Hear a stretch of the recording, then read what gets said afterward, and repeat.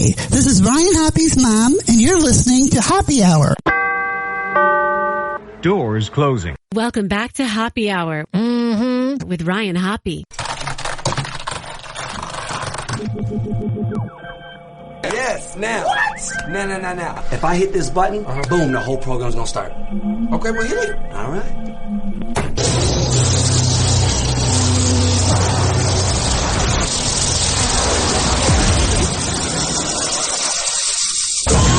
Now, something completely different. Smoke medical weed every day. The following thoughts on Hoppe Hour represent Ryan Hoppe and Plastic. Listener discretion is advised. Live from Tampa Bay, you are tuned in to Hoppe Hour. He's the voice of a generation that got screwed by the baby boomers. Welcome back to Hoppe Hour. Hoppe Hour. Hoppe Hour. Hoppe Hour starts in 4, 3, 2. Hoppe. This is Hoppe Hour with Hoppe.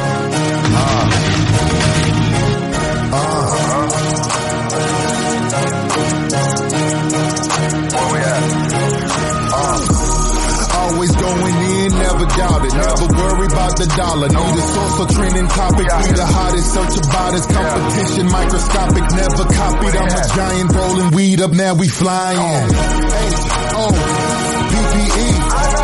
H-O, PPE. H-O, PPE. You already know Hoppe Hour in your system. This is Hoppe Hour. I'm your host, Ryan Hoppe, live from Tampa Bay. You would think it's Seattle by the temperature outside and the lack of sunshine. Man, I woke up today, it's just moody, bro.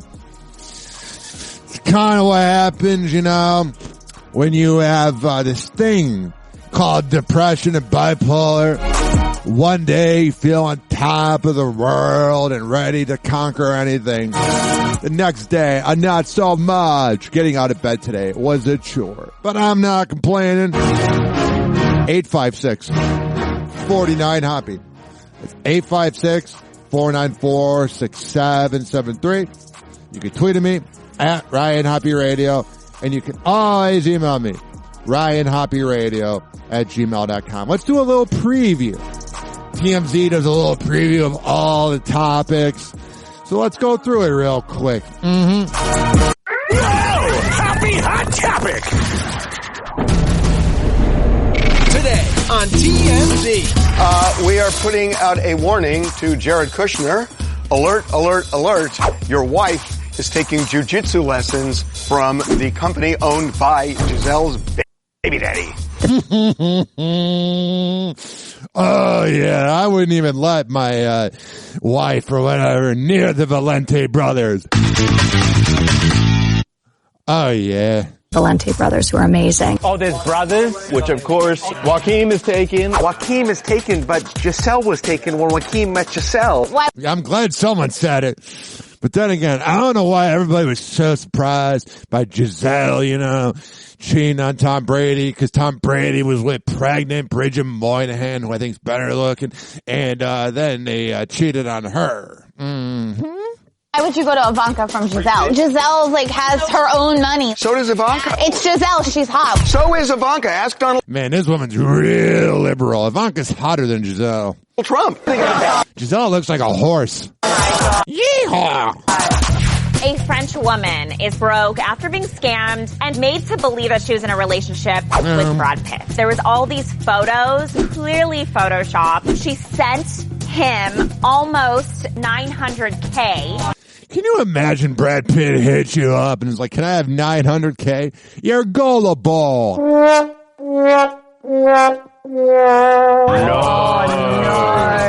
when she started seeing photos of the actual Brad Pitt stepping out with his girlfriend.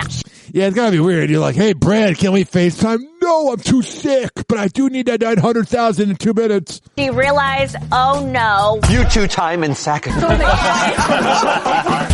TikTok has a week to live in America. Yeah, I can't wait to see all these influencers freaking out. America Sunday, right? That is, unless they find an American buyer. Yeah, Mr. Beast wants to. Mr. Beast said that he might be interested in buying the platform. I can't lose this. Chinese. Oh, that is the most, like, ultimate reason why I want TikTok to go away. Listen.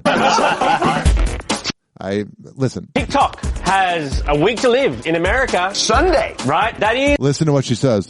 Unless they find an American buyer. Mr. Beast said that he might be interested in buying the platform. I can't lose this. Oh my God, I'm like a TMZ reporter that exploits others. I can't lose this. I'll have to go back to being my plain Jane boring self. Chinese said they're not going to sell. I'd move to Canada. Hey, go there then. Everyone says I'm going to move to Canada. No one does. I know there's like ABC News reports about people that do actually move to Canada, but no one really does.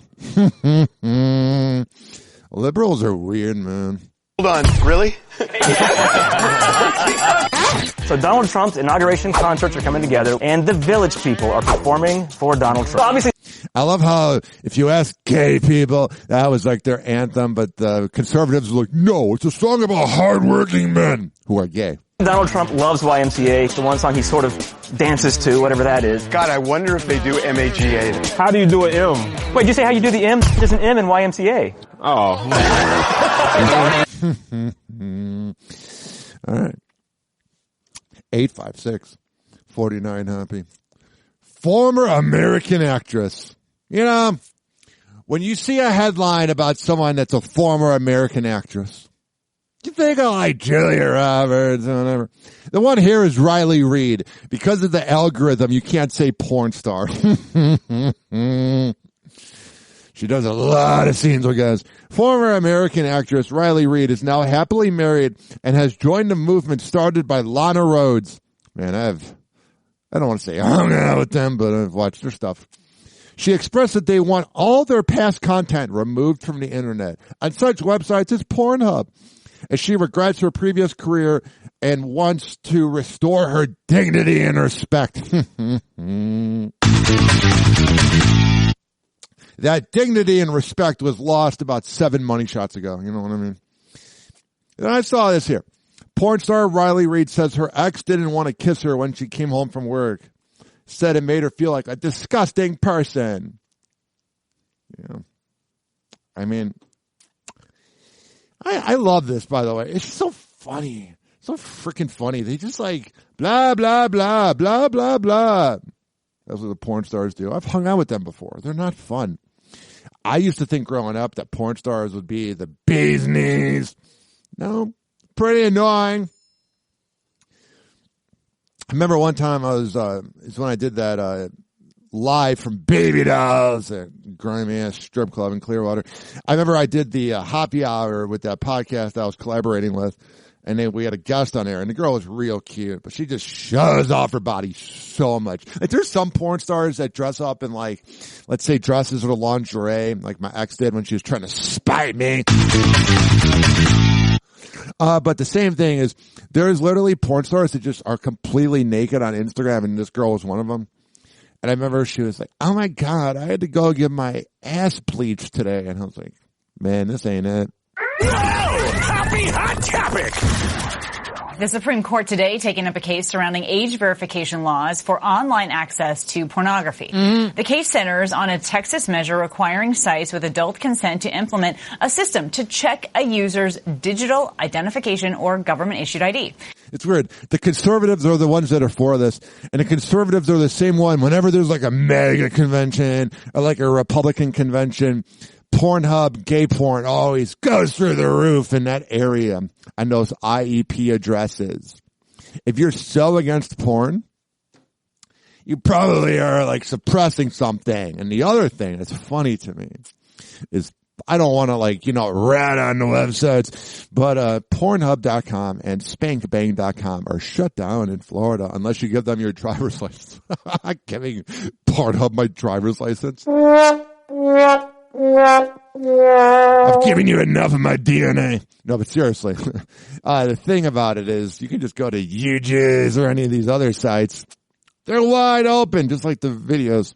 ABC News senior Washington reporter Devin Dwyer is joining more to discuss on this. So can't wait to hear this professional reporter talk about porn. Look, Devin, I mean, how did we get here, and how did the justices seem to react to these arguments today? Yeah, well, Ken, in every state, it's illegal to sell pornography to underage minors at a bookstore or at a newsstand. Businesses can face steep fines if they do, but there are few meaningful verified age checks online. And as you know, it's easier than ever before to access pornographic material. So Texas, one of 19 states that have now enacted some legislation like this, felt Man, conservative states are so weird, man. That the dangers to kids are so strong that they need to require these websites to... But we're going to make abortion, illegal. Now do the work of verifying your age before you come to the site. Now that process, by necessity, burdens adults who do have a right to view the material. And today the justices really weighed those two things.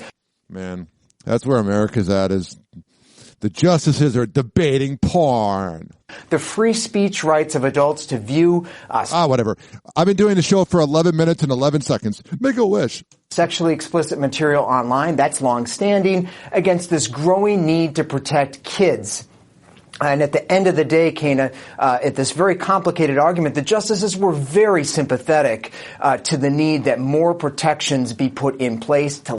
I don't know, man. I don't even want to talk about kids or whatever, because it's they're underage. But I can't imagine not being able to watch porn as a teenager. I was looking at old photos on the CD. I had to buy this portable CD-ROM USB-C that connects to my laptop, but I had to get a converter or whatever. And I was able to look at a CD from 14 years ago, and man, I was just grumpy. And there were pictures of me walking around Vegas. And I was taking pictures of trucks that were for prostitutes, and I was man, was I a horny teenager. Happy Hour. Happy Hour. It's time for Hoppe in the morning. RyanHoppeRadio.com. Happy Hour will be right back. Whenever we're going outside, all I smell is poop. In the nuts, and we'll call it a day. As a reminder, if you don't feel like listening to this next song, you can skip over it. But Ryan Hoppe of Hoppe Hour takes pride in his selection, so stick around, folks. Yeah, you know what I'm talking about. This be your boy Eric B representing Two Slaps in this thing. You know what I'm talking about? Representing Palm Beach County. In the South, for all my people in the bottom, know what I'm talking about. Hey, Palm Beach gotta stand up. The 566 committee. Y'all know who we talking about, know what I'm talking about. In the South, this how we do it. We tote them things. That's what we talking about. Off the chain in the South. Yeah, really in the South. We tote them things in the South. We rock that really in the South. We out the chain in the South. Boy, we really in the South. We tote them things in the South. We rock that really in the South. All of a sudden, now they wanna be Southern. Talking like us and biting our style. Rapping by thugging. All of a sudden, now they win permanent goals. Permanent hassle with froze. Lock up and bros. Now everybody wanna bounce and get crunk. Put live music in they trunk and 24s in the dome. The South started all that partner, so fuck what you heard. Cause we the original pioneers of grace in the curve. All of a sudden, now the South, what they loving, now they giving us our respect. But we been out here hustling, putting the bottom on the map. Cause we underrated as ever. I'm faded but underestimated by crackers that's jealous. Can't tell us nothing, my nigga, till they walk in my shoes.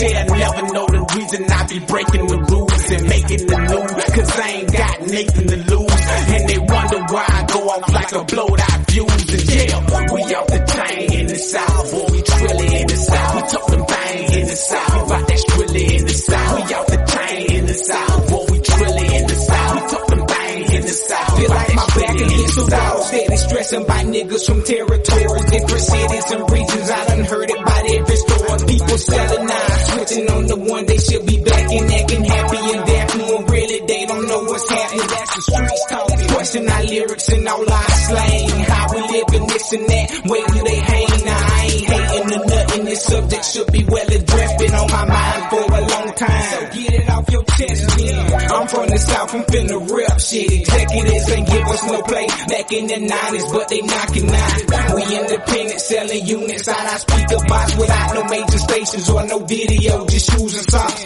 Doing the footwork off our own muscle, dog. New York labels can't release a southern artist without falling off. Stick to my skirt, handle my own like a grown man. 2 slabs for life, we take it serious by our southern land and south. We off the chain in the south, boy, we trilly in the south. We talk them bang in the south, we rock that strilly in the south. We off the chain in the south, boy, we trilly in the south. We talk them bang in the south, we rock that strilly in the south. We in the south, we riding dirty on them things. We dying for our folks, for them they can get anything.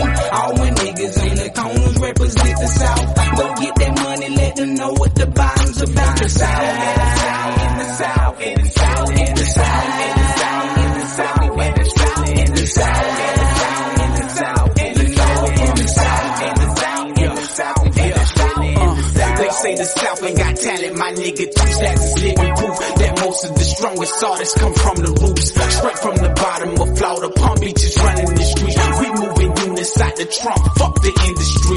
The south is where it's bad, we holding it down, man. It's all gravy, they criticize, we maintain. I see y'all haters trying to copy my image when y'all ain't never had hand-me-downs. Yeah, I'm offended, yeah.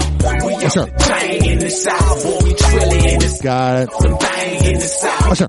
trilly in the south. Yeah, I think it's in the south, right? Boy, we trilly in the south. Got it. Bang in the south. Got it. Trilly in the south. We off the chain in the south. Boy, we trilly in the south. We talk them bang in the south. We rock that trilly in the south. We off the chain in the south. Boy, we trilly in the south. We talk them bang in the south. We rock that trilly in the south. Oh yeah, I think it's in the south. That is 2 slabs. What in the south? 856-49-UP. You know, that's 856-494-6773. Happy Hour will be right back.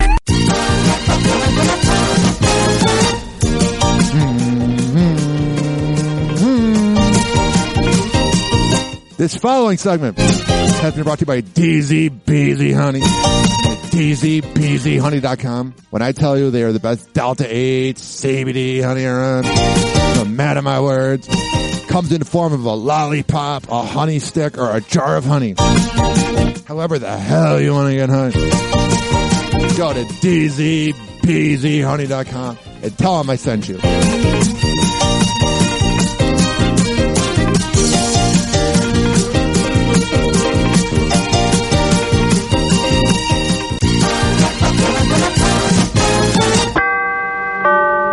Doors closing.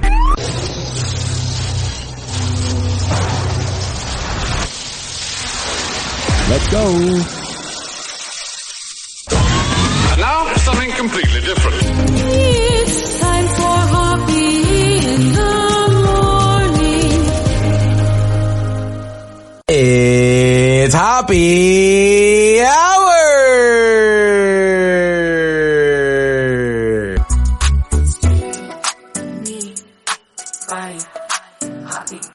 Hey, what's up? It's Babs from Wild 94.1, the afternoon diva. Shout out my guy Ryan Hoppe. Make sure you tune in to Hoppe Hour, the best 60 minutes of your life. He had daddy issues and is attracted to women with them. Welcome back to Hoppe Hour with Ryan Hoppe. Hoppe Hour.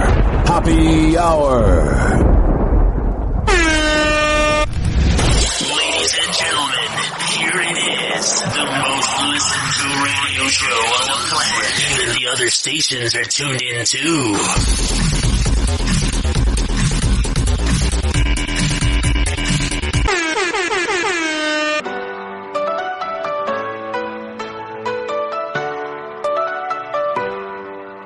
Ryan's tall like the sky, 6'9" he's fly. From Chicago to the Bay, in St. Pete he'll stay. Talk of love and fame, dating life's his game. News all stars he spills, with laughter fills. Hoppe Hour, all you need. Rich and Ely, take a seat.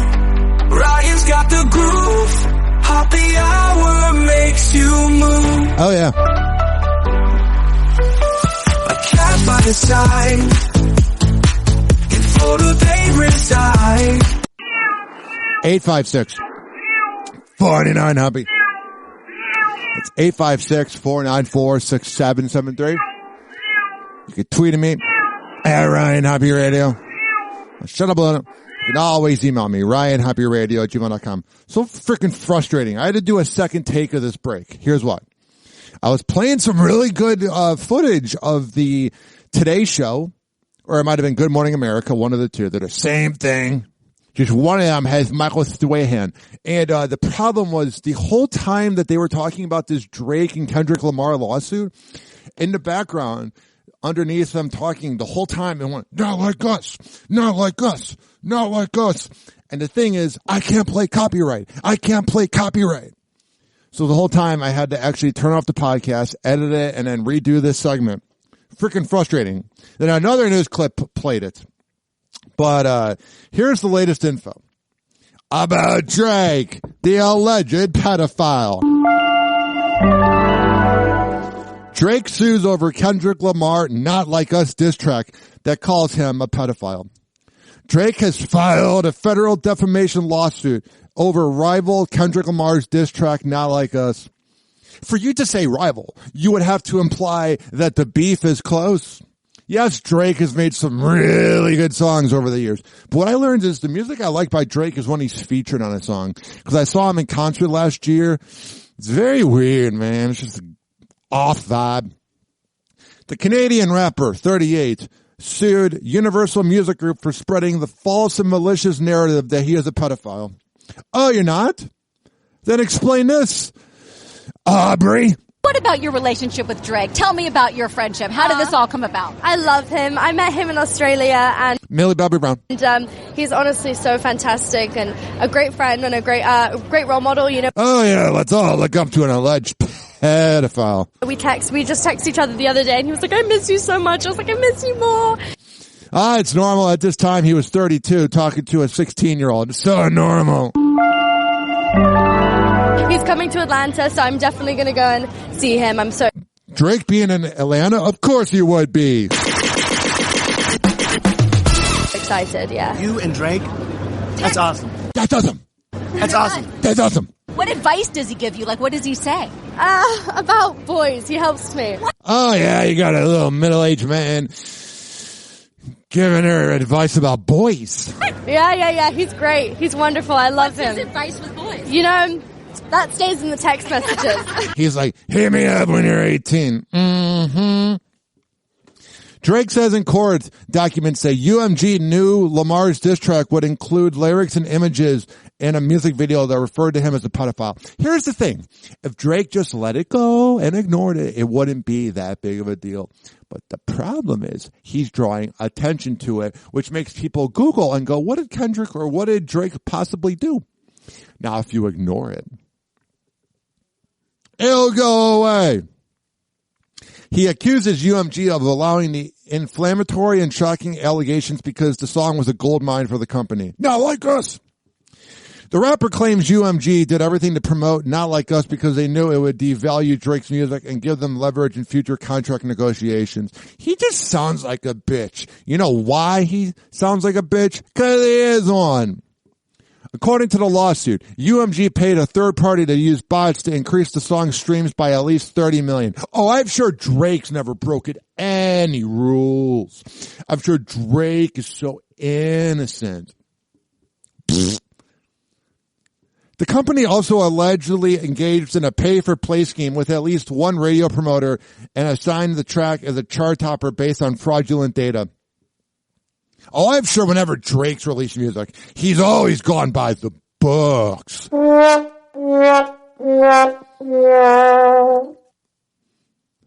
UMG has issued a statement saying that Drake's allegations are false. Not only are these claims untrue, but the notion that we would seek to harm the reputation of any artist, let alone Drake, is illogical. You're not trying to harm his reputation. It's just the truth. It comes as Kendrick is preparing to perform at the Super Bowl in New Orleans next month. Drake mentions the performance in a lawsuit, claiming UMG was in on getting Kendrick the gig so the song could be platformed as one of the most significant and cultural events of the year. He's just mad it's not him. The lawsuit also makes a point of stating that it is not against Kendrick himself.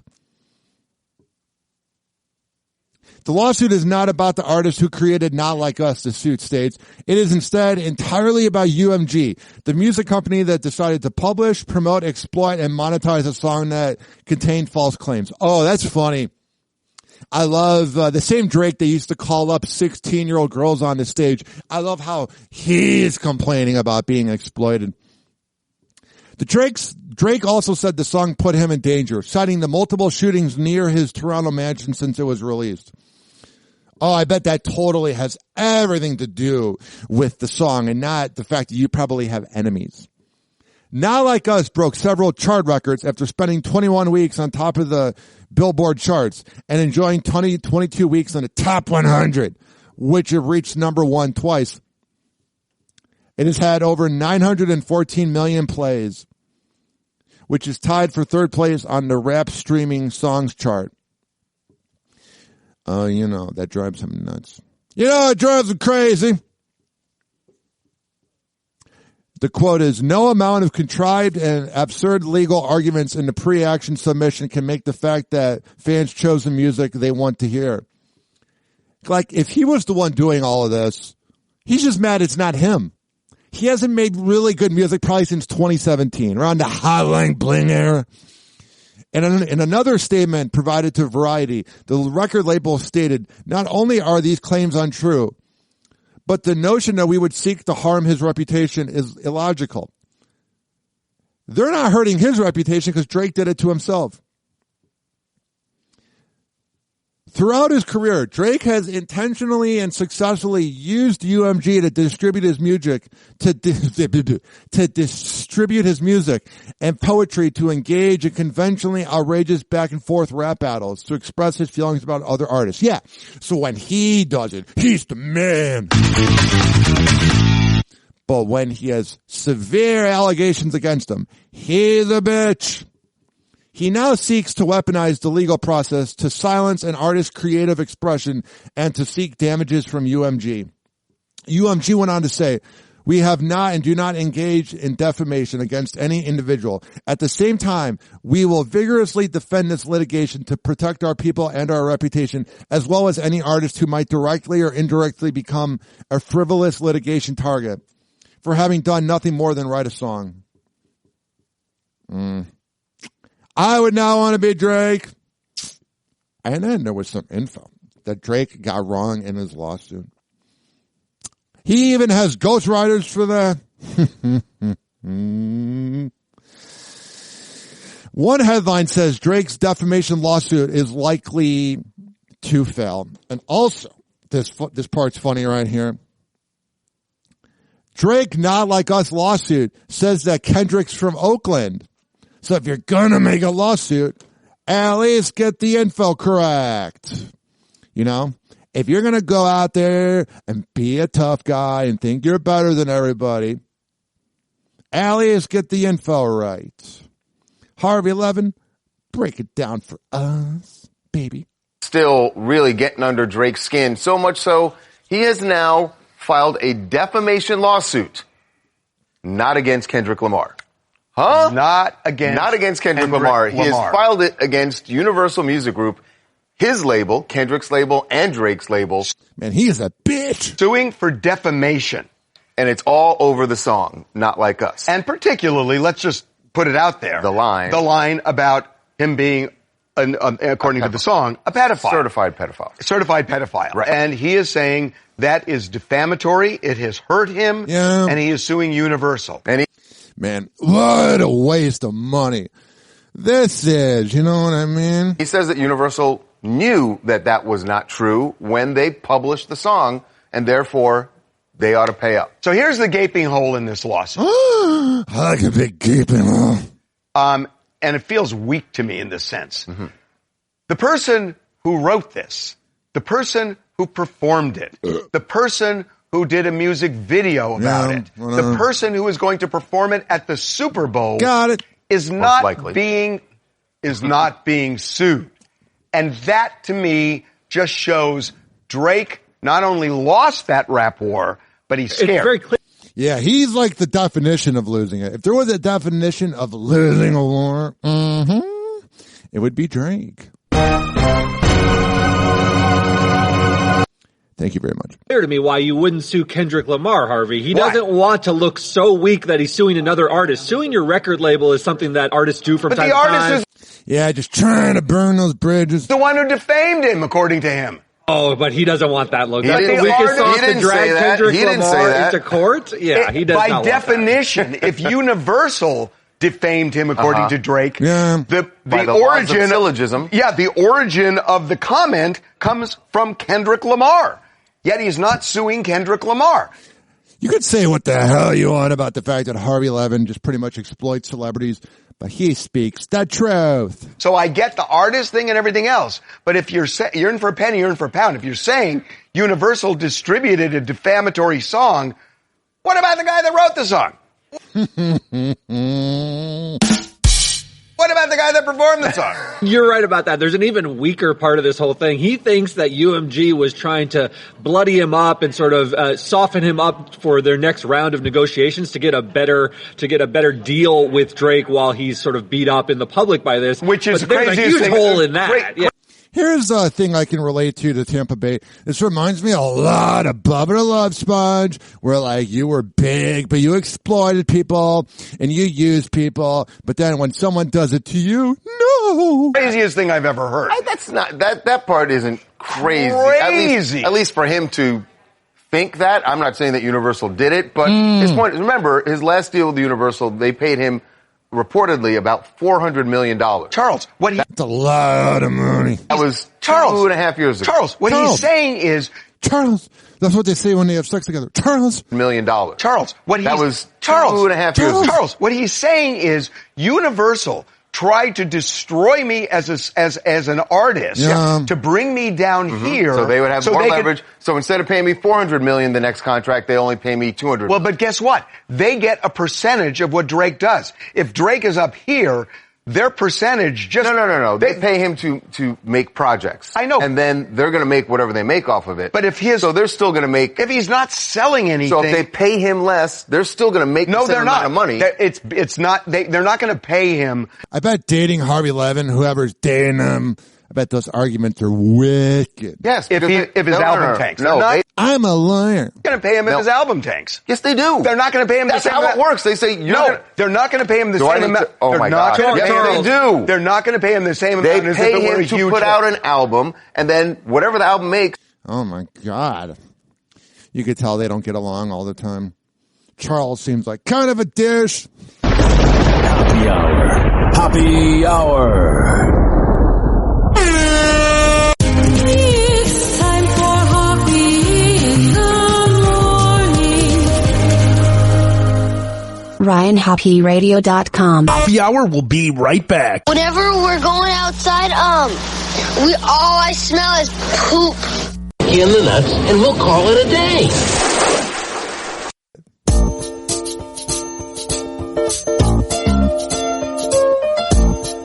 Happy Hour will be right back.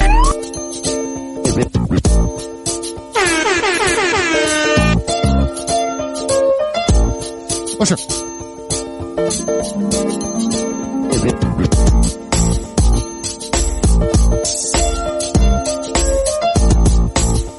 Oh, yeah. This following segment has been brought to you by Amir Academy of Martial Arts at AmirAcademy.com. When I tell you it's the best MMA trainer in all of the Bay Area, I'm a man of my words. 2700 22nd Street North. And that is in St. Petersburg.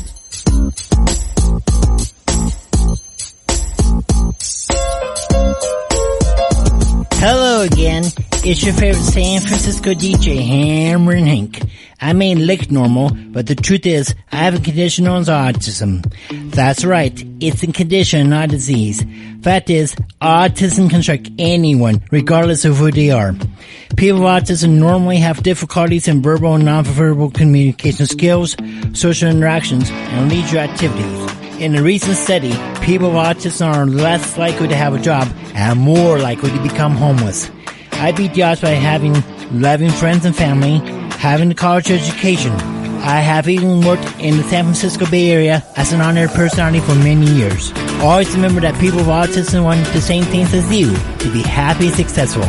To find out more about autism, please contact your local mental health center or visit autismspeech.org.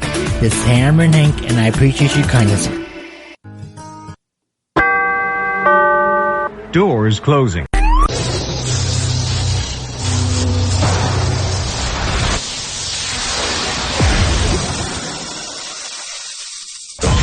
And now, something completely different. It's time for Hoppe in the morning.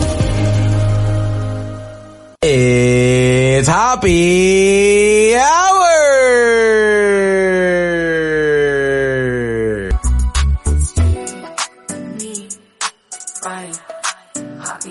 Hey, radio listener, it's Kevin Klein from Klein Alley Show on 106.7 K-Rock in Los Angeles. Perhaps you've never heard of us, maybe you have, but who cares? You're listening to Hoppe Hour with my boy, Ryan Hoppe. The voice you can't ignore and the energy you didn't know you needed. Hoppe Hour with Ryan Hoppe is back. Hoppe Hour. Hoppe Hour. Ladies and gentlemen, here it is. The most listened to radio show on the planet. Even the other stations are tuned in too.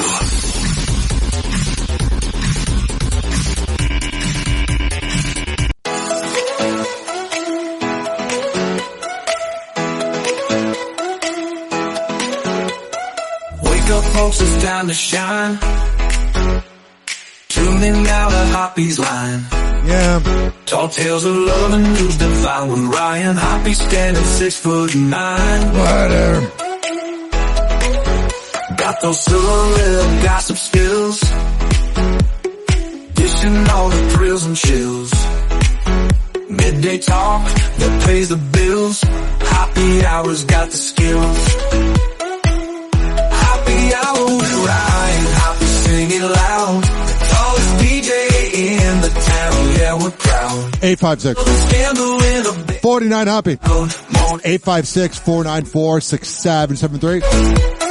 You can tweet at me at Ryan Hoppe Radio. Always email me. RyanHoppeRadio@gmail.com. You got it. Hoppe has the latest tune.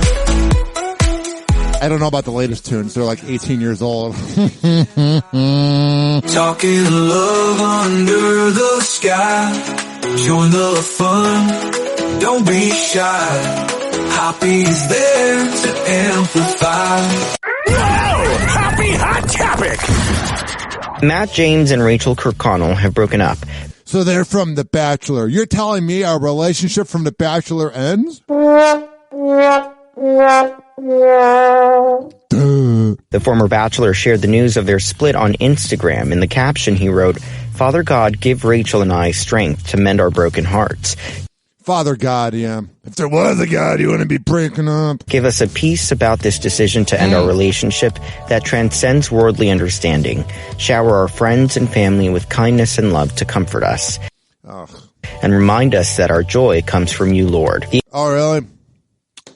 I'm trying not to be atheist because I have religious listeners. But oh yeah, the big guy upstairs really cares. The image he shared is of when the two first met on The Bachelor. I'm so nervous. Can you feel me shaking? Yeah, I'm shaking a little bit too, though. Okay. I just wanted to say that you're the reason I'm here, and I love that we get to do this whole thing for the first time together. Although Matt tagged Rachel in the post, she did not reshare it or post anything about the breakup on her own account. Yeah, she's just trying to move on. I bet she's the one that dumped him. Her last post from December is a video tribute to James. In the caption, yeah, it shows them all happy and doing their thing. That's why you can never believe a couple on social media. Post from December is a video tribute to James. In the caption, she wrote at the time, "Happiest of birthdays to my best friend, my teammate, my If you look at this, you would think they're going to be married forever. Chef, the man that has my whole heart. You fill it and my tummy with so much love and laughter, and I'm so thankful I get to dance through this life with you." Not anymore. Thank you for your never-ending love and support and smooches and snuggles. Smooches. More places than one. To many more adventures, happy birthday, my pumpkin. In the days leading up to Matt's breakup post, he had shared several videos featuring Rachel where they were reviewing different eateries. You know, they're definitely trying to make it work. There's nothing more awkward than when you know a relationship's over with, but you're trying to make it work. Roasted marshmallow matcha latte. These were the best matcha lattes we had in London. We ordered just about every matcha on the menu. That's so cool. At Convene Matcha Cafe. They scoop their ceremonial grade matcha and construct these masterpieces right in front of you. From their house-made marshmallow to their strawberry drizzle, most of these ingredients are curated in-house. You won't be drizzling with her anymore. This is their brown sugar matcha latte. We assembled the Avengers, now you be the judge. The fun thing about the s'mores matcha latte, you can eat it with a spoon, drink it like a regular, or do a mixture of both. Sweet, thick, and creamy. That is the douchiest thing I ever heard. I'd dump them too. Finding matchas anywhere we can. Wow, is that a vapid thing? We got our matcha lattes. Unhinged Eagles fan. Ex-employer slams dumb C-word remark. Calls out social media backlash. Let's hear what he has to say. I obviously yesterday discussed that even though I find this Eagles fan to be an absolute scumbag, that I also don't think he's innocent, or that the people that filmed it are innocent. They were baiting him. You shouldn't act that way, but they were baiting him for clout. I want to hear your reactions to when you first saw the video. This is his old employer. They're a DEI hire company. Go viral on social media of your now former BCT employee, Ryan Caldwell. Yeah, I mean, I was appalled. I was disgusted. Yeah, they're very businesslike. The behavior was wholly unacceptable. But it's just another day in Philly. And it was in direct opposition to the values that we uphold at our company. I'm sure we do nothing wrong. We're so perfect. BCT partners. Every single consultant has to talk like this. And I can't say enough about how abhorrent the behavior that we observed was, and how upset I was in seeing someone who was at the time associated with our company displaying that kind of behavior. That guy really burned the bridge, man. Like, he obviously had good money if he was able to buy those tickets. I don't get Philadelphia, man. They're so angry. I mean, I'd be angry too if I lived in Philly. And did you guys know when you first saw the video if it was Ryan, or did it take like some? Did that come out later in time that you guys realized that this guy was associated with your company? Well, when we first saw the video, we had to do some investigation and make sure that the information. They're like, please don't be our guy. That we were seeing was representative of who our employee was. After we took some time out to do that and we're able to verify that, it came to our attention that it was Ryan, and then we went through our process. And speaking of that process, that was when you guys first put out the statement. It was big news at the time. A lot of people were not happy with the vagueness of your statement. If you can you describe some of what went into your investigation from the time you first learned it was him to the time you guys terminated him? Yeah. Man, they don't know what to say.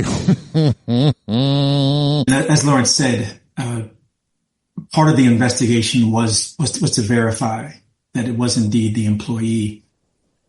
We have a process within our company for how we handle the. I bet when they called him, they're like, dude, what the hell? Like, when Jay Leno was like interviewing Hugh Grant when he got that prostitute, and he's like, what the hell were you thinking? These kinds of personnel matters. An investigative process, which we tried to expedite as quickly as we could. Yeah. And that process had to do with verifying identity, analyzing the behavior, again, looking at our company values and the behaviors that are reflective of who we are and what we stand for. and whether the extent to which those behaviors. All right, I'm bored. It's a bunch of corporate mumbo jumbo. Dave Grohl. Whipping up chili for families and firefighters. I know what Dave Grohl did was real messed up, but all rock stars and morning radio hosts cheat on their wife. Hey Dave, happy birthday. How you feeling?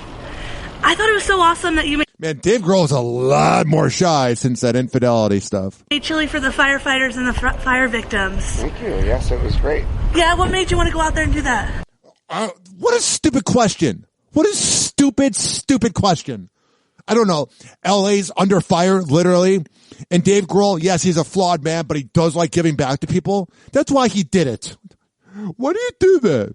It's like when a sports reporter always goes, how does it feel to win this championship? Yeah, what made you want to go out there and do that? Well, I have worked with the Feed the Streets people for a long time, and we usually make barbecue for them. But because Dave Grohl does like his barbecue and his side chicks. Because of all the red flag warnings and the safety stuff, we what an annoying voice she has. Couldn't do that. Can I ask, are you guys going to be playing the Fire Relief Aid concert at the Intuit? I don't know. That's a yes. 856-49-HOPPY. I wonder how that crying kid is. Blah, blah, blah.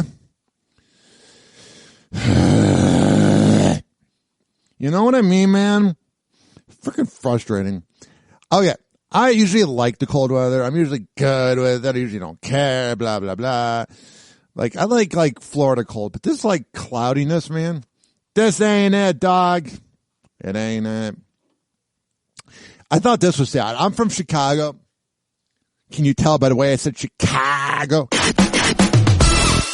And the Milwaukee Brewers, I always heard about this. It was on TAM, I think? No, that's Cleveland. I forget. Anyway, Bob Uecker was the major league broadcaster for the Milwaukee Brewers, and he passed away. And it's kind of sad. He was 90, and he also played baseball, and he was in the movie Major League. And Bob Uecker was just a legend, man. I feel bad that he never got to see like anything happen to the Brewers, like winning a championship. Here is his call when the Brewers won the NLDS in 2011 when Ryan Braun was good. Puts glove on knee as a new sign from Blanco. He's ready and delivers. Morgan a smash up the middle. Base hit to center. Here comes Gomez around third. Yeah, it was WTMJ. The joke about Milwaukee Brewers is that it's Wrigley Field North. The Brewers are moving on a base hit by Nyjer Morgan. He's being mobbed. Wow, what a scene. Nyjer Morgan, who has delivered so many times this year, delivers a base hit to center field to score. Carlos Gomez and the Brewers have beaten Arizona. Hell yeah. Well, not hell. Yeah, that he's dead, but that was just such a great call. I don't know why I said hell yeah. The hell am I doing? 856-49-HOPPY. 856-494-6773. You can tweet at me at Ryan Hoppe Radio. You can always email me, RyanHoppeRadio@gmail.com. Now, with this next headline, I want to tread lightly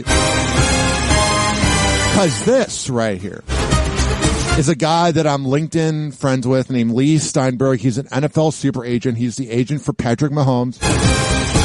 And he's also a badass because he used to be an alcoholic and he's now sober. And that's not secrets. He talks about it. But he defended Sam Darnold. And he said that Sam Darnold's the guy for the Vikings. Now, because I've gotten congratulatory messages and I've talked to Lee and he's a good dude, I'm going to tread lightly. Most other people, like if Stephen A. Smith said this, you better believe I'd go off. But a classy man like Lee Steinberg, I gotta defend my boy. Even though I don't agree.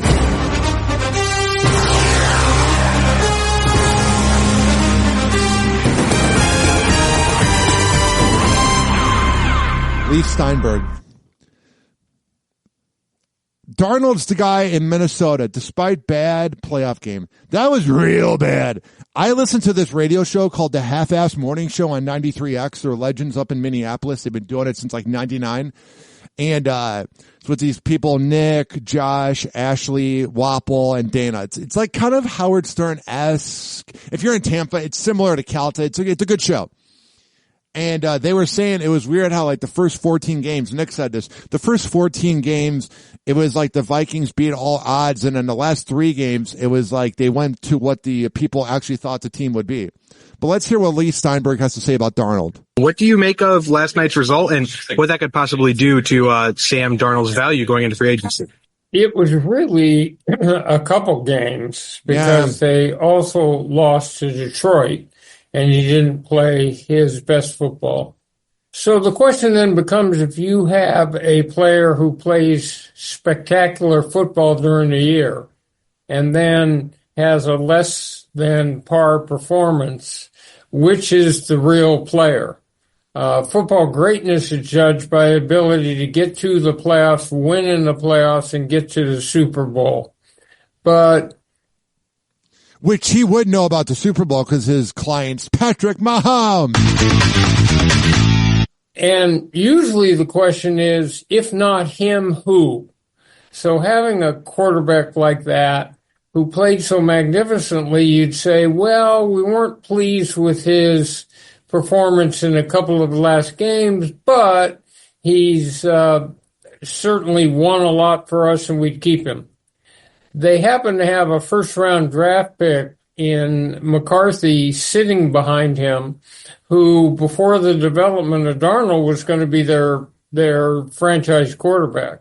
And it's impossible to win in contemporary football without a franchise quarterback. So Darnold was so good during the year that I think the temptation is to say that's Sam Darnold and he just had a bad game. So you think overall that the past 2 weeks, the Lions game and especially the Rams game, won't really affect him too much when it comes to getting a new contract? It showed a little bit. He went back to being the New York Jets and Carolina Panther version of Sam Darnold. It wasn't good.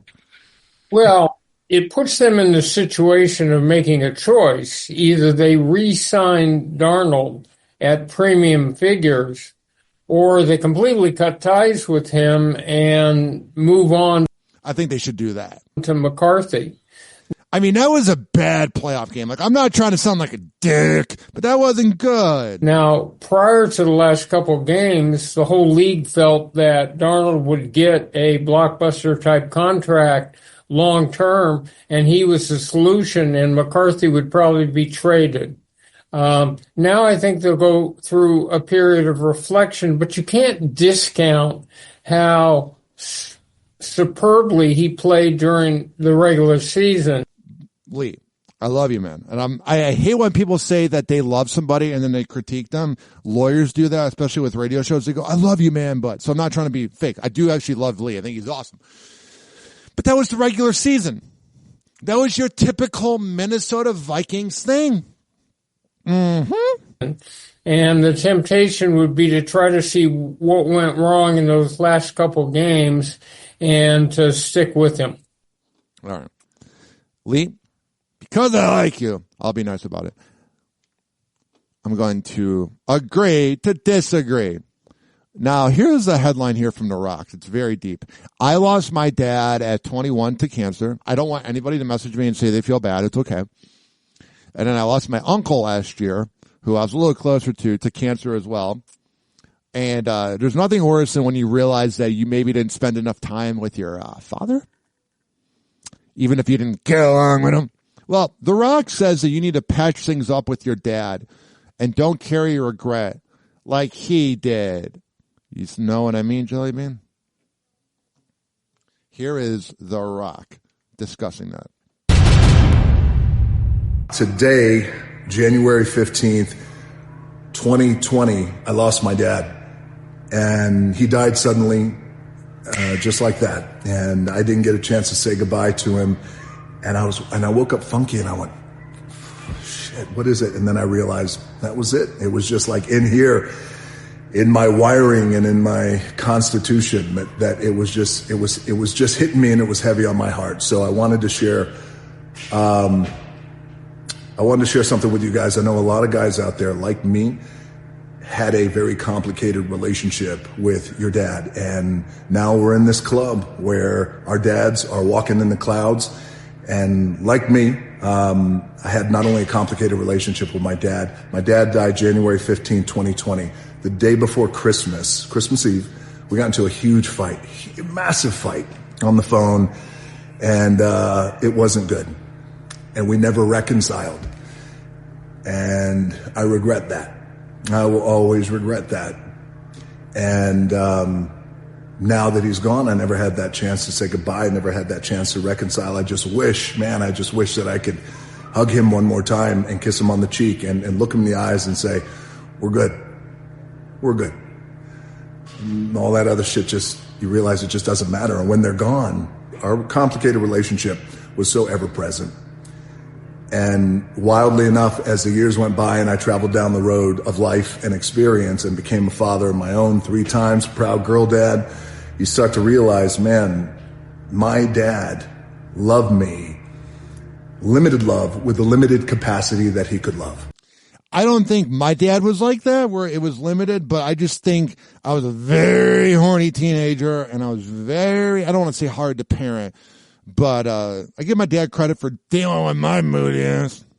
But even with that in that limited capacity, he loved me with all he had. And I didn't realize that till much later in life. And then once he was gone, I really realized that. What I want to tell you guys out there is, if you still got your dad around, heal that and reconcile that. Because you don't want to be like me and be. I have a friend who's listening that doesn't quite get along with his dad. Hint, hint, nudge, nudge. If you're listening, call your dad. In a position like me where shit's fucked up, you know you want to talk about it. It's uncomfortable, and I get it. But take that leap, and I'd rather you be uncomfortable and reconcile it and make whole with your dad while he's here, while you can, than not do it. And yeah, there's a few things. Like, my dad didn't want me to watch Family Guy growing up, and now I hate it. And I want to tell him I hate it. And then I don't want you to wind up like me where you don't have that chance. Yeah. 856-49-HOPPY. Death is so weird. It's hard to transition, so we'll take a break. Hoppe Hour. Hoppe Hour. It's time for Hoppe in the morning. RyanHoppeRadio.com. Hoppe Hour will be right back. Whenever we're going outside, all I smell is poop. In the nuts, and we'll call it a day. As a reminder, if you don't feel like listening to this next song, you can skip over it. But Ryan Hoppe of Hoppe Hour takes pride in his selection, so stick around, folks. Go, go, go, go, go, go, go, go, go. Nigga, I'm just playing with you. My hood ain't Beverly Hills. No. Come in the alley, you'll see what's real. Yeah. Come with enough, we'll cut you a deal. We the one-way hustlers chasing that meal. Right. My hood ain't Beverly Hills. No. Come in the alley, you'll see what's real. Yeah. Come with enough, we'll cut you a deal. We the one-way hustlers chasing that meal. Right. On the block, bang, bang, boogie. I'm the candy man with a bag full of goodies.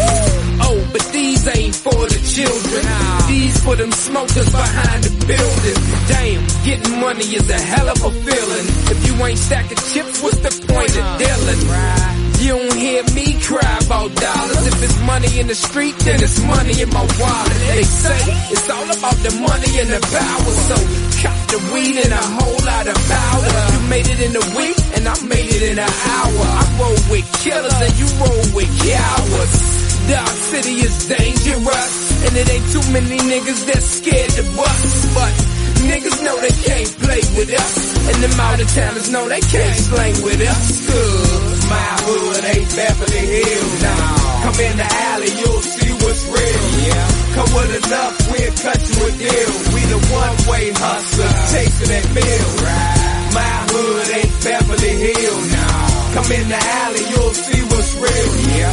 Come with enough, we'll cut you a deal. We the one-way hustler, chasing that bill. In my hood, they get it crackin', homie. So gats is on me. Hood version of Axel Foley. Round the way, them cats is hungry. They bust clips and they don't fuck with the rats or police. Don't act like you Bammers know me.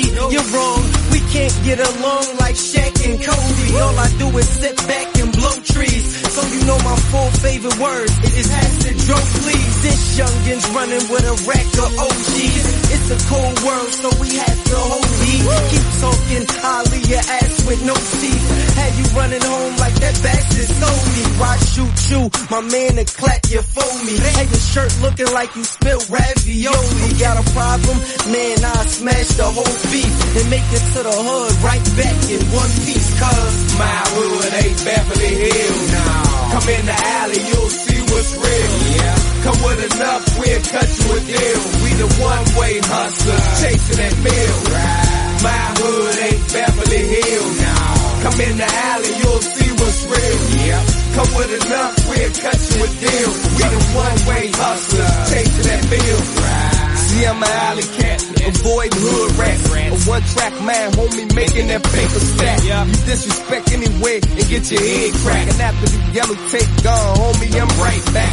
See, in my hood, we cook that cocaine proper. At the table, mask on, cutting dope like a doctor. Old heads work the handguns while youngers work choppers. The girl getting money, why the hell you won't stop her, huh?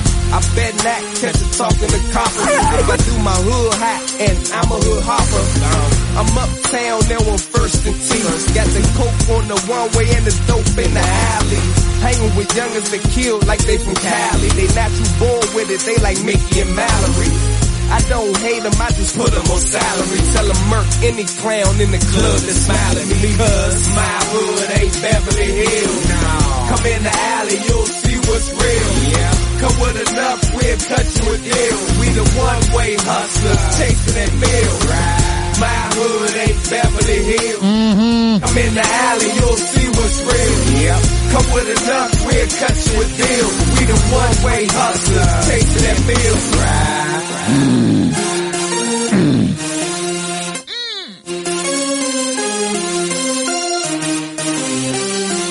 Yeah.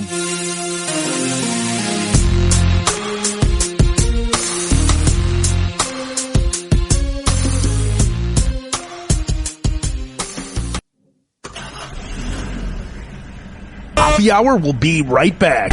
Hoppe Hour will be right back. Hoppe Hour will be right back.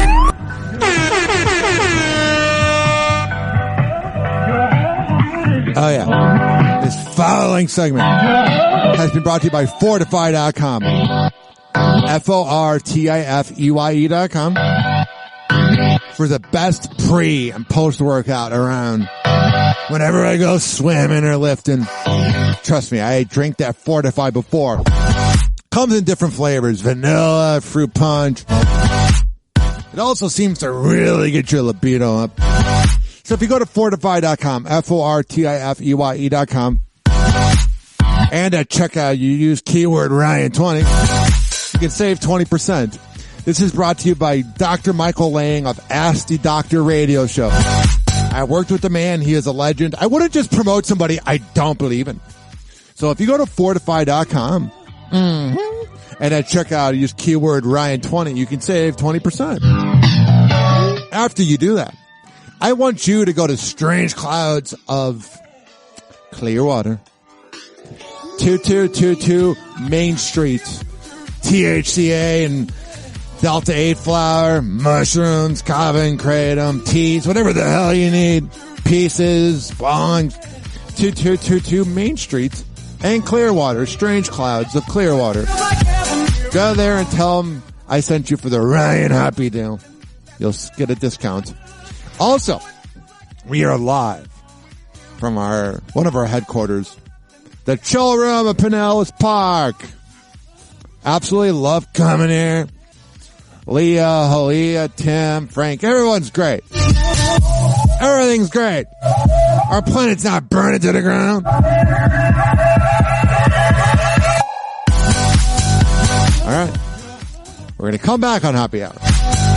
And we're going to keep this party going. But I want to play the best part of this song real quick. Okay? Do I have your approval for that? Is that fine?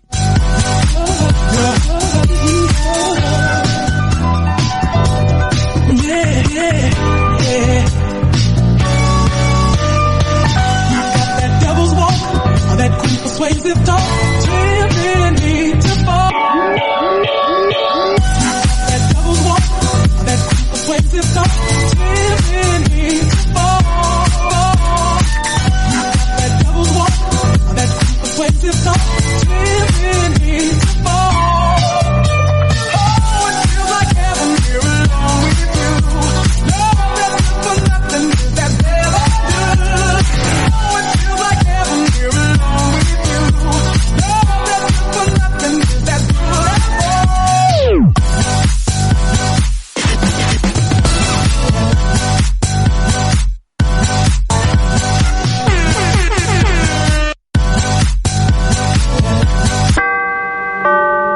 Doors closing.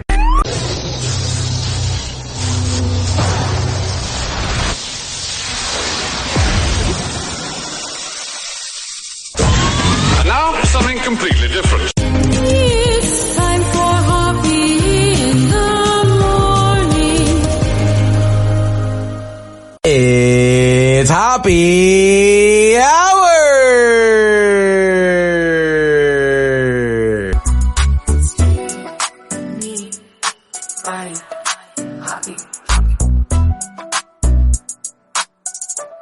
Hey, what's up? This is Eddie Volkman from the Eddie and Jobo radio show, and you're listening to Hoppe Hour with Ryan Hoppe. If you're easily triggered, now's your chance to leave. Welcome to Hoppe Hour with Ryan Hoppe. Happy Hour.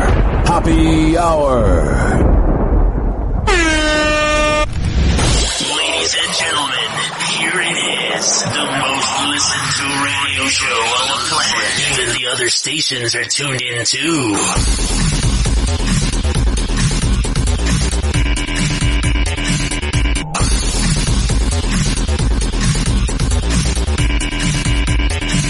Lights are bright, the night's alive. Ryan Hoppe's where we thrive. Laugh and chat until we're free. Hoppe Hour, just you and me. Drinks are cold, the vibe is right. We won't stop until daylight. Raise your glass, let's make a toast. Ryan Hoppe, he's our host. Happy hour, party time. Dancing with 856-49 Hoppe. 856-494-6773. You can tweet at me at Ryan Hoppe Radio. You can always email me, RyanHoppeRadio@gmail.com. Feeling good and feeling light. Gossip stories, jokes we'll share. Happy hour, we're all there. Happy Hot Topic! We're getting new insight into the possible reason why Michelle Obama will not be attending Donald Trump's inauguration on January 20th. According to People magazine, a source familiar with the former First Lady's thinking tells the outlet that Michelle wouldn't want to fake a smile on the day. People quotes the source as saying, "There's no overstating her feelings about Trump. She's not one to plaster on a pleasant face and pretend for protocol's sake." She did that during the Obama presidency, and I guess the marriage. Because there's all those reports that she didn't want him to run for president and that they didn't talk during their presidency. Michelle doesn't do anything because it's expected or it's protocol. Yeah, she's definitely her own independent person. Or it's tradition. She served in the public eye and did all the public good that she could for 8 years as First Lady. You'll see her when she has a project or cause to promote, but she doesn't feel the need to be a public figure anymore. The thing, though, here's why it's weird. If she went to Jimmy Carter's funeral, then I would believe that. But People are wondering if she's not healthy. And I'm not going down a conspiracy route. I'm not Salem Media radio shows. The source also noted to people Trump's history of attacking the Obama family and making disparaging comments about people of color. Yeah, the thing I don't like about Trump supporters is when they call it Mike Obama. Like, she has a vagina. Those are his kids. She's not transgender. A sentiment Michelle herself voiced while speaking at the Democratic National Convention last year. Now, unfortunately, we know what comes next. What? We know folks are going to do everything they can. Man, I find her so hot. To distort her truth. My husband and I sadly know a little something about this. Mm-hmm.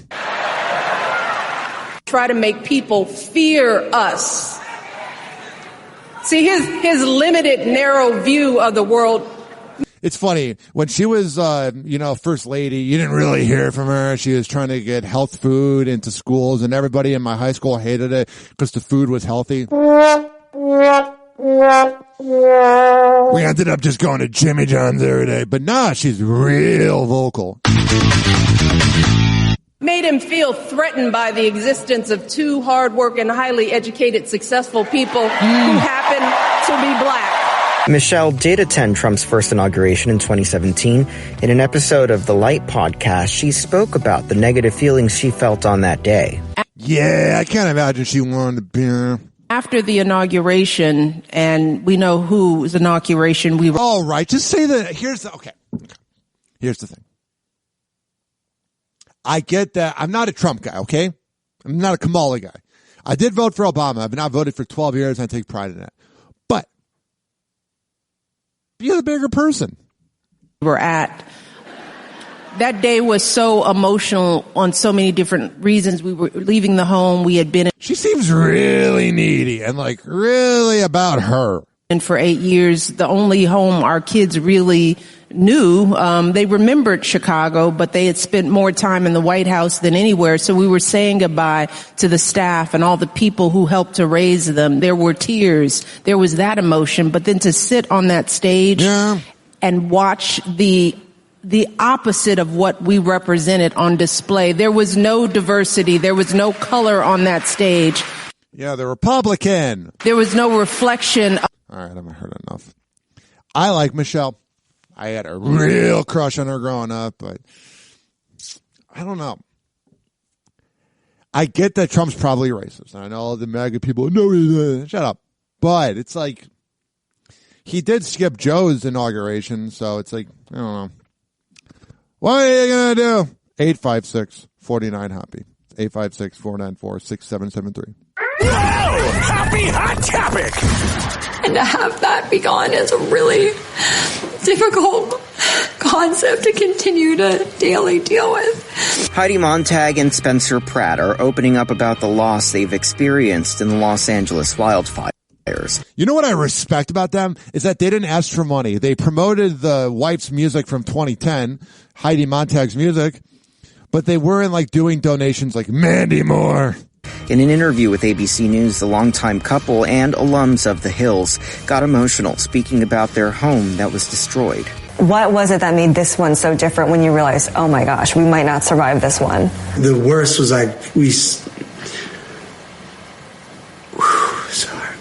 our kid's room that like is like so magical. We do story time every night. It's like such our routine. I think having kids made Spencer and Heidi, tolerable. So much love is in there.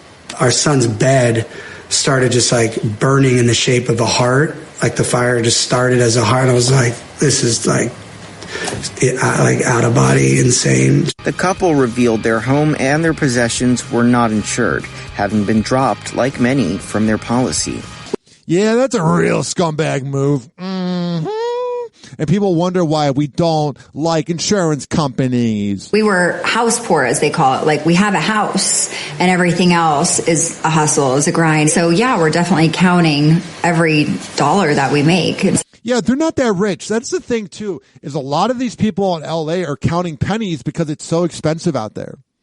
I'm wondering how many people from, like, California are going to end up moving to Oregon, Washington, Arizona, unfortunately, Florida. It's like we're working really hard to take one trip a year. The couple has been chronicling their ordeal from the start when the fires began last week. Spencer was like, grab anything you want to keep. And I was like, how do you choose?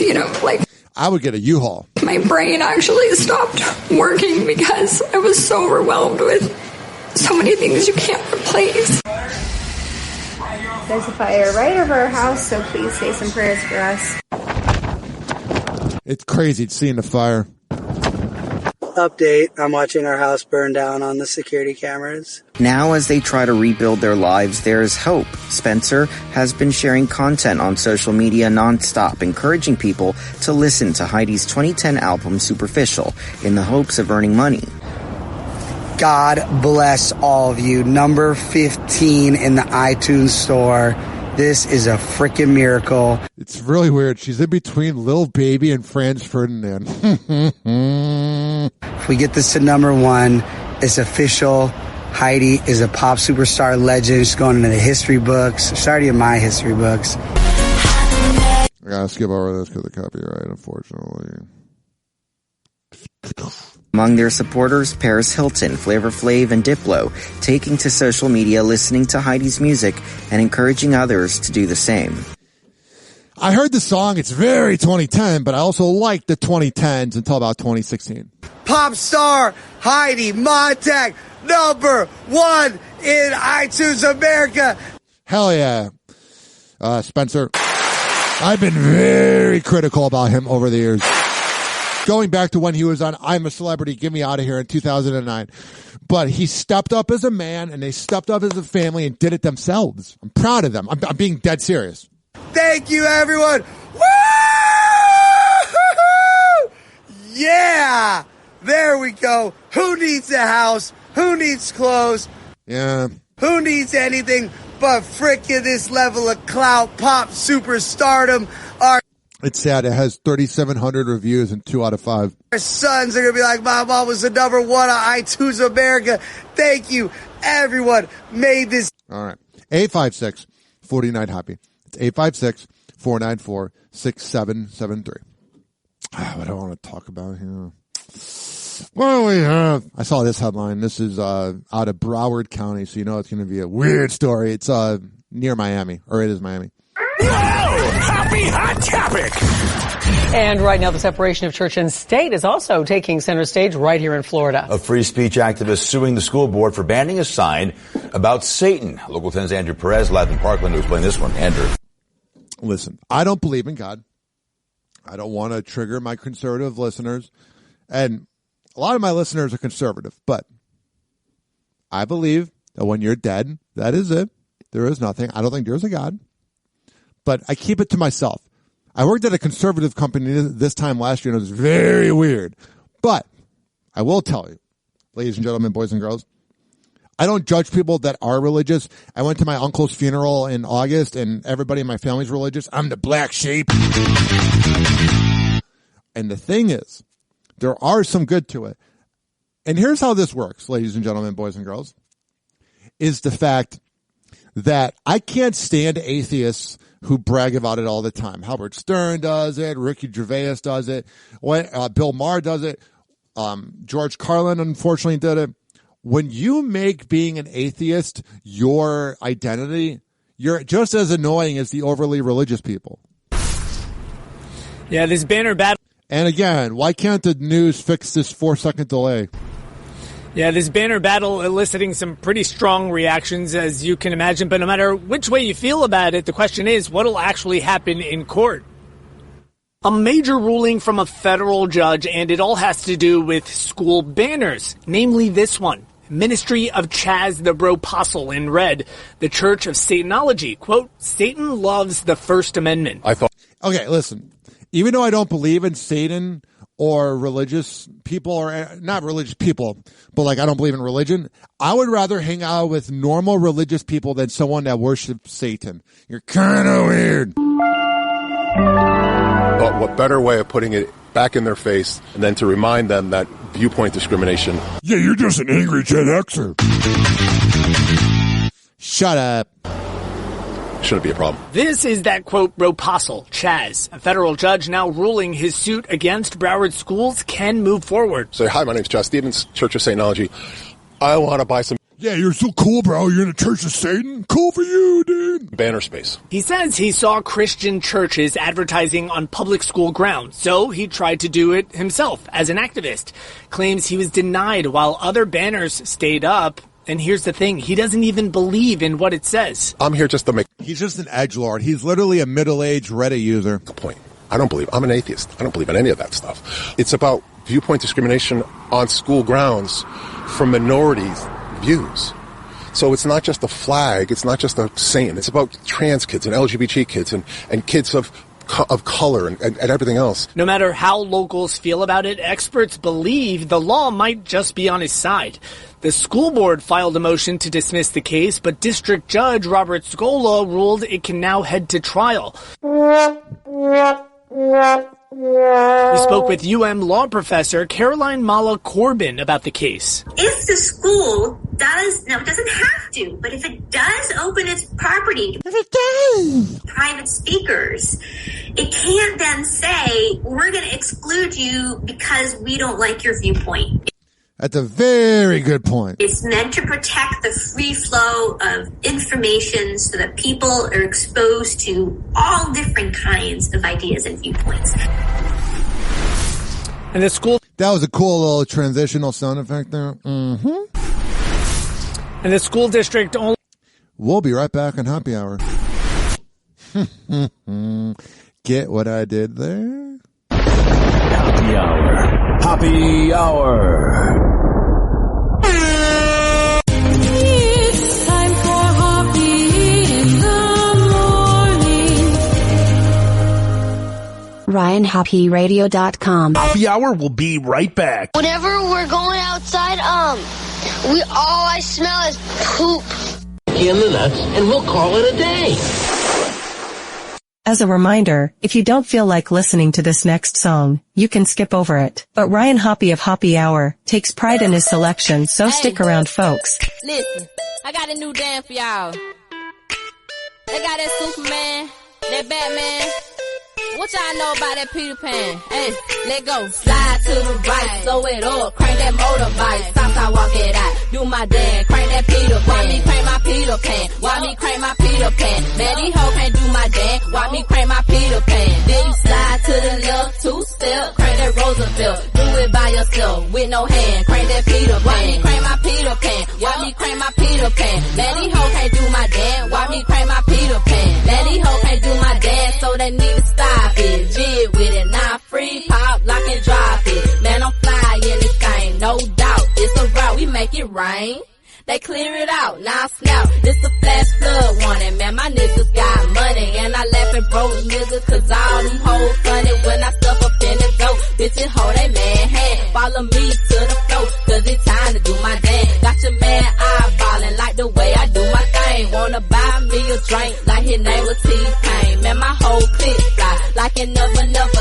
Everybody, everywhere, gonna crank that Peter Pan, yup. Slide to the right, slow it up, crank that motorbike. Stop, walk it out, do my dance, crank that Peter Pan. Why me crank my Peter Pan? Why me crank my Peter Pan? Man, these hoes can't do my dance, why me crank my Peter Pan? Then you slide to the left, two-step, crank that Roosevelt. Do it by yourself, with no hand, crank that Peter Pan. Why me crank my Peter Pan? Why me crank my Peter Pan? Man, these hoes can't do my dance, why me crank my Peter Pan? I make 'em stop, drop and roll, cause that nigga he on fire. If I hate to tell you different, then damn it, he a lie. I ain't even gotta try, dancing in my blood. 4-5 on my side, so that nigga still a throw. I'ma crank that Michael Jackson, hee, crank that Thriller too. Everybody clear the flow, why me, this is what I do. 1, 2, step, Steve Harvey with the square toe. Mustard lame niggas on the wall with them square hole. I'ma take it back to heartbeats, call me Eddie Kane. Twinkle toe, Fred Flintstone, watch me do my thing. Cat William with it, baseball bat, then I hopscotch. Roosevelt, let's shout it from the back,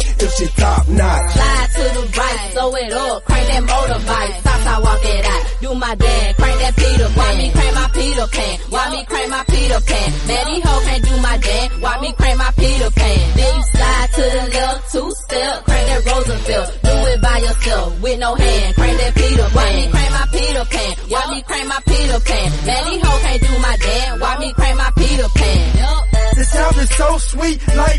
Uncle made it. My mama say the dance is all too complicated. I said, mama, the music all like jumper cables. Turn the music on and do it like me, baby.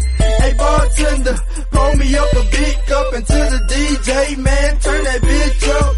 Turn that bitch up and let me see you, Peter Pan. Got more wood in your mouth than Derek Jeter's hand. I'm talking to the pussy niggas standing on the wall. The club is a gym, bitch, and we came here to ball. You always come and never do shit. That's why I fuck with the white around your lips. Slide to the right, slow it up, crank that motorbike. Stop, walk it out, do my dance, crank that Peter Pan. Why me crank my Peter Pan? Why me crank my Peter Pan? Now these hoes can't do my dance, why me crank my Peter Pan? Then you slide to the left, two-step, crank that Roosevelt. Do it by yourself, with no hand, crank that Peter Pan. Why me crank my Peter Pan? Why me crank my Peter Pan? Now these hoes can't do my dance, why me crank my Peter Pan? They say you skin peanut butter, so I get the Peter Pan on. Women looking at me like that boy think he the man, home. Other niggas trying it, but they got the whole dance wrong with both storms out. About to fly to Neverland, home. Watch me crank that Peter Pan, quit hating on me, Captain Hook. You can learn to dance too. All you gotta do is look, they all on my face. Even cranking it on YouTube. Have you ever seen a nigga pause and crank that Blue Clue? Nigga crank that Peter Pan, bitches crank that Tinkerbell. Soulja Boy can't rap, but how many records did he sell? So keep them niggas dancing, that's what's gonna make your record sell. I just make a song by the mother.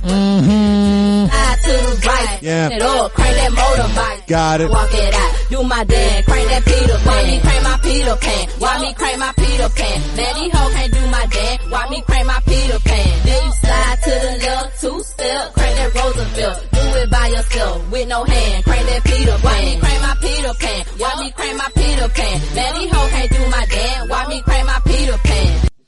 I think she wants you to crank that Peter Pan. You got that?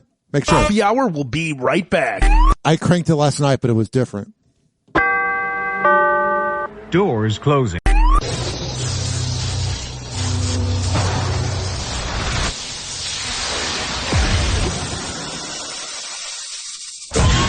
Now, something completely different. It's time for Hoppe in the morning.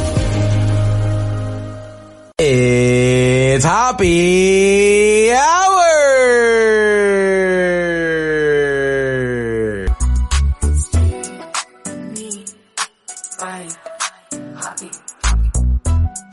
Hey, man, it's Kid Chris. What's up, tough guy? The Hoppe Hour podcast. Yeah. Look, man, I'm a fucking girl dad. Got it. I'm driving my kids to cheer practice and shit. Oh, I sure. have no time to record a fucking liner for your podcast. But this you just Hoppe Hour did. But you just did, Kid Chris of Cincinnati, WEBN. Thing, okay, man? So, good luck. Eat shit. I love people have asked me, hey, do you find that Kid Chris guy mean? I'm like, he's just being himself. People often argue over Android versus iPhones, but the real debate should be middle-aged Gen X morning shows versus Hoppe Hour. Guess who wins? We will let you decide. Welcome back to Hoppe Hour with Ryan Hoppe. Hoppe Hour. Hoppe Hour. Ladies and gentlemen, here it is, the most listened to radio show on the planet. Even the other stations are tuned in too.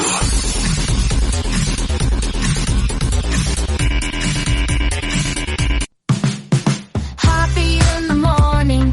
Tune in and you'll see Ryan Hoppe's got the magic. It's live on your frequency. Hoppe Hour with Ryan. Start your day with a cheer. Turn that dial to Hoppe. We'll make your morning clear. Join us for the laughter, music and good vibes. Ryan's got the answers to brighten up your ride. Hoppe Hour with Ryan. Start your day with a cheer. Turn that dial to Hoppe. We'll make your morning clear. News and jokes together. Make your mornings bright. Live with Ryan Hoppe. We're setting things just right. Hoppe Hour with Ryan. Start your day with a cheer.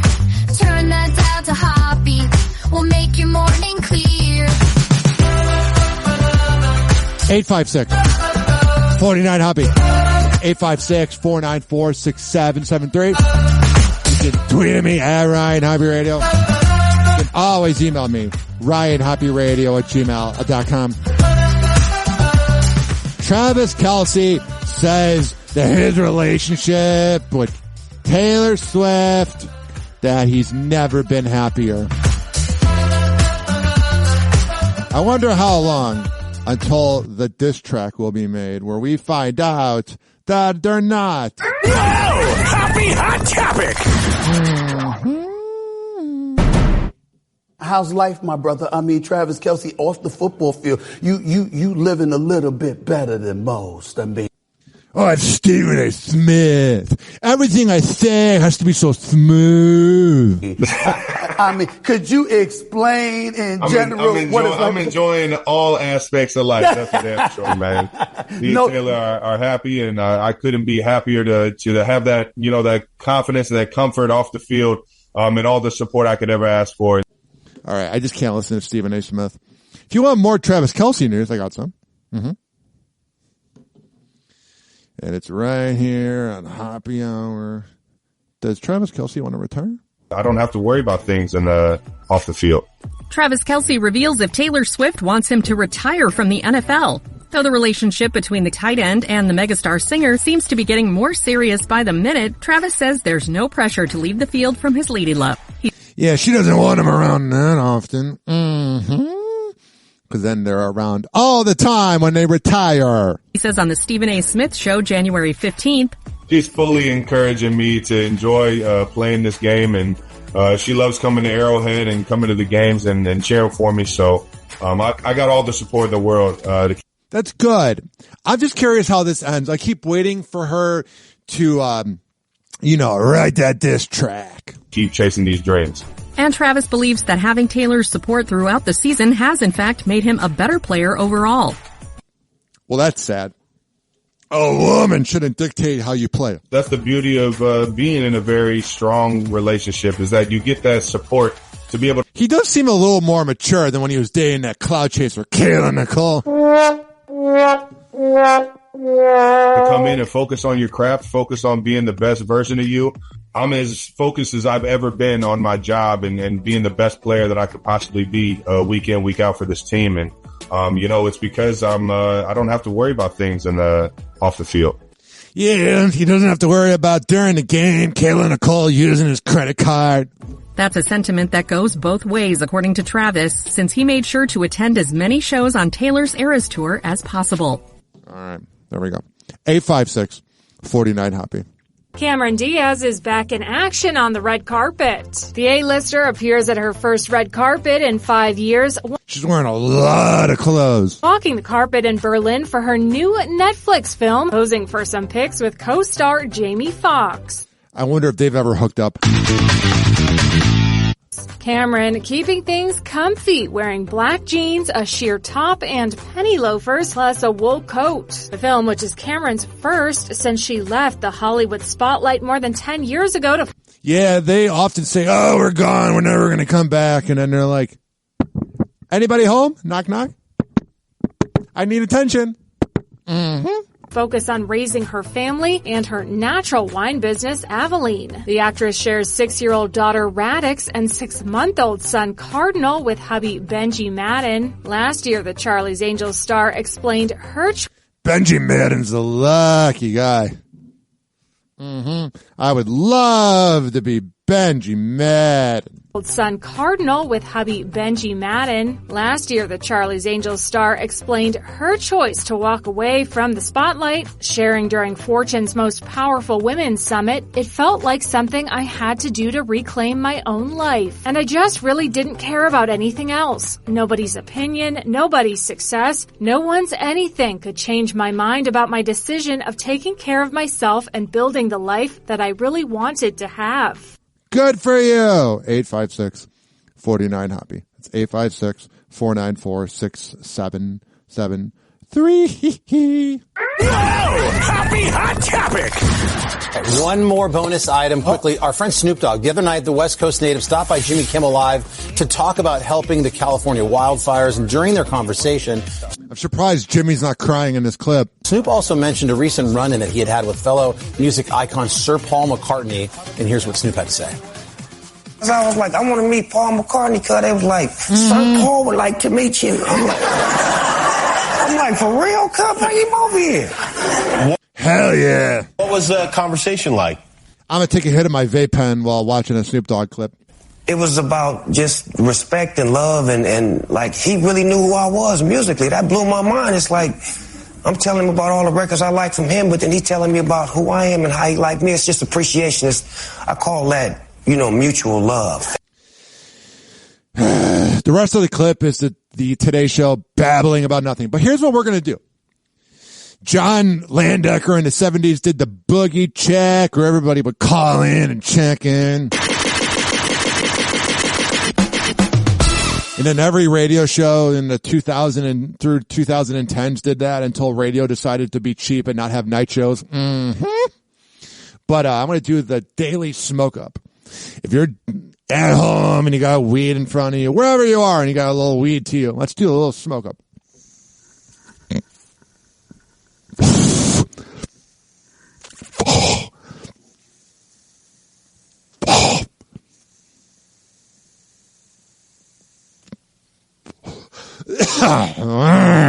Felt good. I don't know why I did that part at the end. Usually a weed's supposed to relax you, but this just in. I'm a walking panic attack. Happy Hour. Happy Hour. It's time for Hoppe in the morning. RyanHoppeRadio.com. Happy Hour will be right back. Whenever we're going outside, all I smell is poop. In the nuts, and we'll call it a day. As a reminder, if you don't feel like listening to this next song, you can skip over it. But Ryan Hoppe of Hoppe Hour takes pride in his selection, so stick around, folks. Nigga roll. They say we feeling ourselves too much in these streets, Rick. All right. That's how these haters feeling, nigga, too. We about to jump down on them. Let them do the motherfucking bobblehead off in this bitch. Yeah, I bobblehead with it. Bitch, I bobblehead with it. Bitch, I bobblehead with it. Bitch, I bobblehead with it. Bitch, I bobblehead with it. Bitch, I bobblehead with it. But if we blow that, oh, that's how we roll that. Oh, you talking pop about that guap, but you can't show that. Oh, money we blow that. Oh, that's how we roll that. Oh, you talking pop about that guap, but you can't show that. Oh, hey, bitch, I bobblehead with it. Whip sit high cause I get my spinach. Get my guap and the shit don't stop with a glass go pop and the boy chop chickens. Brady got Chevys on 24 inches. I'm about to crush on my colors on 6s. Niggas gon' hate when I come on them 8s. I guess I'ma crank up my suspension. Bet you they bang this off in they system. Let that shit bump. Bet you the trunk explode. I'm loving the way that I'm living. Inherit this pimpin'. I really don't stunt for hoes. I jump for hoes. Get dough at the end of the month from hoes. I'm stacking and macking. She licking my sack and the lacking. You blazing a bus for hoes. I'm just too cold. Adjust my flows with ease on the track. Bet you rather see a nigga rich. If I'm broke, I'ma get them D's off your lap. Pop your collar, bout my dollars. Don't stay proper, and you know that. Ho, you talking papa about that guap, but you can't show that. Ho, 4 shots to the head, 4 shots to the chin, and it's off to the street side. Go, I take a puff off of my blunt, and then I lean back slow. 4 shots to the head, 4 shots to the chin, and it's off to the street side. Go, I take a puff off of my blunt, and then I lean back slow. Cause bitch, I bobblehead with it. Bitch, I bobblehead with it. Bitch, I bobblehead with it. Bitch, I bobblehead with it. Bitch, I bobblehead with it. Bitch, I bobblehead with it. Money we blow that. Oh, that's how we roll that. Oh, you talking pop about that guap, but you can't show that. Oh, money we blow that. Oh, that's how we roll that. Oh, you talking pop about that guap, but you can't show that. Hey, goddamn it, I'm high as hell. Goddamn it, I'm fly as hell. Doing all that stuff, making songs about money. When I see a nigga, I can't tell. Nigga getting that cash for real. Nigga popping them tags for real. Nigga getting that dough when you know I'm finna blow. You call nigga there for real. Yeah, my new name Pritchard, ho. Blow gritch out the motherfucker Swisher, ho. Matter of fact, call the nigga Ric Flair. Take a motherfucking picture, ho. Y'all know I'm the man in this bitch. Get on the phone and do my dance in this bitch. bitch. Fresh and clean, looking handsome and shit. Behind the bar, spending grands in this bitch. All the hoes don't choose a nigga. Y'all know I'm an Indiana Hoosier nigga.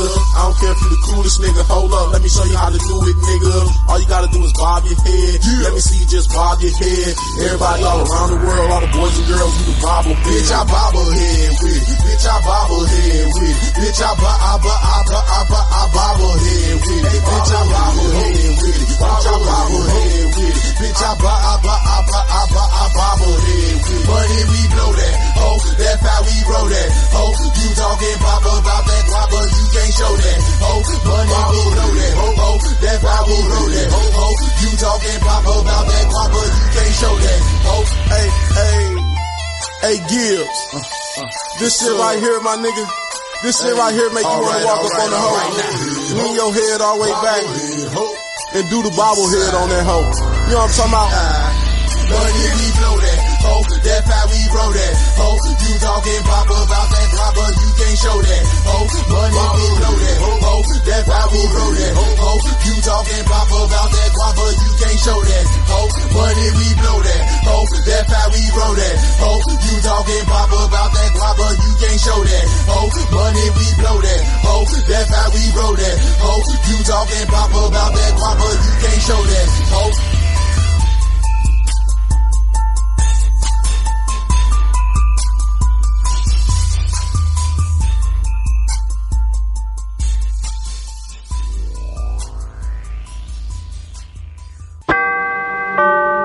Doors closing.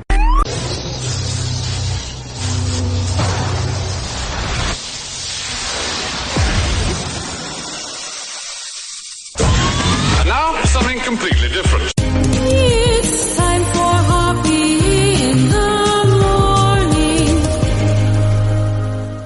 It's Hoppe Hour.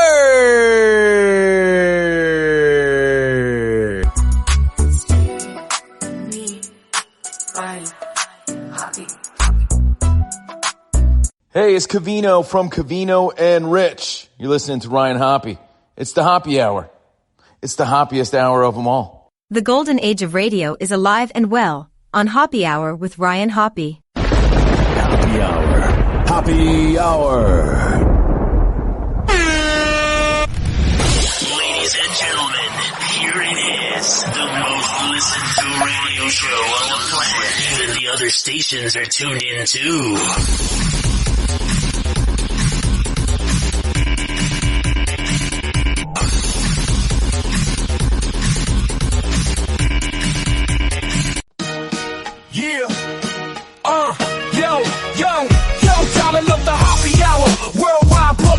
Tune in for the scoop, celeb, gossip, and mass. Ryan Hoppe on the mic, kicking off the night.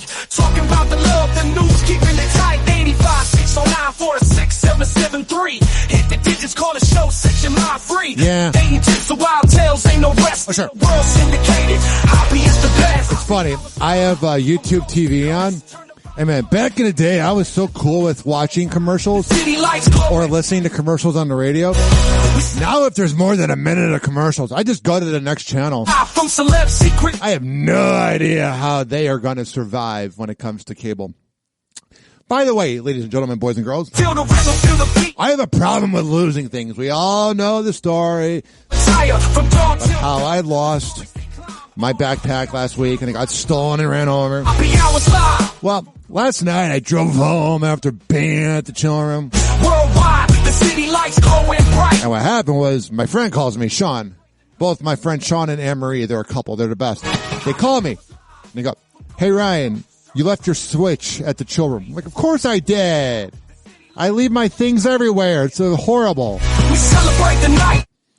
The other thing that seems to happen to me is the fact, ladies and gentlemen, I have this problem where all of a sudden there's this thing that happens. I lost my keys just now, so I had to pause the podcast again and blah, blah, but I found them, and that's all that matters. Happy hot topic. Justin Bieber is spending quality time with his baby boy. That's good. Father of the year.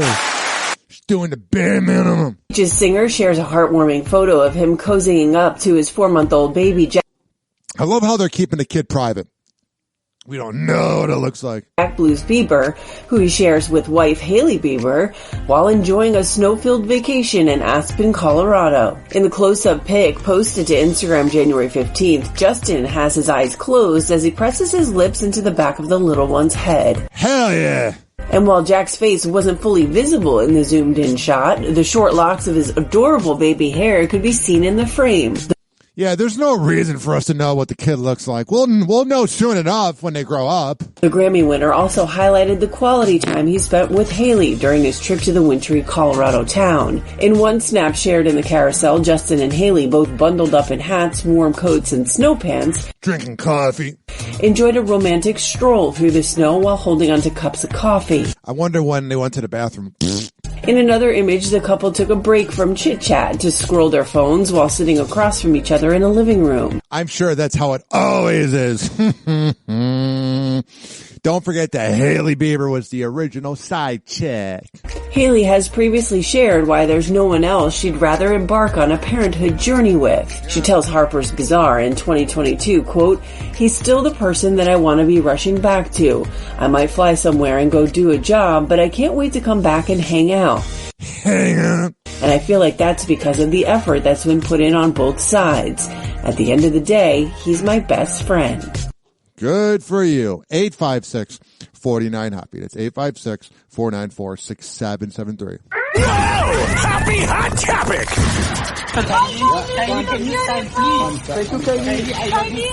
Amazing Kylie. What? And a bunch of annoying little paparazzi. Oh, wait, because they're in France.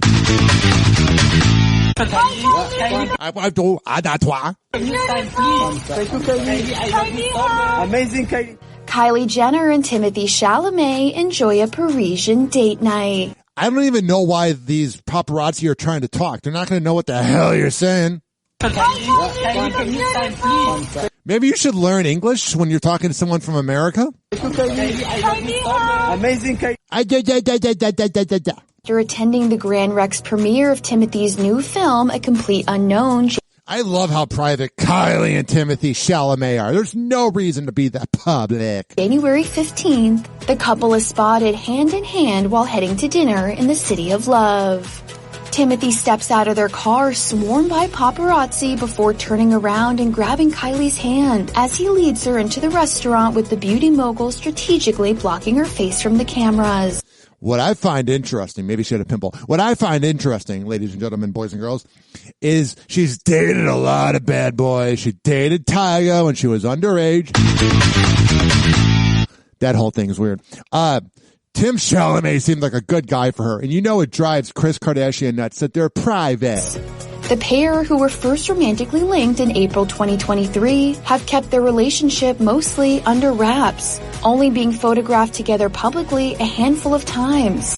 I kind of do the same thing where I don't like show my face a lot, because then when you do post a picture, people notice you more. If you post all the time, people will just get sick of it. But when you post very occasionally, people are like, where did this person go? So I respect the anonymity. Most recently, Kylie and Timmy attended the 2025 Golden Globes together in Los Angeles, January 5th. We're the mom of two who shares kids' 6-year-old daughter Stormy and 2-year-old son Air with ex Travis Scott, appeared to have a fun time bonding with her BF's Bob Dylan biopic co-stars Elle Fanning and Monica Barbaro. Timothée Chalamet is just the definition of BDE. The duo also put their love on full display during the awards show. There they are making a... kissing several times throughout the ceremony. And while they don't shy away from PDA, the couple seem to have made an agreement to remain tight-lipped about their romance. Oh yeah, you can be tight-lipped with me, baby. No teeth.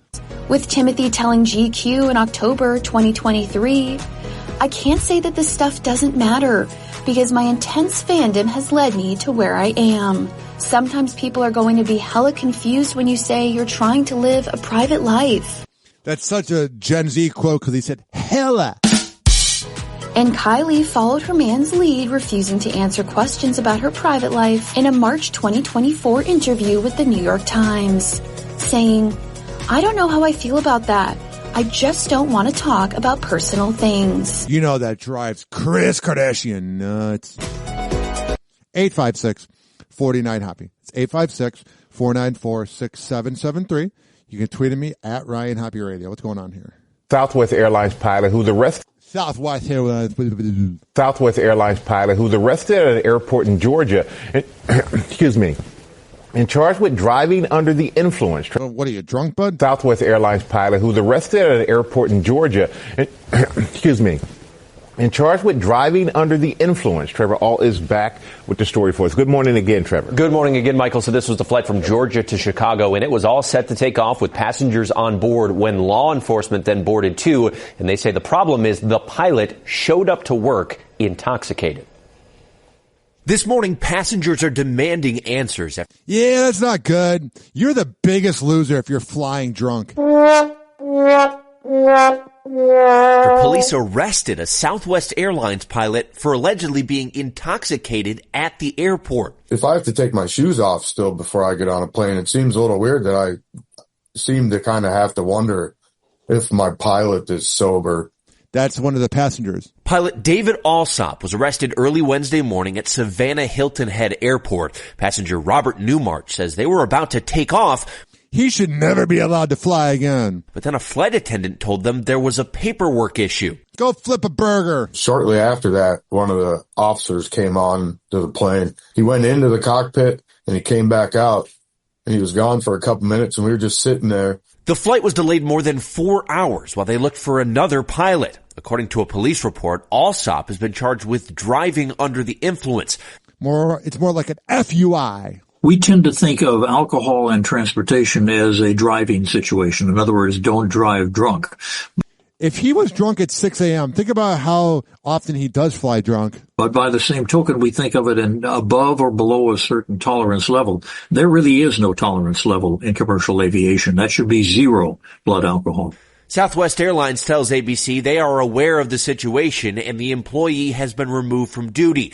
There's nothing more important to Southwest than the safety of our employees and customers.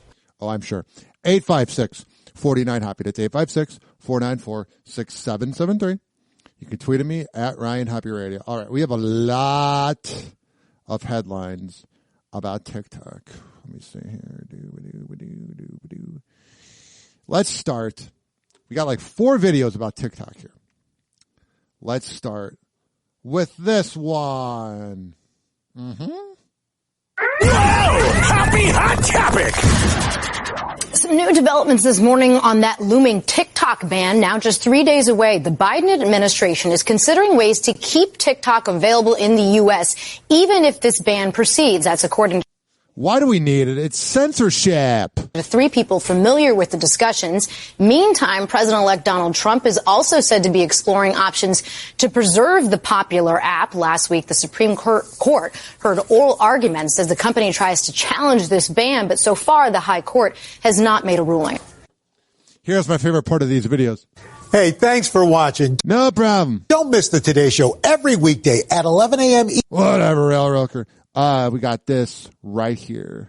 Well, the TikTok ban is just 4 days away if the Supreme Court doesn't stop it. American users are now scrambling to find an alternative to one of the nation's most popular obsessions.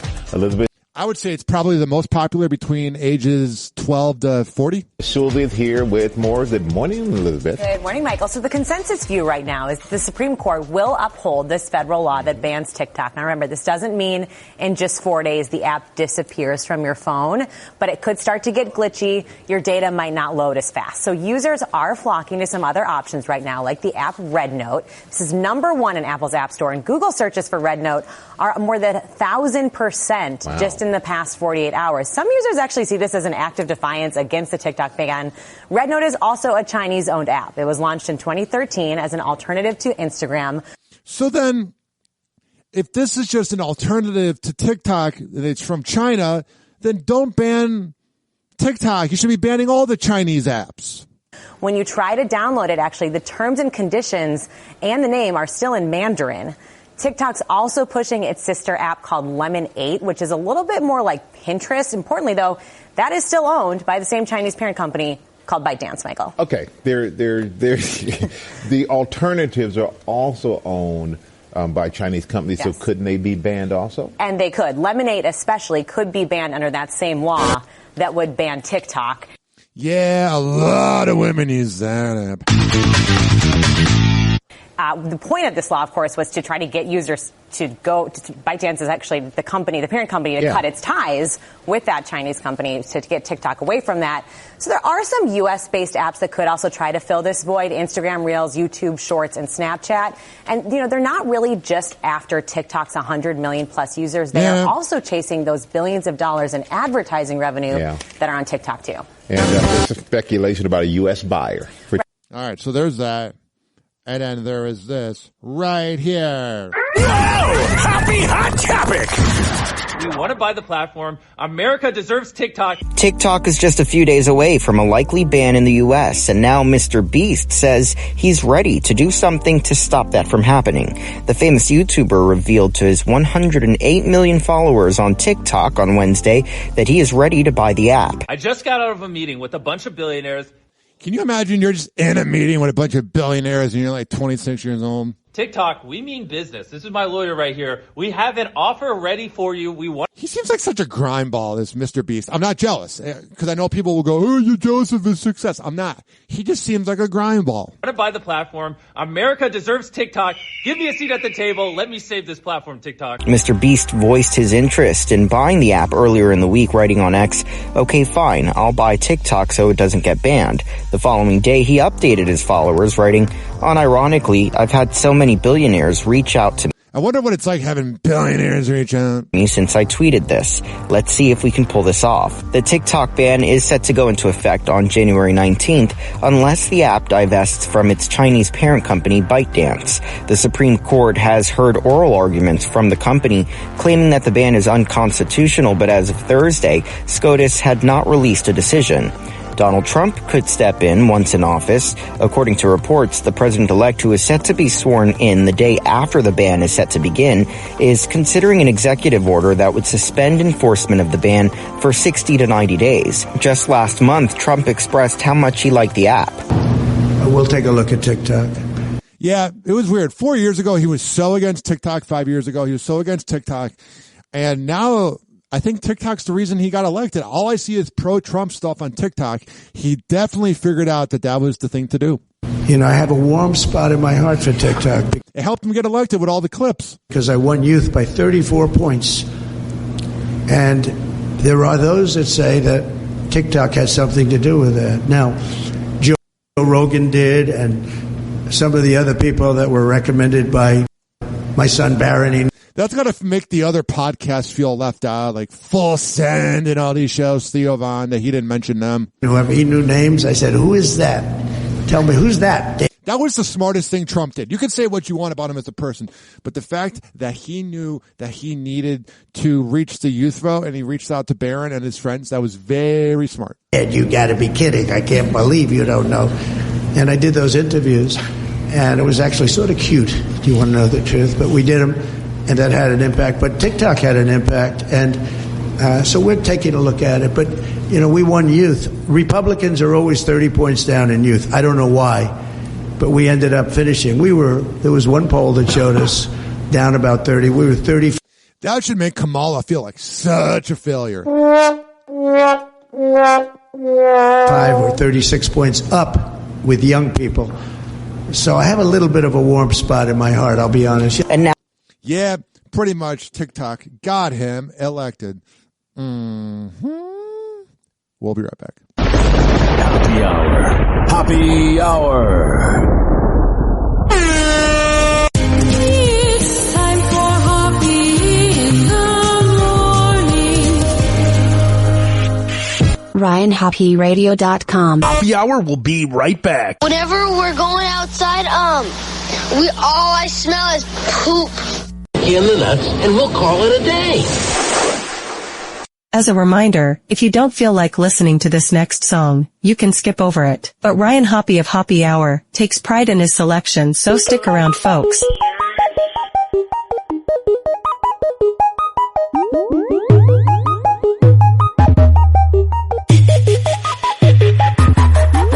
pull up to the club, now it's it's time to get turned up. Shawty wanna have fun, girl, you're in luck. Meet me at the bar, bartender getting pulled up. She on crown, I'm so rockin' it. Show enough. Now my head is spinning, doing circles like donuts. Order so official, all the girls going eager. 3 shots, 10 words, run like so what? Baby, tell me, is you with it? She looking good and the party ain't proper. Party up, got her, she the baddest, can't stop her. Diamond on the liquor like the homie Jamie Foxxer. Round 1, round 2, like we boxers. Now she opening my ear, talking crazy. I can't hear what she's saying. Do another back, hot damn, we wasted. Everybody around me straight shit faced it. Hit me in the coat, yeah. Put it on my tab. Patron and Nouveau, yeah. Put it on my tab. It's the spades on the road, yeah. Put it on my tab. Red Bull and Hypno, yeah. Put it on my tab. Put it on my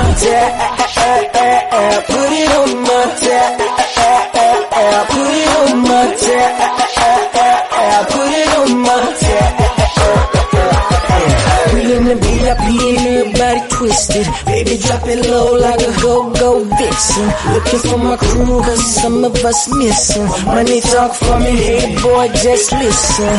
Put your glass in the earth, let's toast. Open up, say on your mark, set go. Baby girl, going well. Shawty doing the most. My watch said bird, pinky ring on froze. She looking good and the party ain't proper. Party up, got her, she the baddest, can't stop her. Slamming on the liquor like the homie Jamie Foxxer. Round 1, round 2, like we boxers. Now she opening my ear, talking crazy. I can't hear what she's saying. Do another back, hot damn, we wasted. Everybody around me straight shit faced it. Hit me in the coat, yeah. Put it on my tab. Patron and Nouveau, yeah. Put it on my tab. It's the spades on the road, yeah. Put it on my tab. Red Bull and Hypno, yeah. Put it on my tab. Put it on my tab. Put it on my tab. Put it on my tab.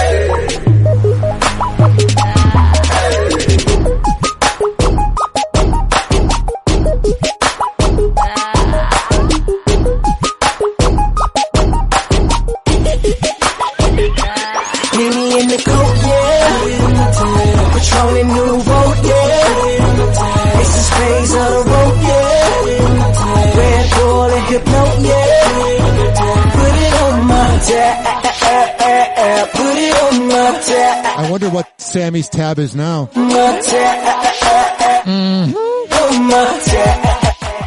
Whenever you tell a girl that you're going to put it on the tab, you got to be careful. Because all of a sudden, the bill can be a lot. Doors closing.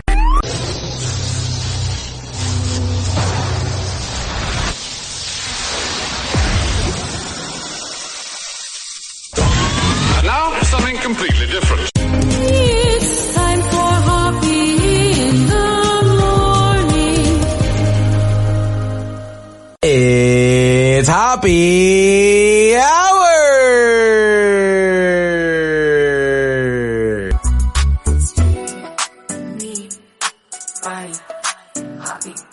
Hey, this is Eric Zane. You're like, who? Yeah, I know. Anyway, you're listening to Ryan Hoppe. Hoppe Hour. This motherfucker is resilient as shit. Everybody tries to rub Ryan's fucking face in dog shit, and then he always picks himself up. I love that. Fuck everybody. Give them the finger and kick their ass, Ryan Hoppe. If being bipolar and having ADHD was a radio show, it would be Hoppe Hour with Ryan Hoppe. Hoppe Hour. Hoppe Hour. and gentlemen, here it is, the most listened to radio show on the planet. Even the other stations are tuned in too.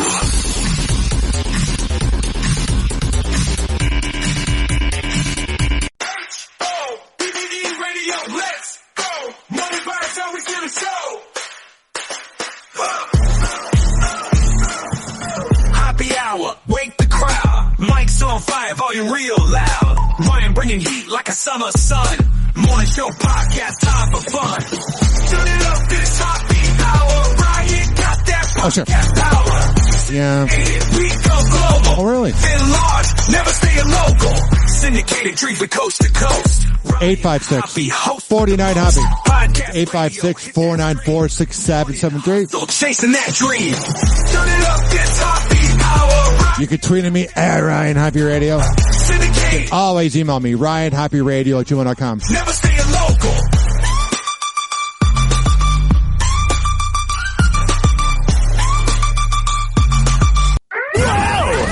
Hot topic. Well, if antidepressants work for Brooke Shields, why isn't that okay? I disagree with it. And I think that there's a higher and better quality of life. Tom Cruise is a moron. Nearly 20 years later, Brooke Shields is spilling secrets about her public feud with Tom Cruise after he went off about her antidepressant use on the Today Show. You know, in this time in my age, this is a different time. It's a different era. Matt, you don't even, you're glib. In case you need a refresher, back in 2005, then Today anchor Matt Lauer got into it with a devout Scientologist as he slammed Brooke's choice to use therapy and prescription meds to help with postpartum depression. Now, Matt Lauer may be a creep, but that show lost a lot of credibility in like a weird way, you know, when he left. And she doesn't understand the history of psychiatry. She doesn't understand in the same way that you don't understand it, man. Now, the actress writes about the moment in her memoir, Brooke Shields is not allowed to get old. Thoughts on aging as a woman out. She looks great. Now, admitting things would have been way different if she wasn't a mom yet. Had Tom taken a public swing at me before I became a mother, I probably would have stayed quiet. I would have ignored his ridiculous rant. But instead, Brooke wrote a New York Times op-ed clapping back, saying she refused to sit quietly and let herself be attacked because she was emboldened by self-confidence. Yeah, the whole word clapback is so stupid. It means you're sensitive. Because of all the work that I have done to really find belief and confidence in my own self. It was about really processing it all, my whole life in my own times and on my own terms. Brooke and Tom have a history. They've known each other since at least the early 80s when they co-starred in Endless Love. He was responsible for having Martin Hewitt, who was my boyfriend, burn the house down. He gives Martin the idea to burn the house down. I ever tell you guys? 8 years old and I was into RC. You're full of it. No, I'm serious. I lit a whole pile of newspaper. Jeez, it smokes like crazy. And 3 months after the interview, Brooke attended Tom's wedding to his now ex-wife, Katie Holmes, but only after he apologized for his rant. It wasn't the world's best apology, but it's what he was capable of, and I accepted it. But then he came over to my house without, cameras and without anything, and he apologized. Yeah, I've heard he's really weird in person. Mm-hmm. And I explained that he did not, in fact, have ovaries and therefore could not say those things about me. And he was like, I know, I just picked on you and I don't know why. She went into detail about the apology on a 2016 episode of Watch What Happens Live, sharing the simple reason why she went to the nuptials.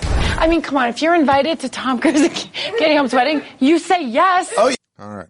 I always respect Baron's yes and no and what he likes to do, where he would like to be. I think he will come and visit, yes. Melania Trump revealing her and President-elect Donald Trump's son Barron will have his own room at the White House if he comes to visit from college.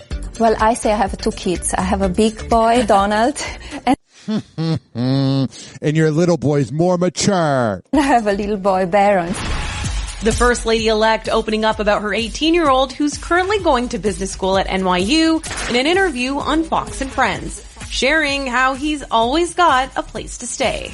He's an adult. He's in college now. Will he be spending a lot of time there as well? I think he will come and visit, yes. Will he bring his friends? Is it fun? Does he feel comfortable to bring friends? Yeah, whatever he would like to do, yeah. She seemed like she was the real parent in that situation. Mm-hmm. Yes, I feel that as a children, we teach them, we guide them, and then we give them the wings to fly. And I always respect Baron's yes and no and what he likes to do, where he would like to be. I like my suitcase. We have Baron Hoppe. He's the king of the internet. He's the king of the internet. Oh. Yeah, Baron's gone viral since his dad's re-election. A 2010 clip featuring a 4-year-old Baron and his then Slovenian accent It's so weird that someone was 4 years old in 2010. surfacing and taking over social media. I have to go to school now. Yeah. It's funny how this is the clip from CNN when CNN actually liked Trump. In a December appearance on Fox and Friends, Melania praised her son as he became a college freshman with the world watching. I don't think it's possible for him to be a normal student. His experience at college, it's very different than any other kid. And I find that accent hot. Can you imagine being her? Like, you're just trying to marry a guy that's rich, and then you end up having to be the first lady to Trump? Yuck. I'm very proud how he's handling. He's very strong. That's good. And he knows that he's in different position than other children. I think you need to be present and to be with them as much as you can. All right. 856-49-HOPPE. That's 856-494-6773. Speaking of that guy. I know the cost, and it's a price that I'm not willing to make my kids bear. Ivanka Trump will not be returning to the White House for her dad Donald Trump's second presidency.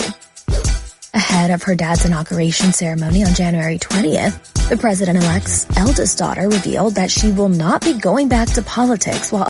When I'm done playing this, I will play you clips of him talking about his daughter. On the podcast, Him and Her Show.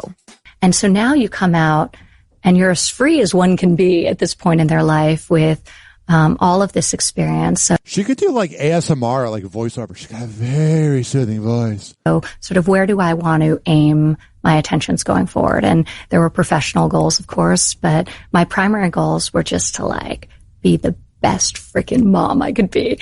Every time I had to miss something, I'm like, I will never let this happen again the minute I leave the White House. It's hard. And so the I went was so high when you were there. It's hard. And I did the best I could. And I think I was there for all the really critical moments, but you don't want to miss the small ones either, and so I learned through that process.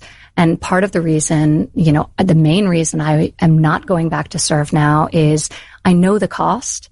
She doesn't want to be around her dad. And it's a price that I'm not willing to make my kids bear. Ivanka and her husband, Jared Kushner, took on senior advisor roles during Trump's first presidency from 2017 to 2021. They share 3 kids, 13-year-old daughter Arabella, 10-year-old son Joseph, and 8-year-old son Theodore.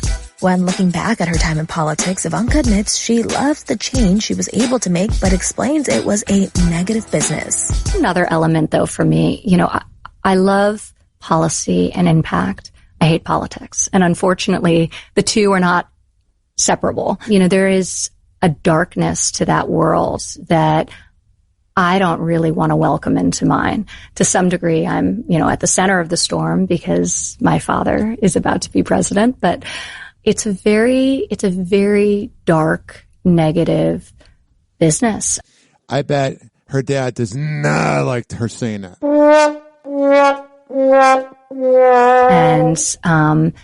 And some people love like the gladiator aspect of it. The fight that was never me. She also admitted she was a little bit untethered after her dad's first term. Going through 4 years where I had to completely separate from my life, including the city I grew up in, New York City, everything. It's this interesting sort of wall that you have to create. When you come out, suddenly you're like really untethered. And for me, it was a time of amazing introspection rather than, I think, the tendency to just like go back to what you know and reconnect old wires, you know, rejoin our family business or relaunch something I'd previously done or anything. I really took a lot of time to think about. All right. I'm getting a little bored. I've been saying if I'm bored, you're bored. Here is some of the best comments Donald's made about that same daughter. Although she does have a very nice figure. I've said that if Ivanka weren't my daughter, perhaps I'd be dating her. You know? That was Donald Trump and his daughter Ivanka on ABC's The View in 2006. Man, 2006 was a different time. Oh, it's so weird. Stop. You know what? You are sick. It's weird seeing Joy Behar on the same couch as Trump. They couldn't even be around each other, no. That same year, and a few years earlier, Trump spoke with and encouraged Howard Stern. By the way, your daughter, she's beautiful. Can I say this? A piece of ass. Yeah, no wonder Howard wants to separate himself from Trump. She looks more voluptuous than ever. She's actually always been very voluptuous. She's tall. She's almost 6 feet tall. But for all the cringeworthy comments about Ivanka, none are as shocking as what's been revealed in a new book titled Blowback. According to author and former Trump staffer Miles Taylor, quote, aide said Trump talked about Ivanka Trump's breasts, her backside, and what it might be like to have sex with her. Remarks that once led John Kelly, then White House chief of staff, to remind the president that Ivanka was his daughter. Taylor wrote. Afterward, Kelly retold that story to me in visible disgust. Trump, he said, was a very, very evil man. But again, the Trump grossness with his daughter has been there for years. What's the favorite thing you have in common with your father? Either real estate or golf. Donald, with She seems like a really nice girl, too. your daughter? Well, I was going to say sex, but I can't relate that. That really happened, folks. I can't relate that. In 2015, Trump described his daughter as hot, telling Rolling Stone, yeah, she's really something, and what a beauty that one. If I weren't happily married, and you know, her father... Ivanka. Yeah. She's 6 feet tall. She's got the best body. Yeah, she's hot. Through the years, Ivanka Trump has continuously defended her father, saying he is not sexist. A few years ago, when there was an article about... He's the definition of sexist. Donald Trump's exchanges about her with Howard Stern, Ivanka Trump put a heart emoji on the link, liking the article. And it's easy to imagine her defending her father publicly again now, despite the creepy allegations in the new book. Still, the gross comments reported in the book matter because they get to a larger point. Author Miles Taylor writes that Donald Trump made crude and sexually charged comments about many women in the White House. Secretary Kirstjen Nielsen to her face as sweetie and All right, so the rest of the video is this boomer talking. Listen here, buddy. I'm going to be a tough guy for a second. I'll do the talking. Okay. Happy Hour. Happy Hour. It's time for Hoppe in the morning. RyanHoppeRadio.com. Happy Hour will be right back. Whenever we're going outside, all I smell is poop. In the nuts, and we'll call it a day. As a reminder, if you don't feel like listening to this next song, you can skip over it. But Ryan Hoppe of Hoppe Hour takes pride in his selection, so stick around, folks.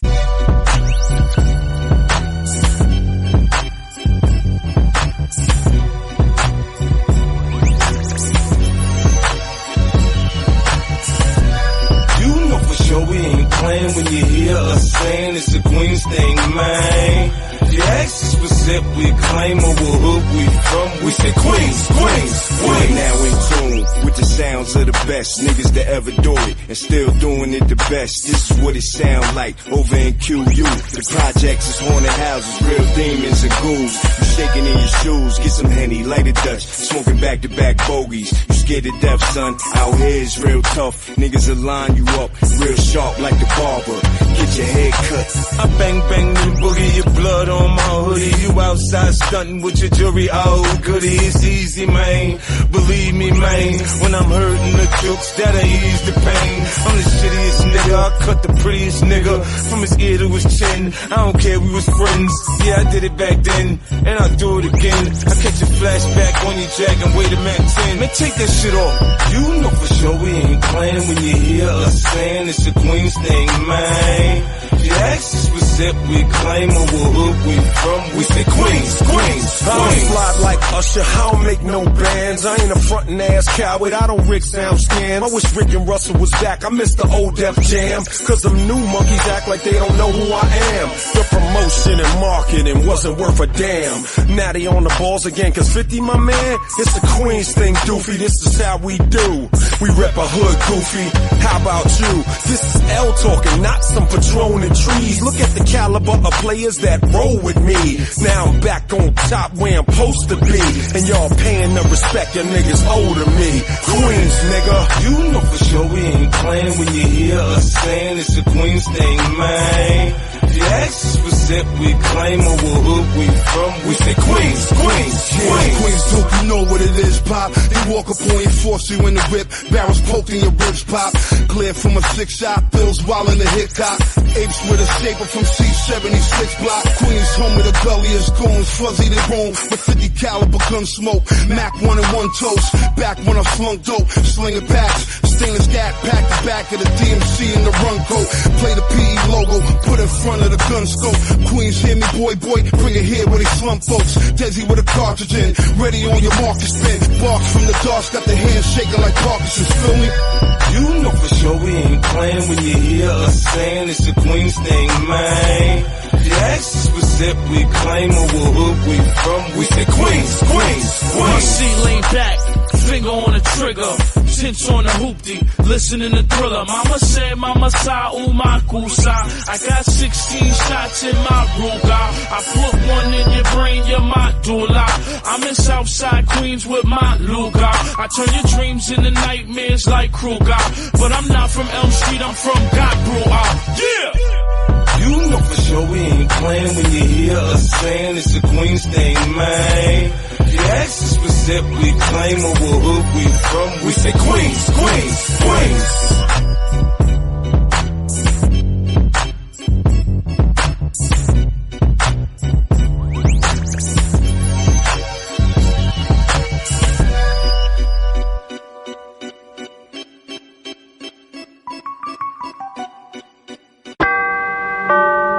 Doors closing.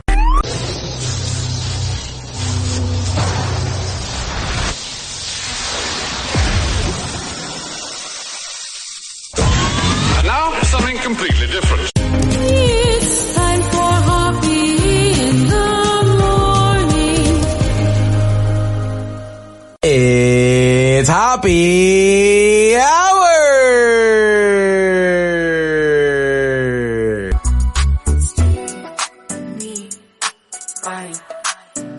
Hey, this is Frank Kramer from the Heidi and Frank Show on 95.5 KLOS in Los Angeles, and you are listening to Hoppe Hour with Ryan Hoppe. You see what he did there? Hoppe Hour. I love that guy. Welcome back to the show that is your daily dopamine hit, that being Hoppe Hour with Ryan Hoppe. Hoppe Hour. Hoppe Hour.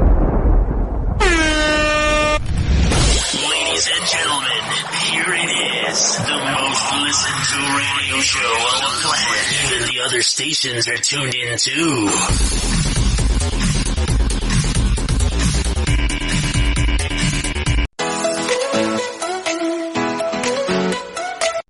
Turn the dial to 82.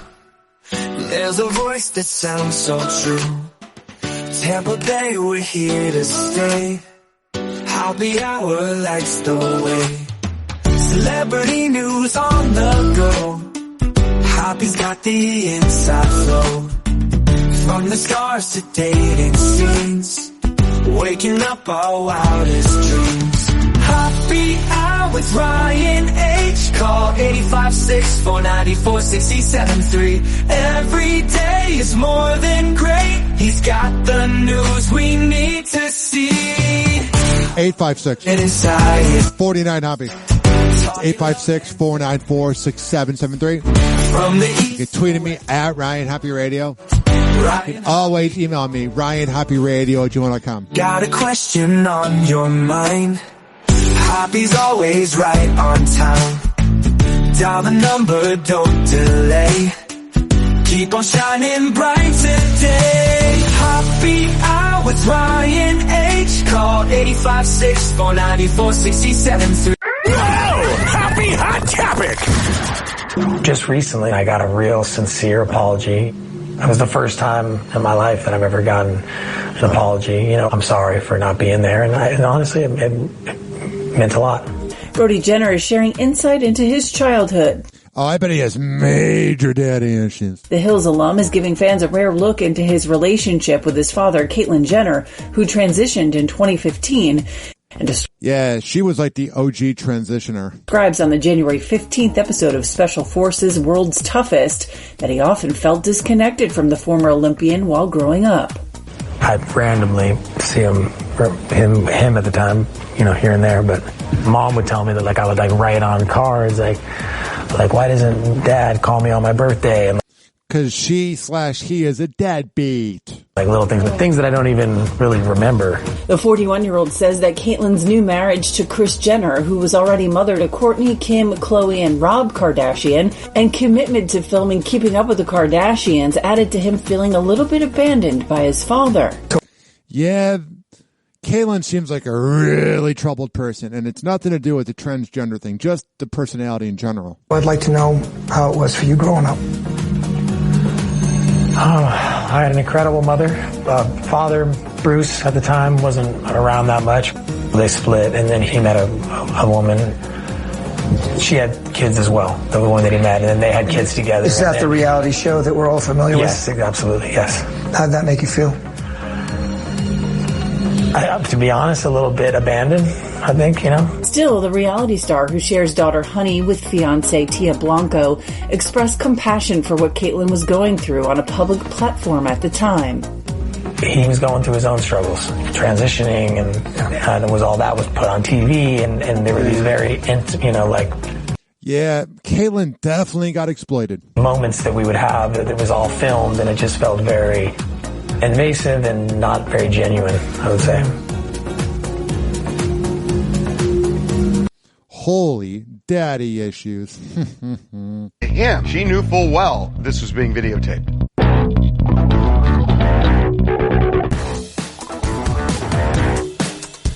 Welcome back to TMZ Live. Diddy has filed new documents in the federal indictment against him. And his defense here, he's basically telling the feds, you don't have a case because as far as Cassie is concerned, victim one, as the feds describe her. And by the way, the only victim listed in the whole federal complaint. So far, all they've put forward to the feds is Cassie. And he says Cassie... She was in on it. This was completely consensual. He said that before. But now he's saying she was well aware that things were being recorded. Yeah, that's the thing, is I think some of the stuff, unfortunately, was consensual. There were no secret cameras or no hidden cameras, and she was completely party to this as much as I was. Not only aware of it, what he says in these documents is that victim one, Cassie, kept these videos on her own device for years and then produced them to the government as they were building their case, and says... Yeah, it seems like that makes sense. If you actually watch these, there's 9 videos, apparently 6 encounters. They say she not only consented, but appears to thoroughly enjoy herself. Well, you can fake it. She is evidently happy, dominant, and completely in control. Well, you can fake it. I bet a lot of girls and guys faked it with Diddy. They're saying, look, this is a consensual relationship. These were not orgies. These were not with minors. This is a consensual relationship between Diddy and Cassie at the time, and some couples do record their encounters. So there are 2 things going on here. One, I recorded them, and my old boss, Mike Calta, was like, hey, can I have a copy? I swear to God.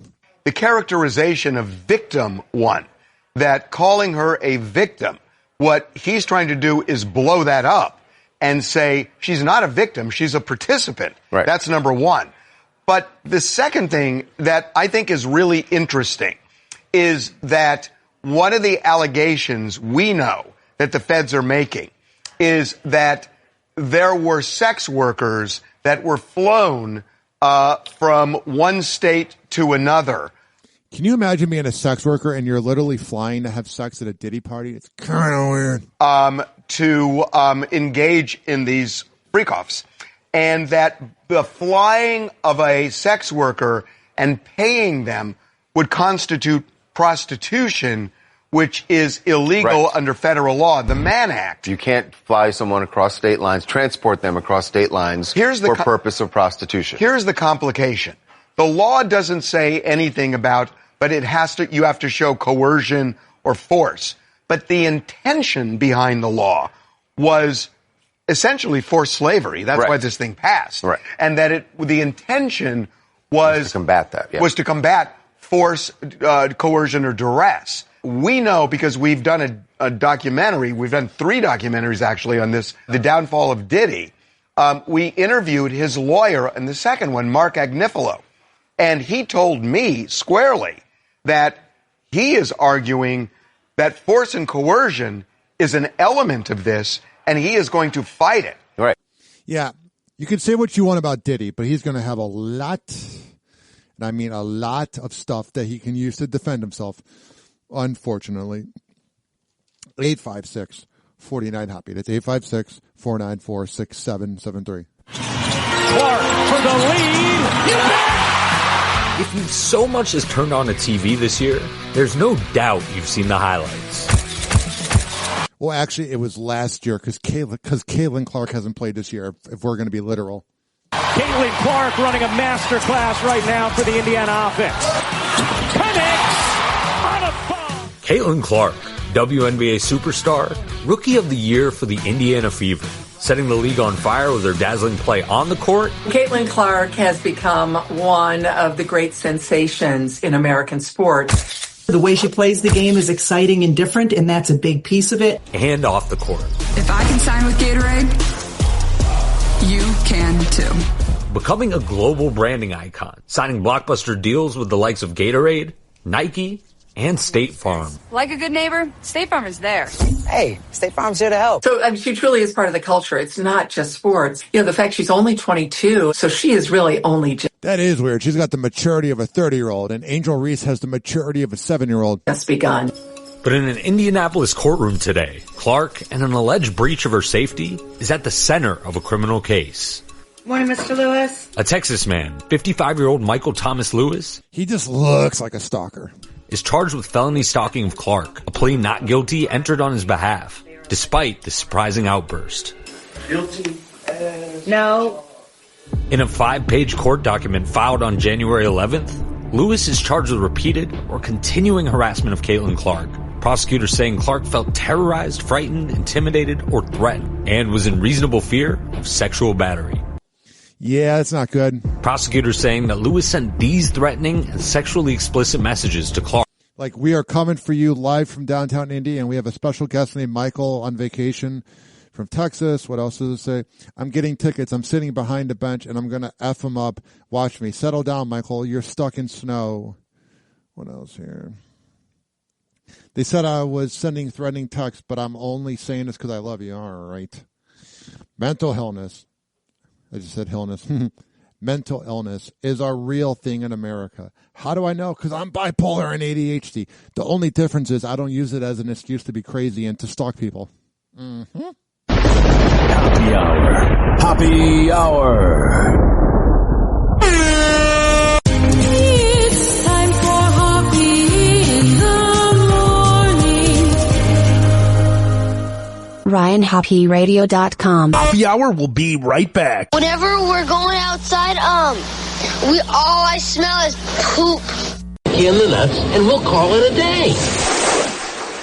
As a reminder, if you don't feel like listening to this next song, you can skip over it. But Ryan Hoppe of Hoppe Hour takes pride in his selection, so stick around, folks. Don't risk it. Ja Rule's known for making heads split. Fully loaded clip, using wax for targets. Rat tat tat. Rewind the deck. black, I got your mind wide open and your wig pushed back to keep it coming. You don't want none, but you get some. Sweating bullets that you living life on the run. Job live, leaving flat lines through your vital signs. When in disguise, I'm a shadow with red eyes. I stay high, laying in the bed, do or die. A star over my eyes made me realize life's a scramble with scars and scrapes. You better premeditate for the moves and shakes, cause it's a shakedown. I can break down on the low. The real is that them fake G's can't flow. You're getting moved on, and your back torn out the frame. Motherfucker, trying to bring the ruck, get the fortune, motherfucker, fame. Maintain but never strain flow with the grain. Get the fortune, motherfucker, fame. Maintain but never strain flow with the grain. 52 pickups, oh my God, you got shattered, it's a stick up. Your worker got popped on your block, raised up. 19 years young, I'm still wildin'. Got more rhymes than Karate time, a comments on the alley. So bring the back selector, we coming through your sector. Blasted off Tangeray, Mr. Beats Nectar. You wanna play the good son? Ha! I play the killer. My victim short cold, check the click is what next to get your neck broke, rubbernecking my mic check. Showing John no respect, now you're choking. Off the mic that I left smoking, hoping that the flow you flip is this potent. Paraphernalia, illegal substance, don't touch this. Parents be advised that I'm explicit with my lyrics, just some real shit. That bull, it's the click representing Woodhall. I'm a sap, 2-5. Get the fortune, motherfucker, fame. Maintain but never strain flow with the grain. Get the fortune, motherfucker, fame. Maintain but never strain flow with the grain. I live my click, son. Going all out for the cause. Protect what's mine, then I'll take what's yours. The renegade rap assassin. Keep them C's off my mind by blasting. Mental thoughts in the practice, my actions. Gotta speak louder than words. I'm on the verge of becoming the last player to serve a lifetime sentence. Born and raised to be relentless. Black, kick their ass with a step. Got me death, get it crazy. Man slugs on the stretch. Nim Terror, Ja Rule, and Chris Black. 3 deadly elements out for the fortune. Ab Kobe scorching, 9 double M's torching. The way I choose to live my life is irrelevant. Smoking live on the height of it with my clicks with your wrist. You can't get with the foundation. Mike G, CMC, a top dog. Get the fortune, motherfucker, fame. Maintain but never strain flow with the grain. Get the fortune, motherfucker, fame. Maintain but never strain flow with the grain. Get the fortune, motherfucker, fame. Maintain but never strain flow with the grain. Get the fortune, motherfucker, fame. Maintain but never strain flow with the grain. Get the fortune. That is Ja Rule and Cash Money Click from 2008 with Get the Fortune.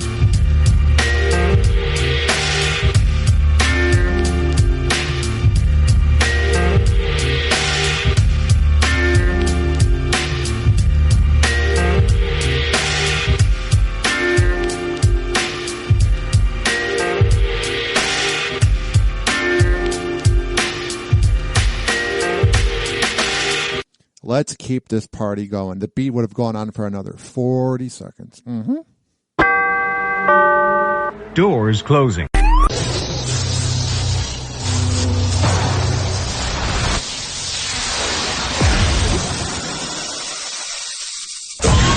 Now, something completely different. It's time for Hoppe in the morning. It's Hoppe Hour!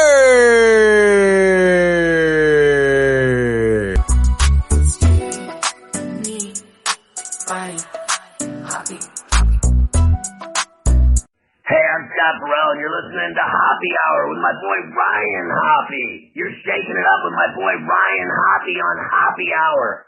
It's time to shake it up on Hoppe Hour. Did you know most morning radio is scripted? Well, Hoppe Hour with Ryan Hoppe is not. Hoppe Hour. Hoppe Hour. Ladies and gentlemen, here it is. The most listened to radio show on the planet. Even the other stations are tuned in too.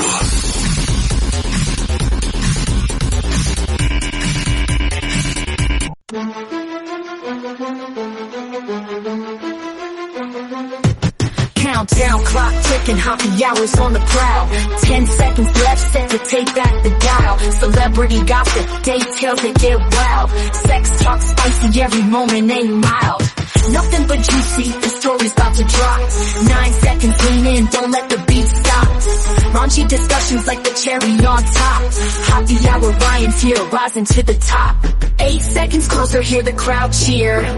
Ryan Hoppe's back, the moment draws near. Celebrity drama, it's all crystal clear. Tune into the Hoppe Hour, the champ is here. 7 seconds, we're ready for the tease. Lost loves and scandals, calling out the sleaze. Oh, sure. Pouring out the truth, never serving it with ease. Yeah. Hoppe's got the juice, bringing them to their knees. 6 seconds left, like a rocket to the floor. Date night secrets, what y'all waiting for? Sex chat, sizzle, talk dirty, can't ignore. Ryan Hoppe, break it down, always room for more. 5 seconds now. 856. Can rise. 49 Hoppe. Prize no. 856-494-6773. Go beyond the skies. You can tweet at me at Ryan Hoppe Radio. Got fresh vibes. You can always email me, RyanHoppeRadio@gmail.com. Happy Hot Topic! Blake Lively and Justin Baldoni's legal battle just got even more intense. Ever since the LA fires, this lawsuit just seems so unimportant. Justin officially files a $400 million countersuit January 16th against his It Ends With Us co-star and her husband Ryan Reynolds, as well as publicist Leslie Sloan. The actor's filing, submitted to the Southern District of New York Court, comes nearly a month after Blake sued him for allegedly sexually harassing her on the set of the 2024 movie. I'm wondering the chance that this is all fake. In the docs obtained by E! News, Justin alleges that the Gossip Girl alum was, quote, determined to make Baldoni the real-life villain of her story, and falsified stories of his sexual harassment, noting that Blake's reputation following the release of It Ends With Us was, quote, of her own making. And yeah, she didn't really have a good reputation. She's mean to other girls. She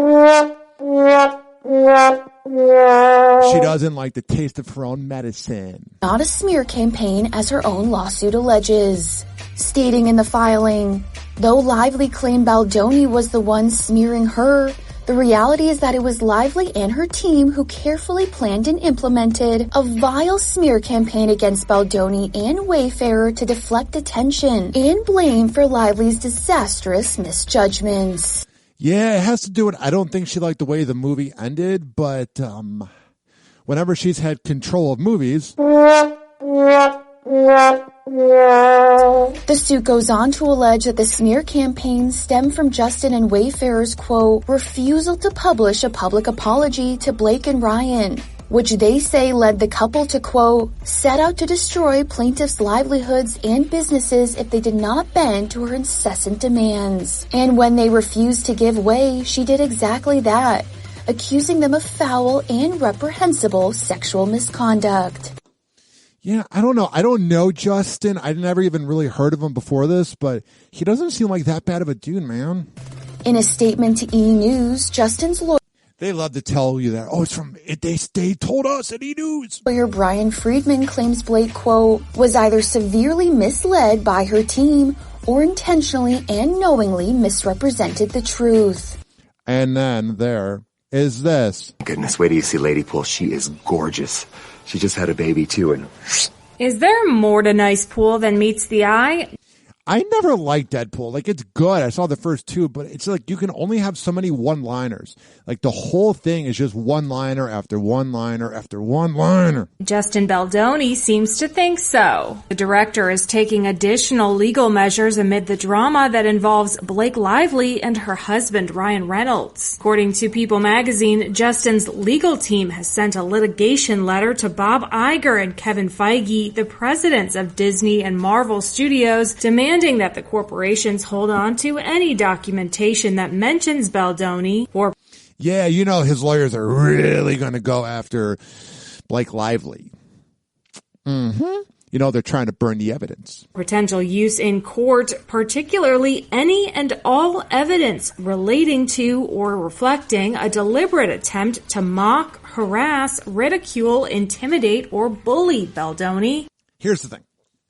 Baldoni's a dick. She seems like kind of a witch. Replace the W with another word, with another letter. I mean, neither of them are innocent. Through the character of Nice Pool, a character featured in Ryan's Deadpool and Wolverine film. Yeah, I'm not really into celebrity news, or not. What am I saying? I'm 3 hours in. I'm not really into superhero movies. And I think they're about to say that E! News reached out. E! News has reached out to reps for Baldoni, and they didn't hear back every time. Reynolds, and Disney, but has not yet heard back. It's like me saying, I reached out to Rod Ryan over in Houston, the radio DJ, and didn't hear back. It's true. Amid it doesn't sound good when you tell people that you reached out. Justin and Blake's legal back and forth, online sleuths circulated a clip from Ryan's superhero movie, speculating that the nice pool character, a self-identifying feminist who wears his hair in a man bun, that is the yuckiest thing I ever heard. As the old Opie and Anthony show says, that's douche chills. Based on Baldoni. Goodness, wait till you see Lady Pool. She is gorgeous. Of course it's based off of him. She just had a baby too and can't even tell. I don't think you're supposed to say that. That's okay. I identify as a feminist. Right. And that's not all. Is that supposed to be funny? Fans are pointing to a post from Blake promoting her husband's film, which she said was partly about nice men who use feminism as a tool. Yeah, they use it as a tool to be whipped by you. Because you like to have power over men, because you're actually sexist towards men.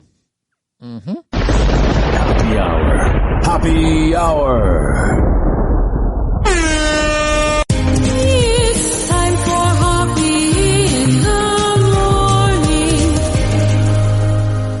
RyanHoppeRadio.com. Happy Hour will be right back. Whenever we're going outside, all I smell is poop. In the nuts, and we'll call it a day. As a reminder, if you don't feel like listening to this next song, you can skip over it. But Ryan Hoppe of Hoppe Hour takes pride in his selection, so stick around, folks. This is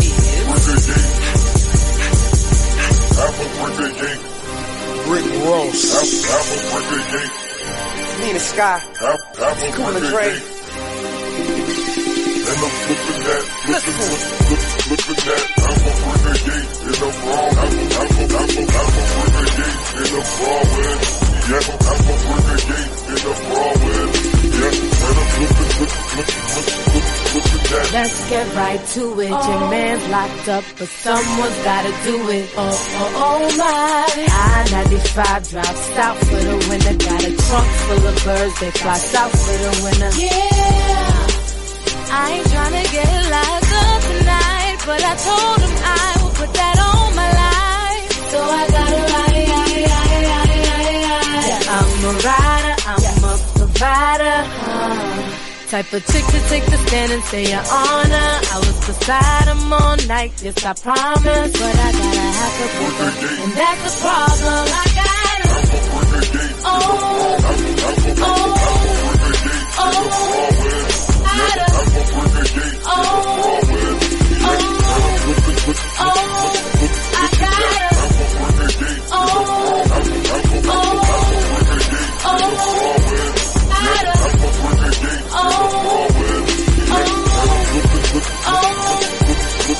Boy, is it okay for me to pull over the car when I get tired? I try to go with no sleep. Oh boy, I got that work back there tight. Coffee ground to throw off them dogs and police. Oh boy, cause I ain't tryna get locked up tonight. But I told him I will put that on my life. So I gotta ride. I'm a rider, I'm a provider. Type of chick to take the stand and say your honor. I was beside him all night, yes I promise. But I gotta have to prove it, and that's the problem. I gotta.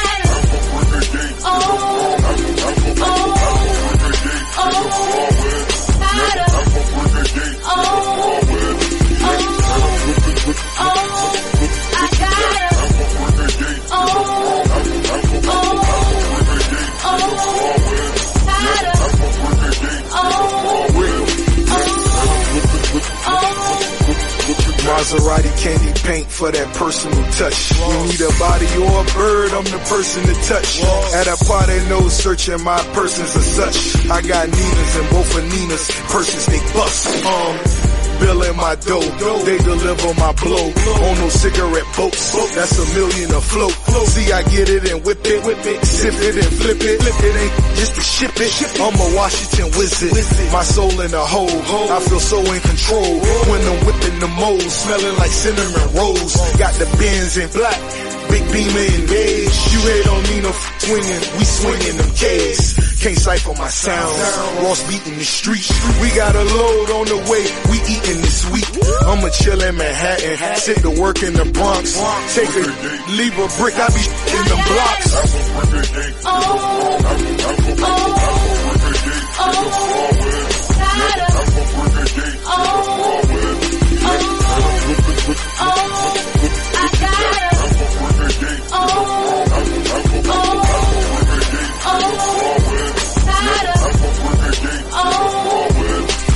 That is Nina Sky and Rick Ross would flipping that.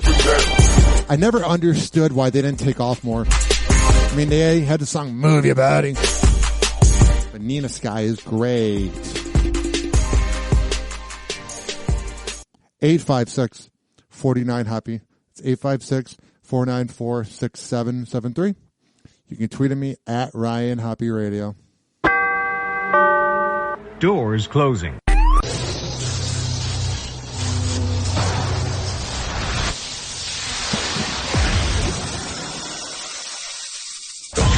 And now, something completely different. It's time for Hoppe in the morning.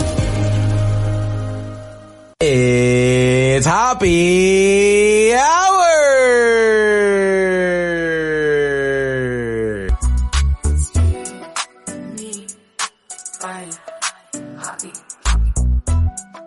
Hey, this is Roxanne Wilder, and you are listening to Hoppe Hour with Ryan Hoppe. The golden age of radio is alive and well on Hoppe Hour with Ryan Hoppe. Back with the man who says what everyone's thinking.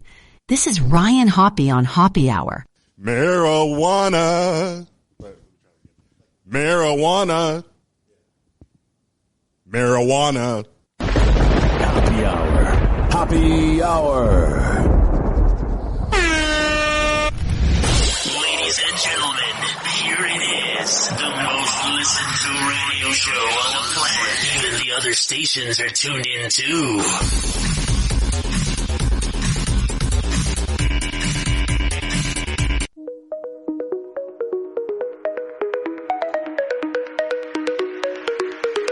Dial 85-649-4673. Worldwide Hoppe Hour sets you free. From love woes to star news spree. Ryan Hoppe gives your mind the key. Hoppe Hour, let's get loud. Dancing through the radio crowd. Love and laughs are all around. On Hoppe's wave we all get down. Hoppe talks, romance and flames. Breakups, makeups, and funny names. With every buzz, it's never tame. Worldwide fame is in the game. Hoppe Hour, let's get loud. 856-49-HOPPY. 856-494-6773. You can tweet at me at Ryan Hoppe Radio. You can always email me, RyanHoppeRadio@gmail.com. Hoppe talks, romance and flames. Breakups, makeups, and funny names. Happy Hot Topic! Real Housewives of Salt Lake City star Jen Shah gets an update in her prison sentence. I can't stand when they call these people stars. They're just public figures. As the Bravo celebrity continues her prison sentence That's better. Bravo, celebrity. on a conviction of conspiring to commit wire fraud, her time behind bars has been reduced yet again. With Jen If I did this, my case would not be reduced. But because she's the rich and elite. Jen's release date moved up by more than a year. After checking into Bryan Federal Prison Camp in Texas in February 2023, They're showing pictures of her before she was in prison. I wonder what she looks like now without all the makeup. the reality star, who was sentenced to 6.5 years behind bars for her involvement in an alleged telemarketing scheme, is now set to be released on November 3rd, 2026, according to inmate records. It's gonna be weird for these bougie Real Housewife women. to then be in prison. It's viewed by E! News. Shaw, who was a main cast member on The Real Housewives of Salt Lake City during its first 3 seasons, previously had her 2029 release date bumped up by a year, shortly after reporting to prison. Then in October 2024, her sentence was condensed by an additional 8 months, bringing her release date to December 19th, 2027. The reduction of Shaw's sentence is the latest development in her criminal case, which began with her arrest in March 2021, as documented on a Season 2 episode of the Bravo series. Although she initially pled not guilty, she later changed course and entered a guilty plea in July 2022. But while her legal saga fueled much of the drama on Salt Lake City before her exit, the series has had no shortage of fireworks in her absence. Yeah, they were like, we have to find something else to build up. In the trailer for the upcoming Season 5 reunion, tensions rose as the women and their husbands traded blows over a flurry of cheating rumors, including they traded blows. One concerning OG housewife Lisa Barlow. You guys were saying maybe Lisa's had affairs. Your friends maybe had affairs. Of course she probably did. She's a real housewife. sent me photos of someone you were dating. The preview also teased another OG, Meredith Marks, storming off after her nearly 30-year marriage. All right, I don't care. I think the only trashy celebrity TV I actually ever liked, for some reason, was Jersey Shore, because I was in high school, and it was fun. Whoa! Happy Hot Topic! I didn't have such a great experience with her. Really? Very passive-aggressive woman. Who are you, Sally Struthers? Sally Struthers says her experience with the late Betty White was anything but golden. The Gilmore Girls actress opens up about her experience with the beloved Betty White on a January 13th episode of I love how Sally didn't say this when Betty White was alive. Let's Talk About That podcast. During the interview, she details an experience where she feels she was fat-shamed in front of her peers. Let's hear it. Because maybe Betty White was just trying to inspire her to lose weight because she was really skinny in the 70s. And not so much. There's a joke on the show, The Critic. It goes, this is the UN. There is a lot of food here, and whatever is left after Sally Struthers eats it is yours. I couldn't find the clip online, but it's from the old short-lived show, The Critic. So even in the 90s, people were kind of making fun of her weight. And I have to say, now that she's gone, I want to talk about Betty White for just a moment. Oh, so you waited till she was gone. Why didn't you do it when she was alive? And I know everybody loves her. They loved her so much. They signed petitions to get her to guest host Saturday Night Live. You're jealous. I know all that. Yeah. I didn't have such a great experience with her. Really? Yeah, don't meet your heroes, I guess. Really? Very passive-aggressive woman. Sounds like you. That's you projecting. Very passive-aggressive woman. I hate how she's very passive-aggressive woman. Oh, interesting. Yeah. The 77-year-old goes on to describe... What a riveting comment by those podcasters. Right here. Aggressive woman. Oh, interesting. Interesting. I can see why Howard Stern hates podcasts. Yeah. The 77-year-old goes on to describe an awkward encounter at her house while working together on the pilot for a new game show. We went to her house once to work on a pilot for a new game show. Where did she live? Did she live? She lived in Brentwood-ish, Westwood-ish. Okay, yeah. Beautiful home. Mm-hmm. And I would expect her to have a beautiful home. She asked her housekeeper. Apocalypse now is happening. We've got a few helicopters going over. They're usually over the house all night, every night, because here in Hollywood, there's so much crime. Yeah, I know. You probably could have edited that part out, E-News. Lazy. Oh. And she asked her housekeeper to bring in a plate of whatever to us while we were all sitting and talking about what was working about the game show and what wasn't. And the plate was set in the middle, and it was cookies, I think. So I reached for a cookie. Of course you did. And she said in front of everyone, "Oh, I wouldn't do that if I were you, dear. You don't need a cookie." I mean, it's rude, but she was probably trying to help. Oh my God. Oh my God. Totally fat shamed me in front of the rest of the people in the room. And I thought, gosh, that's not nice. Okay. It's a dick move. It's not nice, like she said, but like, I love how you had literally 99 years to say this. I mean, I know you didn't know her the first 50, but you literally had all this time. It wasn't like she died in the 80s. You had all this time to address it. You could have been a strong feminist that defends overweight people, but no, you wait until she dies like a coward. Betty White passed away in December 2021 at the age of 99. I would have thought it was 23. It was 21? That was, wow, time flies. Less than a month before her 100th birthday. She was best recognized for her portrayal of Rose on The Golden Girls.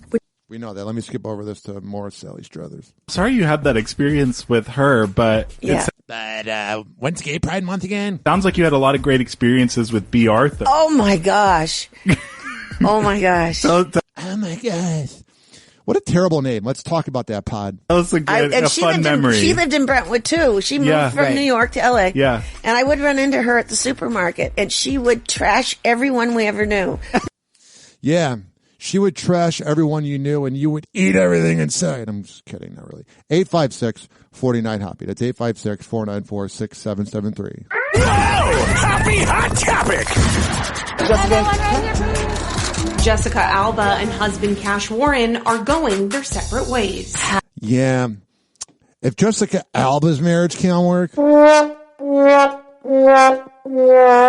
I mean, I don't know whose can. Having someone who was not in entertainment at all, having to deal with so much of our life being kind of like in a fishbowl. I have to say he's like had a lot of patience to deal with that. Jessica sharing the news in a lengthy statement on Instagram, telling her fans she's been on a journey of self-realization and transformation for years. Hell yeah, that's what women call when they, I don't even know what it is. It's, they go through a breakup and they put a lot of effort and they might even invest time into the guy and they feel like they lost themselves. So that's what that is called right here. Self-realization and transformation for years. While she's proud of how she and Cash have grown in their nearly 20 years together, Jess says it's now time they embark on a new chapter of growth and evolution as individuals. They're moving ahead with love, kindness, and respect, and their children remain their top priority. The couple split comes... That's good. And if you're listening and you're going through a bitter breakup or divorce and kids are involved, I used to produce the Miggs and Swig show on 102.5 The Bone, and Ben Swig, Benjamin Heldfund, and Nikki DiBartolo wrote a book called Our Happy Divorce. I highly recommend it. It was less than 2 months after they were spotted sitting courtside at a Lakers game. That is proof that if you see somebody at a game or out in public on social media and they post a picture with their girl or their significant other, whatever gender they identify as, that just because they're happy in a picture, it doesn't mean anything. Their nearly 17-year marriage now over, 2 decades after first finding love as she filmed The Fantastic Four. My 5th grade self loved that movie. Yes, I want to make my audience feel old. I was in 4th grade in 2004.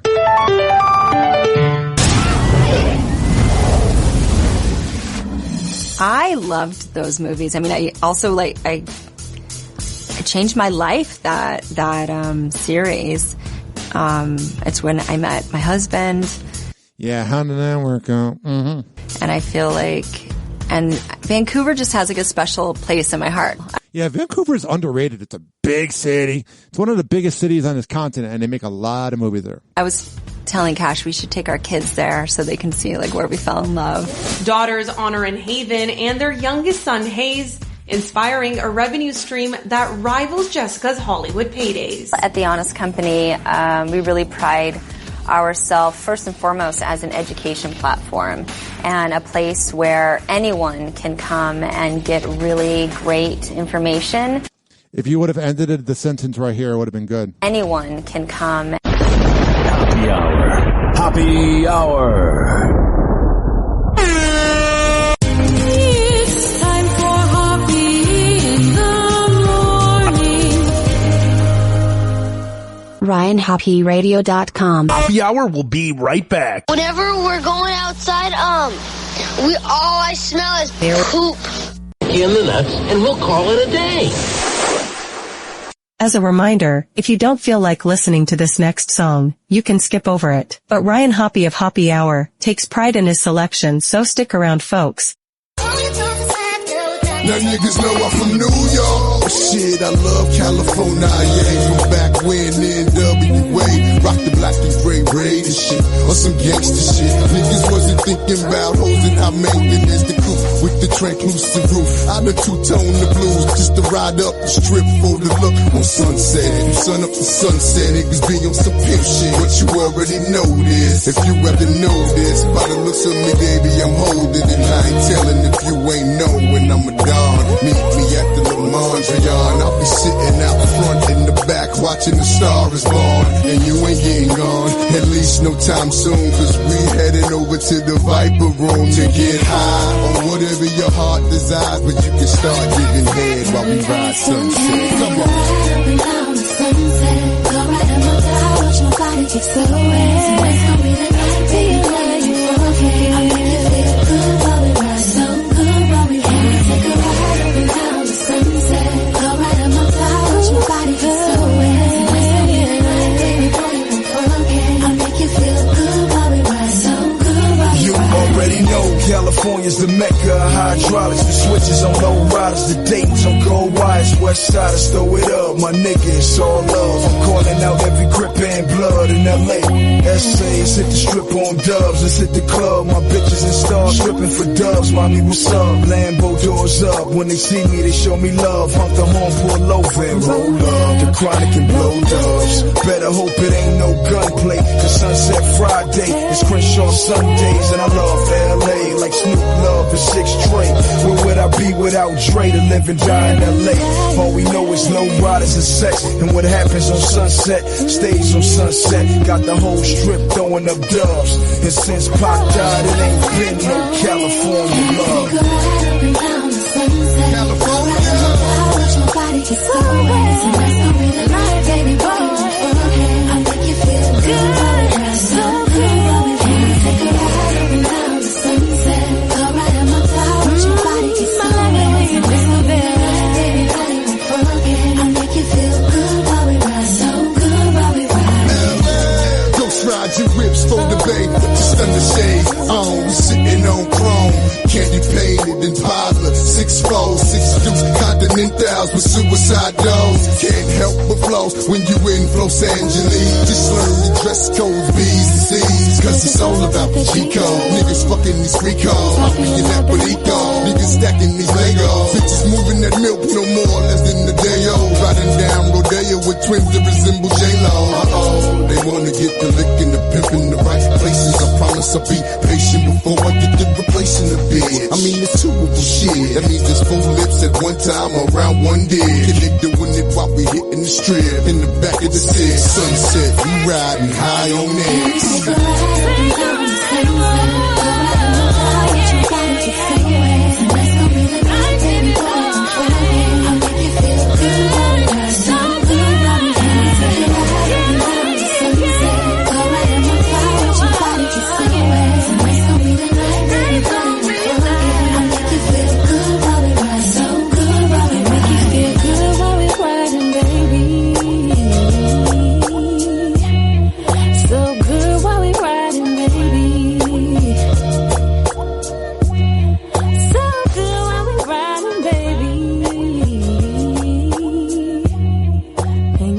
just drives me crazy.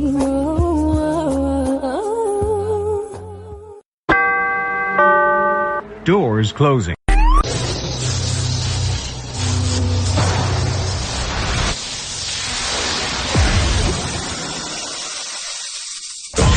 And now, something completely different. It's time for Hoppe in the morning. It's Hoppe Hour!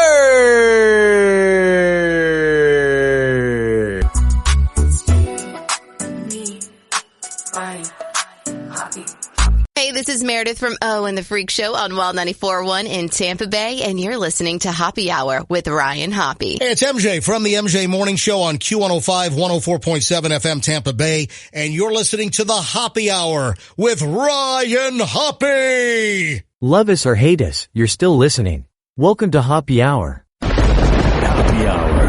Hoppe Hour. Ladies and gentlemen, here it is. The most listened to radio show on the planet. Even the other stations are tuned in too.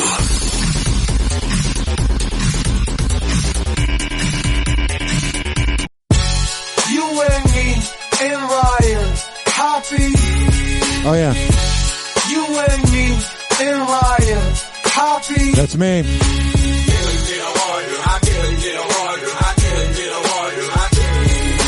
This is our longest show ever. I'm on a roll today. I can't even talk anymore. Maybe I'm not. No, I am. 856-49-HOPPE. 856-494-6773. You can tweet at me at Ryan Hoppe Radio. Me and Ryan Hoppe. You can always email me, ryanhopperadio@gmail.com. You know what I mean? You got it? I get it. I got it. Good. Whoa! Happy hot topic! And it kills me to say it. It's true. Tommy Fury breaks his silence on his shocking split from Molly May Hague. Yeah, he definitely cheated. The Love Island UK alum opens up to Men's Health UK in a new interview January 15th. He has really pretty eyes. And he reveals what really ended his relationship with his former fiancée, Molly May. And you can ask Molly herself. The reason why me and Molly broke up because I got addicted to alcohol. Yeah, that'll do it. And I couldn't be the partner that I wanted to be anymore. Yeah, that'll do it. And it kills me to say it. It's true. You know, I couldn't be. Loved a pint of beer, loved a drink. Yeah, I used to drink throughout my 20s, and that's a real thing, because you just get this Superman energy when you're drunk. It's why I switched to kava. You know, and weed. Is what it is. Following their split, rumors quickly circulated that Tommy had cheated on Molly, something he denied. But he admits alcohol was the true culprit behind their breakup, and that cheating was never a thing that... I wonder if she was just spreading the rumors, because a lot of times when drinking's involved in a breakup, the woman just blah, blah, blah. Played a role. People don't know the half of it. If it's not come from my mouth or Molly's mouth, it's complete and utter bull. It's like, all I've been seeing for the past 6 months is cheater. Oh, he cheated, he slept with me, he slept with... I actually kind of believe him now. This girl, slept with that girl. Complete and utter bollocks. And you can ask Molly herself.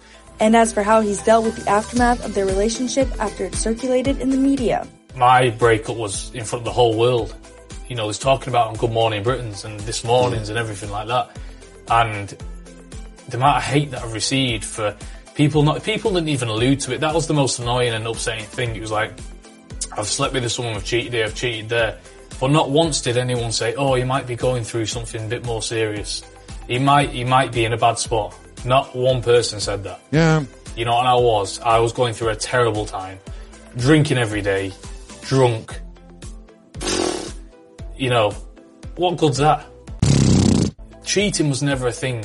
Like, you can ask Molly. Honestly, he seems like a classy guy. I kind of blame him. To yourself, it was the drink. I mean, a cheater would lie, but... And the drink the drink is not a good thing. So that's why I say to everybody, if you need to get a grip of it. If you're in the same spot as me where, you know, you just think that it's going to cure all your problems, you don't. You just wake up even worse. The thing was, I didn't like myself in my 20s, so I felt like I had to drink to be likable. It was sad. The boxer notes he is now focusing on his nearly 2-year-old daughter Bambi, whom he shares with Molly. So, you know... I like hearing these millennial celebrities, like, say, I'm going to make it work for the kids. I've got myself out of that now. I've got a completely different mindset. But it's just, you know, I just wish people would have took some time out rather than give me so much... Yeah, the problem is, when there's a breakup, the man gets thrown out of the bus. Beat me up every day, all day. And before they even knew what was really going on. Like, it's just so crazy to me that we live in a world where people can judge you before they know what's even going on. People can judge a full situation before they know even what's going on. His confession comes just months after Molly told British Vogue that Tommy would eventually talk about things when he felt the time was right. Telling the outlet, I do think that when he's ready, like maybe more will be said, but I think that's for him to do on his terms. It's not like it's gossip, it's real life. Continuing, I didn't want what happened to happen, adding that she wanted to get married to Tommy, 100%, and that would never have changed.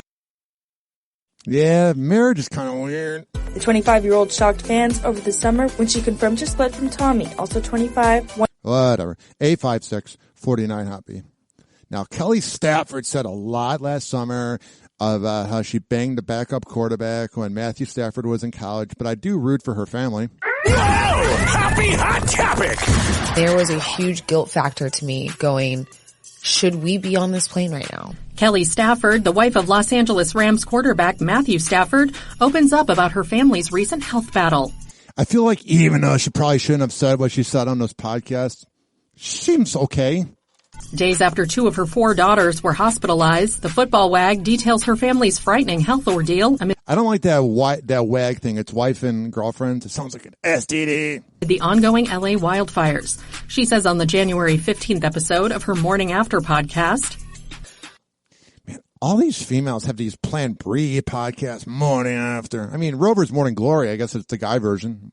Morning Wood. We were battling the flu over here. I think I was in bed for at least 48 hours. Did not get up. The Rams' January 13th home game against the Minnesota Vikings was... By the way, they're getting really hot at the right time. And they've already won a Super Bowl. Relocated to Glendale, Arizona due to the blazes, with the team and their families being flown in ahead of the matchup. But as Kelly and her kids battled the flu, she admits she was reluctant to get on board. We were sick on that flight. And there was a huge guilt factor to me going, should we be on this plane right now? Because of everyone surrounding us and everyone who has to play this game. Kelly and her 7-year-old twin girls, Sawyer and Chandler, as well as 6-year-old Hunter and 4-year-old Tyler, did a lot of kids travel with the team in the end, opting not to separate their household amid the devastation ravaging Los Angeles County. And, I reached out to multiple people, like, get your ass on that plane. No one is going to we all need to be together. And that was such an incredible thing for me to hear because there was a little bit of like, should I just stay back with my children? Yeah. Yeah. I like how I said yeah at the same time as that co-host. And then again, Matthew was like, no. Yeah. Like we will do whatever it takes, but we are all getting on this plane. We're going to be together right now. Yeah, I get that because we had to deal with hurricanes here in Florida. It's very weird when natural disaster happens because we're just here on this planet temporarily and we're just borrowing time and we're borrowing space here. After revealing her family's flu battle on the January 7th episode of her podcast, Kelly shared a photo on her Instagram stories January 11th of 2 of her girls sharing a hospital bed. All right. I try not to talk about the kids on here, but I saw this headline here. And this is just the case of someone who doesn't like the taste of their own medicine. We all know that Cardi B used to rob men, but now she's mad that she's getting robbed. That's called a taste of your own medicine and karma. Whoa! Happy hot topic! Mom robbed me cold. Wipe my nose. Does Cardi B ever talk in like a inside voice? Like I bet in school she was really irritating if she even went to school. Heard she graduated 2nd grade. Yeah, you and your mom robbed me cold. Wipe my nose. Cardi B is calling out her husband and mother-in-law. Yeah, I feel like Cardi B is never the problem. During a January 14th conversation on X Spaces, the rapper claims that estranged husband Offset and his mother, Latavia Woodward, have stolen from her. Yeah, that's just Cardi B projecting. I know most rappers cheat, but if he's cheating on you all the time, you're definitely a problem. Not defending cheating, but... I ain't listen after you and your mama robbed me. Yeah, you and your mom robbed me cold. Wipe my nose.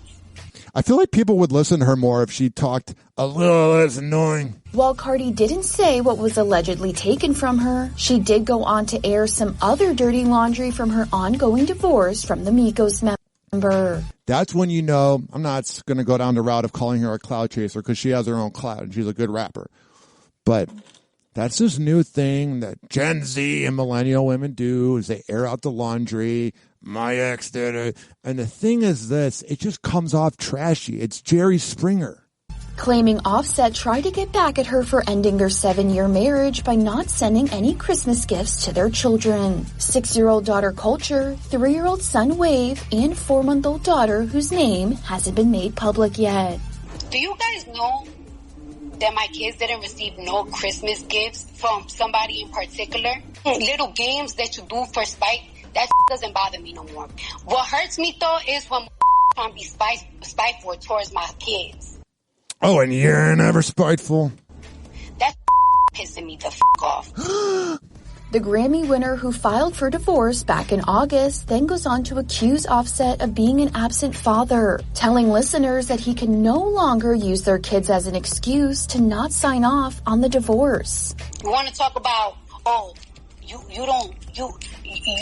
haven't accepted the divorce because you're not going to agree on my terms because you just want to see the kids. You want to see the kids. You just called your daughter for the first time this year, yesterday.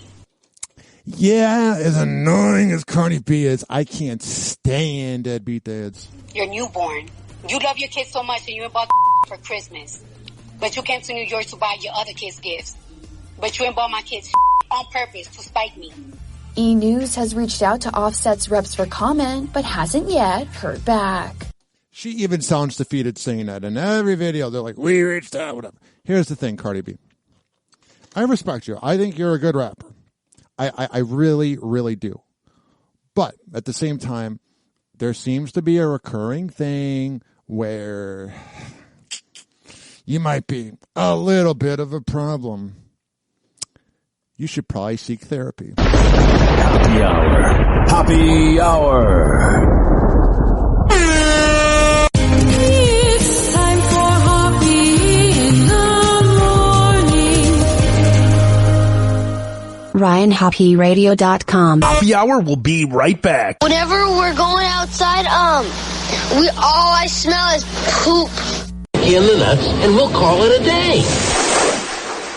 As a reminder, if you don't feel like listening to this next song, you can skip over it. But Ryan Hoppe of Hoppe Hour takes pride in his selection, so stick around, folks.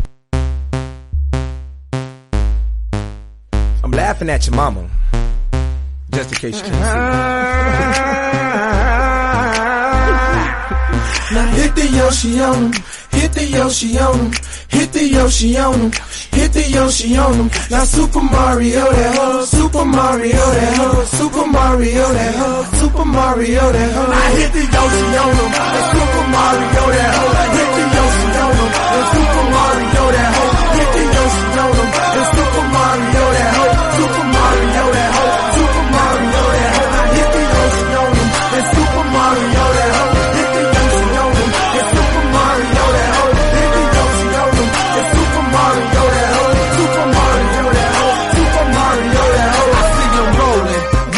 They vibing to the song. Them boys start acting up, hit the Donkey Kong. It rolls so hard, it's sucking up your Genesis.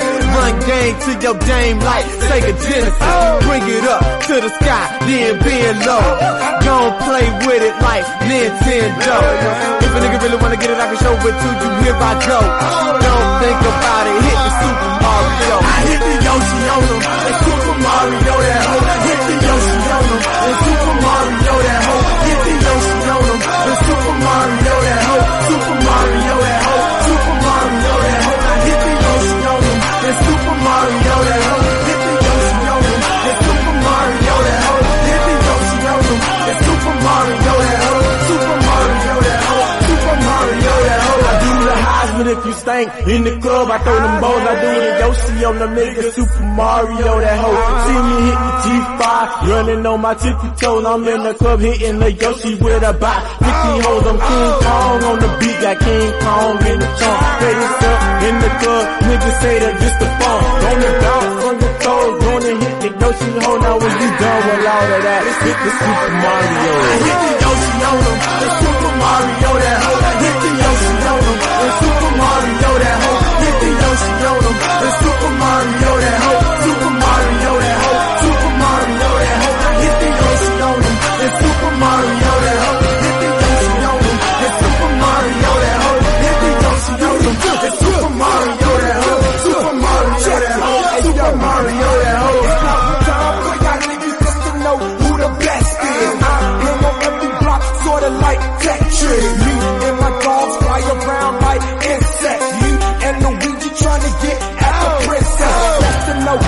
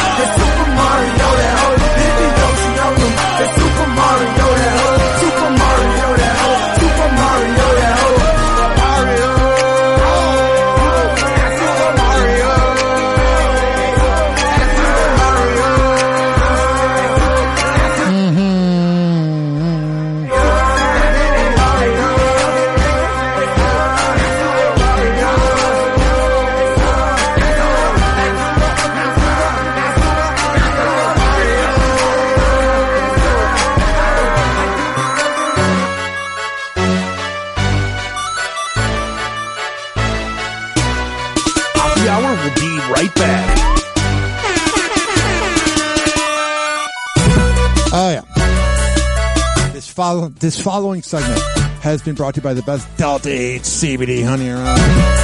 DZBZ Honey at DZBZHoney.com. Lollipops, a honey stick, a jar of honey. Whatever the hell you need, go to DZBZHoney.com and use keyword Hoppe, H-O-P-P-E, not H-O-P-P-Y. You know what I mean? Jelly bean. It's a little Rovers Morning Glory reference. This is being brought to you by Fortify.com, Fortifeye.com. It is the best pre- and post-workout around. At checkout, use keyword Ryan20. This is being brought to you by Amir Academy of Martial Arts at AmirAcademy.com, 2700 22nd Street North, and that's in St. Petersburg. Women's self-defense classes, kids classes, MMA classes, whatever the hell you need, go there. This is also being brought to you by WestChasePrinting.com, the best printing company in all of the Bay Area. Posters, business cards, yard signs, whatever the hell you need, go there and tell them about me on the invoice. This is being brought to you by Rich Cayley Master Barbershop at richkbarber.com, 4545 West Kennedy Boulevard, and that is in Tampa. Sign up for an appointment at richkbarber.com and tell them I sent you to save $10. This is being brought to you by, what else? So, counselingoncall.net. If you live in Florida and Maryland and you need help with your mental health, go there and tell them I sent you. Go to Strange Cloud to Clearwater, 2222 Main Street. For some of the best kava, kratom, THCA, Delta 8, and mushrooms. When you go there at 2222 Main Street in Clearwater at Strange Clouds of Clearwater, tell them I sent you for a great deal. And finally, we are live from the chill room of Pinellas Park. All right. We're going to come back on Hoppe Hour. This show's going really long, but we're going to come back. And we're just going to keep this party going and going and going. Pretty much because I don't want to have an existential crisis, because when I'm done with the show, I'm like, what's next? Doors closing.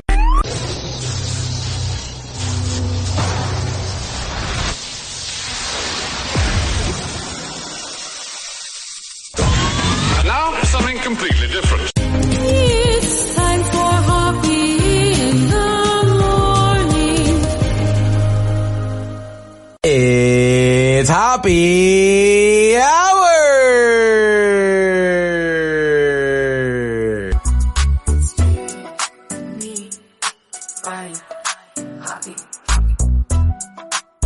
What's up? This is Lex Staley from the nationally syndicated Lex and Terry Show, and you are listening to the Hoppe Hour with Ryan Hoppe. Live from Tampa Bay, you are tuned in to Hoppe Hour. Hoppe Hour with Ryan Hoppe is your alternative to the typical morning show with fake dating segments. Hoppe Hour.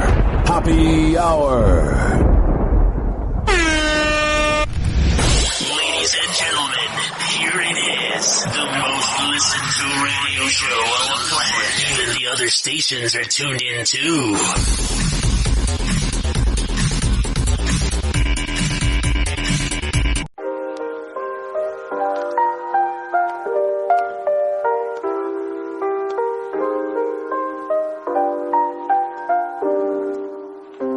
Hoppe Hour in the air. Feel the vibe everywhere.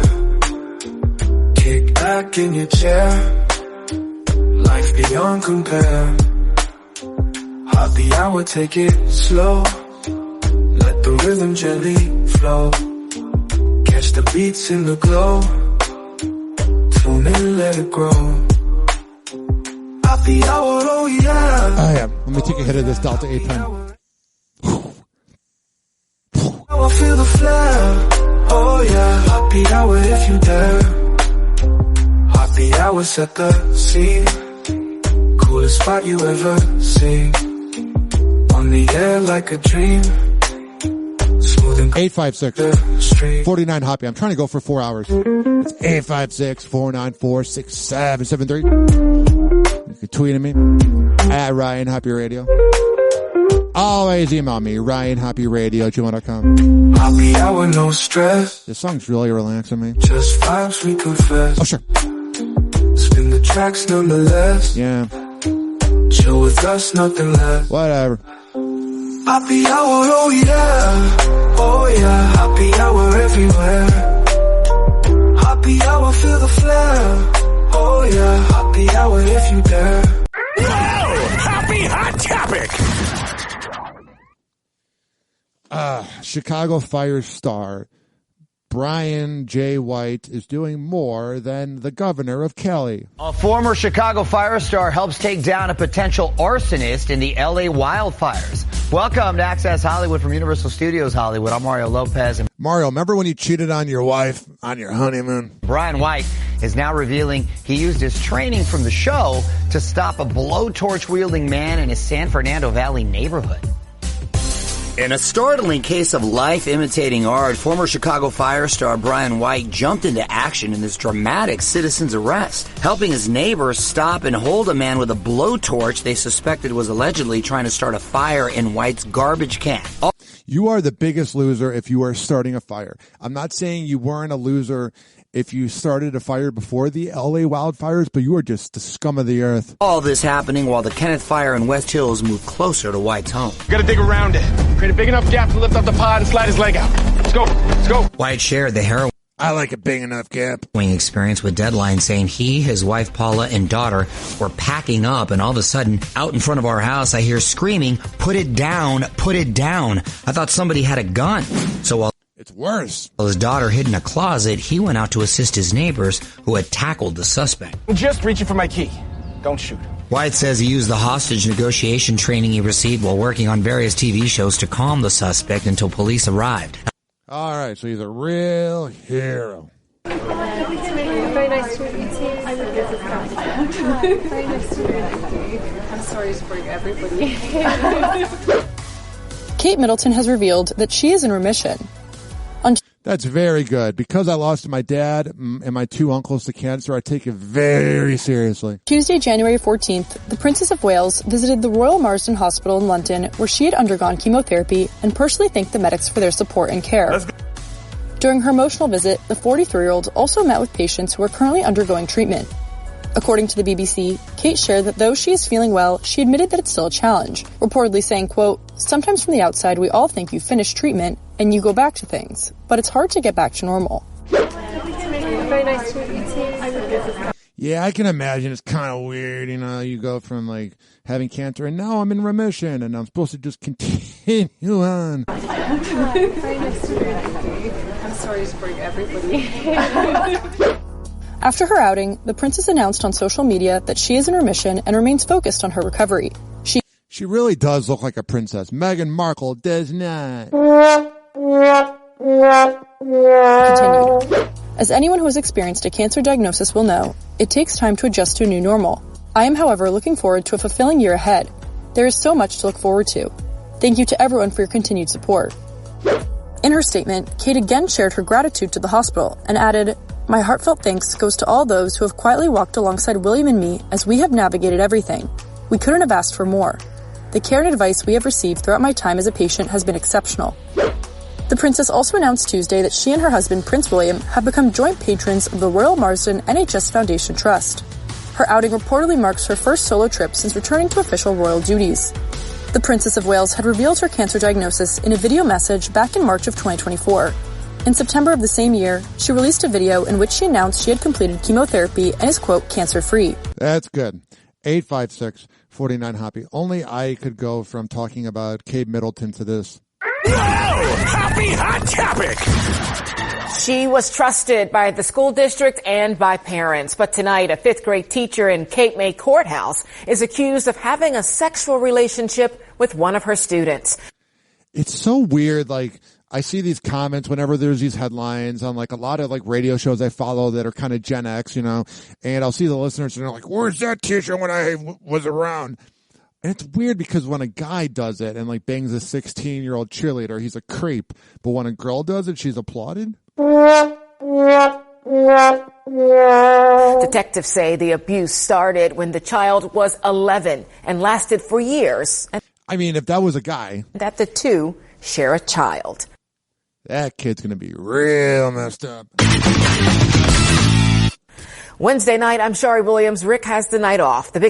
I love when they say that because, you know, like the people that are off don't want to be forgotten about. Like when I worked on the Pat and Aaron show, when you went to break, you had to say, "I'm Pat and I'm Rock Riley, in for Aaron Jacobson." Story on Action News tonight is a South Jersey teacher behind bars accused of sexually assaulting a young boy and having a child with him. Action News reporter Leland Pender has the story from Cape May County, and detectives say the investigation is far from over. Middle Township Police and the Cape May County Prosecutor's Office both investigating here. Prosecutors say these alleged crimes occurred between 2016 and 2020, but the arrest just coming Wednesday. They're now asking anyone that might have even more information to please come forward. Once a fifth grade teacher, now behind bars with bond revoked. 34-year-old Laura Karen was taken into custody at a home on Orbit Drive Wednesday. She just looks mentally ill. In Cape May Courthouse. Prosecutors allege she sexually assaulted a former student for several years and had his baby. Do you know Miss Karen? There's nothing to see here. There's no one that wants to speak with you. This I wonder if E! News reached out. Unidentified man pulled up to the home while we were there. A short time later, another woman appeared from the home after we'd already left. I love how they expect these people that are maybe related to her to, like, talk to the media. Like, I get what they're doing, but it's like, come on now. Do you want to talk to us? No, I want you to see. You came outside. Please, I'm willing to talk to you. Authorities say the abuse began when the victim was 11 years old. According to the criminal complaint, a few years later, Karen gave birth to the victim's baby. Gross. Karen taught at Middle Township Elementary number 2, and the victim was once her student. Prosecutors say Karen and the victim's family became friends. So she's a predator. Leading to the victim and his siblings staying overnight with Karen once or twice a week, but at some point they began living with Karen permanently. Investigators say the case came to light last month when the victim's father posted on social media saying Karen's 5-year-old child looked very similar to him and his son. Yeah, that's got to be weird when you start putting the pieces together. Neighbors say the arrest Wednesday appeared discreet. This woman said she saw multiple black SUVs but didn't realize they were police. If it's true. She's like, it's just another day in Philadelphia. Happy Hour. Happy Hour.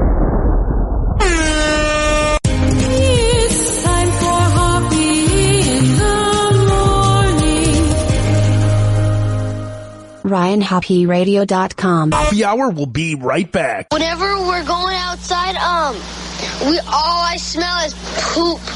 In the nuts, and we'll call it a day. As a reminder, if you don't feel like listening to this next song, you can skip over it. But Ryan Hoppe of Hoppe Hour takes pride in his selection, so stick around, folks. Now she'll go her way, and I'll go mine. Tomorrow will be the same job. One more time.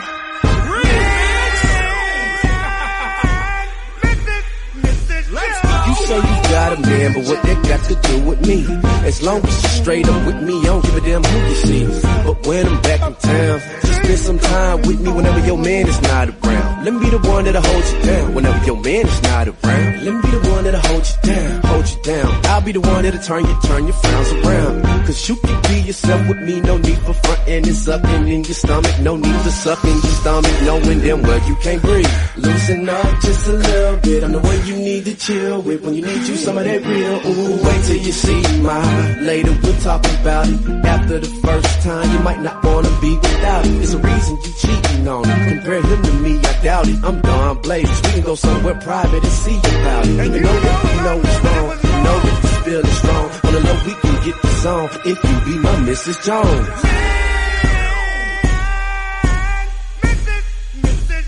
Don't mean to change your name, but I'm gonna call you Mrs. Jones. We both know what's wrong, but baby, we can get this on. Relax and let it flow. Nobody has to know. We got a thing going on, let's keep this on the low. Don't mean to change your name, but I'm gonna call you Mrs. Jones. We both know what's wrong, but baby, we can get this on. Relax and let it flow. Nobody has to know.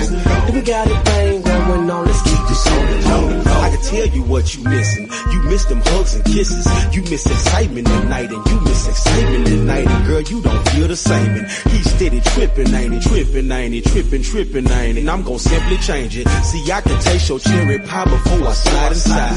See, I Miss Jones them cause they lonely and they decent times. I read between them lines. I see that you be crying cause he ain't even trying, so I'm the one to ease your mind. Girl, you ain't fooling me. Your man ain't who he used to be. And plus, girl, he ain't cool as me. Filthy rich as you can treat. You just like the Queen of England. So when you're ready for some freaking, you ain't gotta leave him. You can be my Mrs. Jones.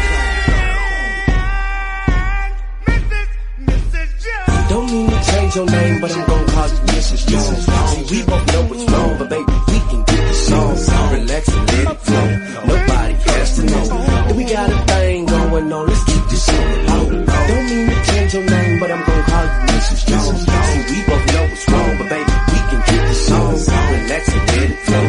Nobody has to know. We got a thing going on. Let's keep it on the low. Let's get busy, baby. Take it off. Make it wiggle when you walk. Neighbors gonna call the law, cause I'm about to break you off. Got kids, lock them out. Send them out with your spouse. Make it rock when it's off. Wanna see you quite a while. Me and you, let's have a ball. Make it hot like Arkansas. Snatch the phone out the wall. Let me see that monkey paw. Tip it low, ride it slow. On the bed, on the floor. Up and down, there we go. Round and round, yeah, you know. Breathing like some animal. Find the camera, strike a pose. Girl, let's take a lot of those. When we done, take some more. I know you tired of creeping, but now you know you cheating. But you with me because you like the way that gay is eating. You know it feels good, but we both know it's wrong. This what it is, girl. To my Mrs. Jones. Don't mean to change your name, but I'm gonna call you Mrs. Jones. See, we both know what's wrong, but baby, we can get the song. Relax and let it flow. Nobody has to know. We got a thing going on. Let's keep this on the low. Don't mean to Oh yeah, Lil Rock Players with Mrs. Jones remix. I would play the original one, but I can't because of copyright. All right. If you're listening right now on Z Radio Live, hello, how's it going? Doors closing.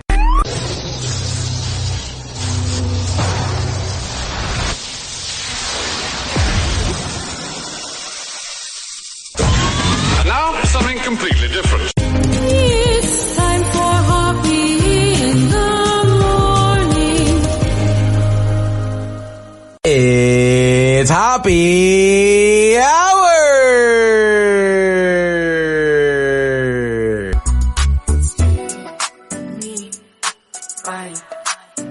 Attention, this is not AI. I am a real human being. This is Jeff Zito from 98.7 The Shark, and you are listening to Hoppe Hour with Ryan Hoppe. Hey, this is Southside Steve out of Atlanta, Georgia, host of the Yet Come On Show podcast. And you're listening to the Hoppe Hour with my friend Ryan Hoppe. Hey kids, it's Brother Weeze, and you are listening to the Hoppe Hour with my main man, Ryan Hoppe. Hey, this is Fish Calloway, and you are listening to my best friend, Ryan Hoppe. He taught me who the hell writes this? Who writes this? Did he write this? Why would he write this? It's Hoppe Hour with Ryan Hoppe. Where cancel culture fears to tread, it's Hoppe Hour with Ryan Hoppe. Because vanilla radio is for the faint of heart, welcome to Hoppe Hour with Ryan Hoppe. Hoppe Hour. Hoppe Hour. Ladies and gentlemen, here it is. The most listened to radio show on the planet. Even the other stations are tuned in too.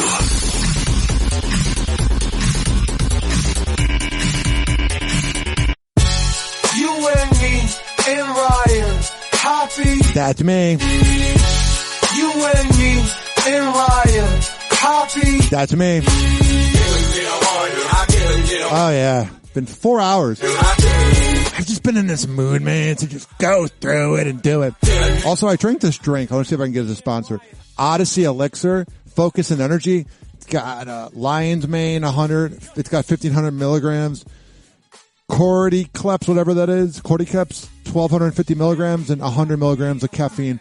And it gives you wings. Ryan Hoppe. Never. 856. That was riveting. 49 Hoppe. So when you're ready, 856-494-6773. you wanna feel happy. Starting talking like Mike Tyson and Michael Strahan meets Ryan Hoppe. But you don't wanna. That's what you'll do when you're 4 hours in.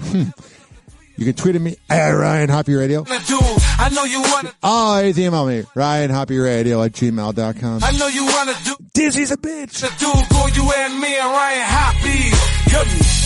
You and me and Ryan Hoppe. Alan Cox is a bigger bitch. You and me and Ryan Hoppe. Whoa! Hoppe Hot Topic. Feel it, feel it. Come on, believe it. Say it like you mean it. Shout it out. Feel it, feel it. Come on, you need it. How you do it. Yeah. So I've been covering celebrity news for 7 years. And I used to really go off on Wendy Williams. But life's short and she's not doing too well. We're going to end Hoppe Hour with some 13 minutes of coverage. That's how long the video is. So it could be 20 minutes of everything going on with Wendy Williams as she went on the Breakfast Club with my good friend Charlamagne the God. I've interviewed him before, so that means we're friends. Man, you can just party and party to this music.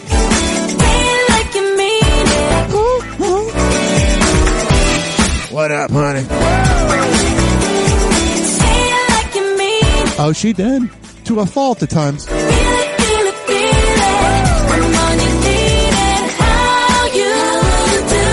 I'm pretty good. Thanks for asking. All righty. Let's get to this right now. Hoppe Hot Topic. Right now, I feel. Yeah. My life is like up. It's really sad because Wendy Williams always ripped into other people and their relationships and their life. And it just seems like karma kind of hit her. I'm not rooting for it, but she ruined a lot of lives. Yeah. Yeah. Wendy Williams is speaking out. The former talk show host, who has been under a conservatorship since 2022, yeah, that's not good, joined The Breakfast Club on Thursday, January 16th. It's funny because she used to cover Britney's conservatorship, where she denied that she is cognitively impaired and revealed the conditions of the facility she is currently living in. That's sad, man. Like, at least live at home. It sucks that you're literally under a conservatorship. You lose power. Because I have empathy. I can feel things. And then you literally have to be not at home. I am not cognitively impaired. You know what I'm You sound a little. saying? No. But I feel like I am in prison. You understand what I'm saying? I feel like I'm in New York City, right? And by the way, my apartment has been sold, thank God, a while ago. But I'm in this place where the people are in their 90s. Yeah. You're 60, though. You're getting a little up there. I swear. I just want to die in my own home. In their 80s and their 70s. And even when people are 60 like me, hey, I'm sexy and gorgeous. Hell yeah. And you fart a lot. I am 60. Look, please, July 18th, 1964, honey. But look, these people, I don't care if they're 50 and 60. They have, there's something wrong with these people here. Yeah, that's you projecting, unfortunately. On this floor. You understand what I'm saying? Yes. And I'm not saying something bad. I'm just saying that I am with these people. I am clearly not... Look, I have breakfast, lunch, and dinner right... I feel like the Breakfast Club is kind of incriminating her. Like, this feels like they're exploiting her. Here on the bed, all right? I watch TV, I listen to radio, I look at the window, I talk on the phone. The 60-year-old's niece, Alex, also joined the conversation, echoing her aunt's comments and providing her perspective about the residents, while also sharing that no one can get in contact with Wendy unless she calls them. Yeah. I've had people I know that I'm not saying at the mental hospital. I just burped. But I know people that were in one, and it's really sad when you can't just reach them. And, what she's saying is exactly what's happened. She's there in New York, in this place, essentially like what some would call a luxury prison, right? This is her room. That's literally her apartment. Yeah, it's just hard to feel bad. I feel bad, but it's like she did ruin a lot of lives. But the thing about this apartment, and you know this, not Wendy, because you're there. It's small. She has a bed, a chair, a TV, a bathroom, and she's looking out one window. The buildings across the street. That's her life. Excuse me, and excuse me, through my money, I had this person buy the TV, the kind of TV I like, a large TV. Yeah, you got to be baller. Understand what I'm saying? Through this person, because all of my stuff is in storage. You understand what I'm saying? For 3 years, this is the reality. This has been our lives. So, but specifically her life. She can call us. We can't call her. That's been the reality since 2023. Wow. Alex, that room that she's sitting in, she's there every day, all hours of the day, every week, every month. She's not getting proper sunlight. I went to New York in October. Yeah, when does the sun come out in New York, though? October to visit her. And the level of security and the level of questions that there were in terms of who am I? I mean, that's fair enough, though. Why am I here? What's the purpose?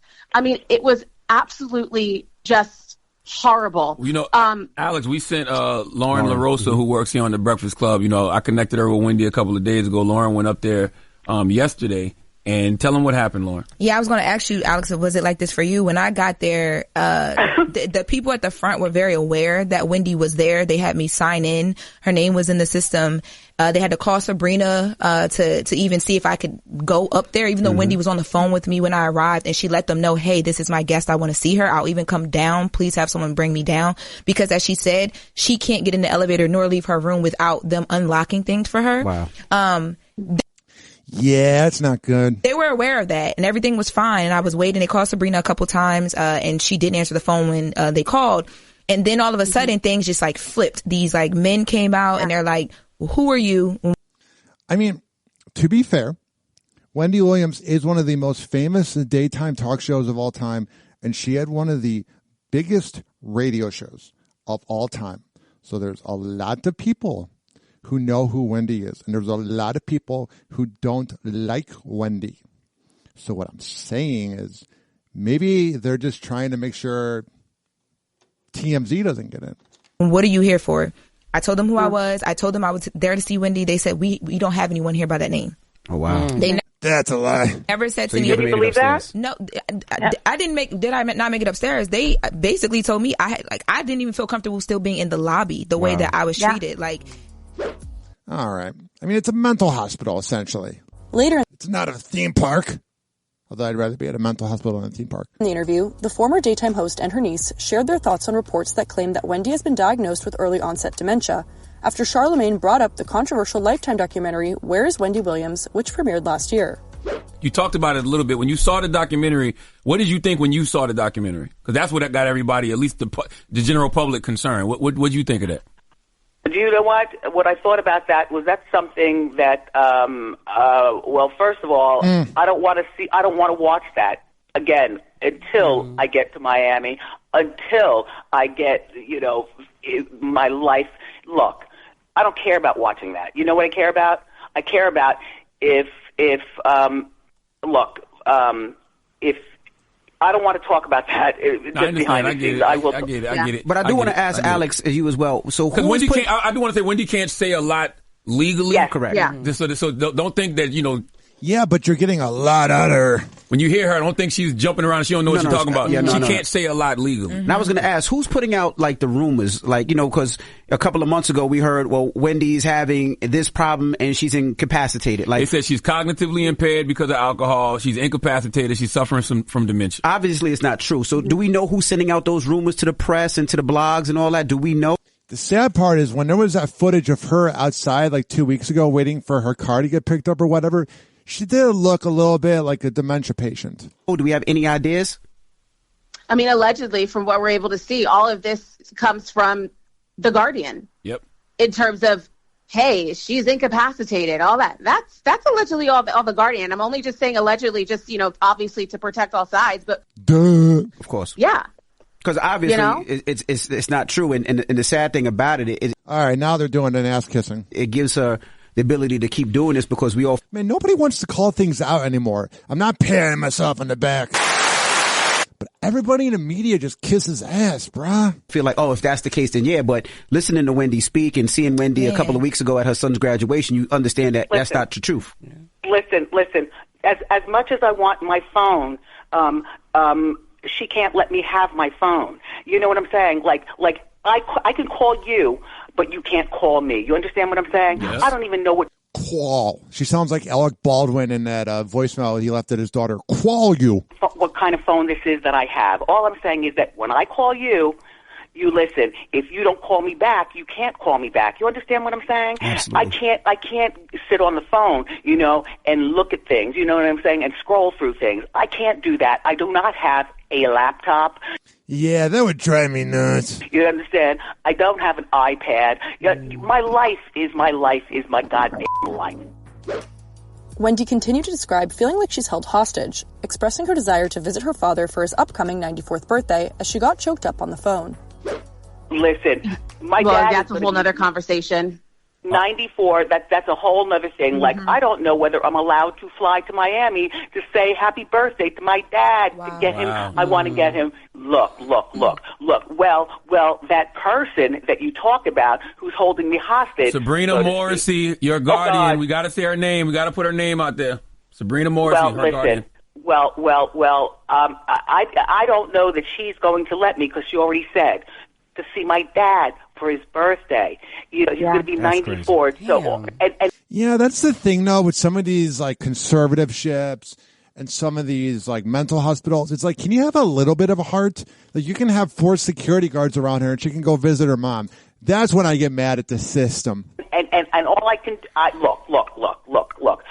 Please continue to talk, Alex. Go ahead. Yeah. Hold on, can I say something out too? Yeah, go ahead. You know, I know, you lost your grandmother, Alex. Wendy, you lost your mother. You were in the conservatorship when that happened. Here's the thing. She was not in a conservatorship when that happened. Mm-hmm. Oh. But that period of time was right before. And to know that she may not be able to come down here for my grandfather's 94th birthday. Every day is not promised. Right. One thing that I know that my aunt wanted, and we've talked about this ad nauseum, she wants to be here for his birthday. Oh, jeez. And the fact that they are playing games about my grandfather being able to see his daughter and my aunt being able to see her father, I'm sorry. That is just absolutely sickening. Like, I'm exhausted thinking about, what if I can't see my dad for his birthday? You know, at 94, you know, the day after that is not promised. It's not promised. You know, I have things from my dad that's in storage. Here's the thing. I appreciate her wanting to speak out, blah, blah, blah, blah, blah, blah. This is not a good look, though. It's sad. Don't get me wrong. But the problem is this. The problem is that, I don't know, it's like... It just feels like this is going to really piss off the mental hospital or whatever hospital she's at. Like, it's like, you kind of don't want to burn that bridge. And there are little things that I say, you know, I'm not going to give it to them, but I'm going to sew them and make them so that they look perfect on me. You know what I'm saying? Yes, I know how to sew. I've known how to sew for years. You know what I'm saying? Oh, jeez. She still has that sass. But I'm saying, like, I want to give my dad some sort of fragrance, you know. I want to go to Sephora and pick and choose. My ex worked at Sephora. It's not a good company. Or maybe she was a problem. Might not be. Yeah. My life is, like, up. Yeah. It is... All right, that was kind of sad. Alex then claimed that from her understanding, her aunt has not had a medical evaluation to see if her rights can be restored, as she slammed the guardianship system. And later, the two alleged that Wendy's cats have also been taken away from her. It truly is. You can't take the cats away. Oh, my God. It's insane. I'm being dead serious. It's a story that's unbelievable. The bottom line is my aunt hasn't had, I mean, we talked about this yesterday, she hasn't had, from what I understand, a medical evaluation to see if her rights can be restored. And it seems as though that instead of this guardian, Sabrina, you know, working with her, it seems as though she's made it difficult every which way for my aunt to be able to live any sort of healthy... Aunt. That's a New York accent. Independent life. Wow. And, it's almost as if she doesn't want my aunt to show that she's healthy and independent. Because that's not a bad point. As we know about these guardianships, and as my aunt has said, the system's broken. Because the longer she's under this guardianship, the longer they have the keys to her life, for her personal, her financial, her emotional, everything. And so that's the reality of the guardianship system. It's overloaded. There's a reason why they're looking at the New York guardianship system right now. There's a reason why lawmakers are calling on state leaders to reform this system. It's because it's broken. And it's a shame that we're in this place. I know I'm getting really emotionally charged right now, but this is how sickening it is and how tired I am of having to talk about this and have these conversations with my aunt, because it's not just her. And thank God that we have platforms like this that we can go on and we can talk about this. But there is a lack of scrutiny across the board. We know there's a lack of funding. There are too few guardians for the amount of people under this system, and as a result, a lot of things go unchecked. There's a lot of neglect, as well as, obviously, we know as well, financial exploitation of some of the most vulnerable people. That's the reality. Those are facts. It's written in print. And my aunt is one of those people, one of the over 28,000 people under guardianship in New York. She's one of those people that's under this situation. Wow. So yes, this is about her. Yes, we want her back. Yes, we want her freed. Yes, we want her to live with dignity and be able to move on with her life. But her story is a fight that many other people are going through as well, and they don't have the resources. All right, there you go. 856-49-HOPPY. That's 856-494-6773. You can tweet at me at Ryan Hoppe Radio. You can always email me, bro. RyanHoppeRadio@gmail.com. I still have the energy. I still want to go. Here's what I think I'm going to do. We're going to do 2 more breaks. One's going to be celebrity news, which we do on this show. And then one is going to be local news. And then we'll get up on out of here, maybe. Or what if I just go until I die? I don't know. Happy Hour. Happy Hour. It's time for Hoppe in the morning. RyanHoppeRadio.com. Happy Hour will be right back. Whenever we're going outside, all I smell is poop. In the nuts, and we'll call it a day.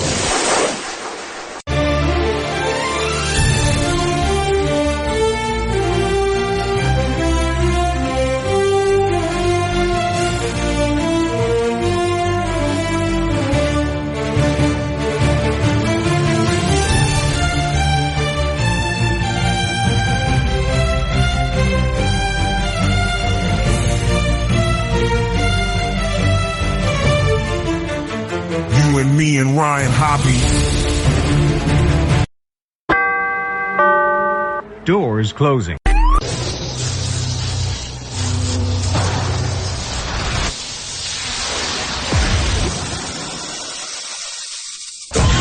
And now, something completely different. It's time for Hoppe in the morning. It's Happy Hour.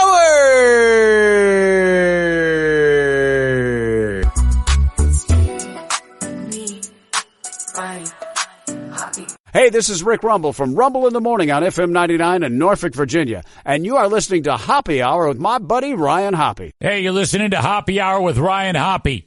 This is Eric Zane. I don't know these two people, but I know they're fucking assholes. Mike Calta and Rover, suck my dick for what you did to Ryan. Fuck off. I love Ryan Hoppe. The man, the myth, the microphone. Ryan Hoppe returns with Hoppe Hour. Happy Hour. Happy Hour. Ladies and gentlemen, here it is. The most listened to radio show on the planet. Even the other stations are tuned in too.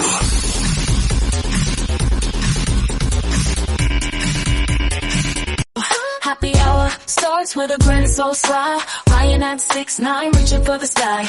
Cat named Luna with a purse so sweet. St. Pete streets where they tap their feet. Whispers our secrets in the midnight air. Hoppe brings the heat with his devil may care. Talks about love with a twist of gold. Celebrity news like stories untold. Tuning gather round, it's the Hoppe vibe.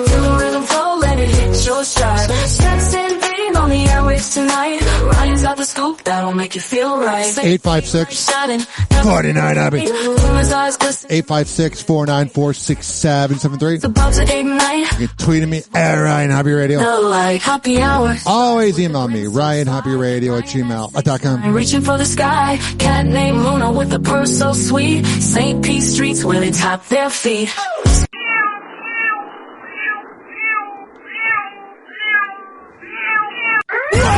Happy Hot Topic! Prince Harry and Meghan Markle are showing their support. We're told they opened their $14.7 million home in Montecito, about 90 miles north of LA, to friends who were forced to evacuate. Yeah, like, I was going to say earlier that it feels like they're doing everything for attention. Sometimes it's like, I feel like they purposely are looking for people to be at these photo ops.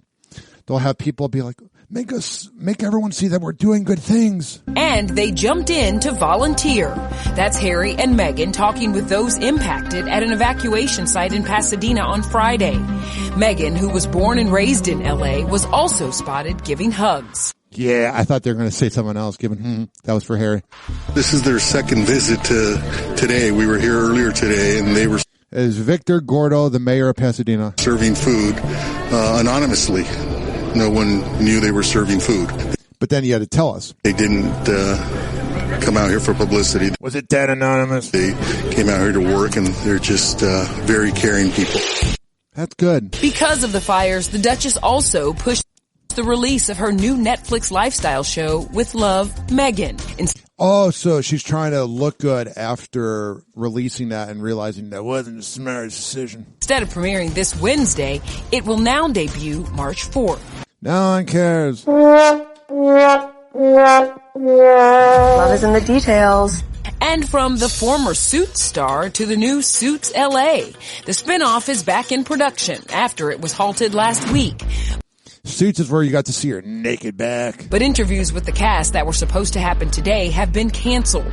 That includes Brian Greenberg, who lost, quote, what was supposed to be our forever home. It's so sad. Like, a lot of people are douchebags. Like, I know the rich and elite didn't really care about our hurricanes or tornadoes in the Midwest, if you're listening there. We have a lot of listeners in Tulsa. But I'm going to tell you, like, they're still human. Fires. He and wife Jamie Chung shared this video of the devastating aftermath. All right, so there's that. All right. Influencer Olivia Davis. I'm not a racist, but sorry for butchering Megan Thee Stallion's name. Influencer Olivia Davis is clearing up the air amid allegations she's racist following her controversial comments regarding her ex, Tory Craig, and his new flame, Megan Thee Stallion. Let's hear this. Talk. And we're scrolling. Meg Thee Stallion pops up with some guy, and Eva's like, isn't that Olivia's ex? Do I start the one where my ex is dating the Megan? Was it the Megan Thee Stallion? What's her name? You're real bitter. There's this thing, man, to talk about at every show. These Gen Z girls always feel like they got to talk about their breakups. It's not that interesting. Mm-hmm. Meg Thee Stallion. Meg Thee Stallion. Meg. Megan. I'm just going to call her Megan. Who's Megan? Who is Meg? I don't know. I just get my vowels like always mixed up. It's okay, so she's from Russia. Like, she's a foreigner. So I saw this. Yes. What a horrible podcast. I can see why Howard Stern hates podcasts. From Russia. She's a foreigner. So I saw this. Yes. Me and Eva, we were sitting in bed. So this is Lana Rhoades scrolling on. And Alexa Adams, former porn stars, talking to an influencer. The same Lana Rhoades that wants her past erased. We were sitting in bed scrolling on TikTok. And we're scrolling. Meg Thee Stallion pops up with some guy. And Eva's like, isn't that Olivia's ex? And I'm like, oh yeah, his name's Tory, right? Yep. Not Tory Lanez, a different Tory. Yeah, it is kind of weird how she got shot in the foot, Megan Thee Stallion did, by Tory Lanez. And then she's dating someone new. When I saw it, I thought that was like Tory Lane's real name. It's like, why would you go back to someone that shot you? Yeah, not that one. Just imagine. Interesting. Yeah. Interesting. Wow. Real riveting radio. I can't even get mad though, because it's like, damn, like, that's kind of a flex, you know? Like, No, you sound a little mad. I can't even be mad at that at all, because like I just wonder what his type is, because that is a good point.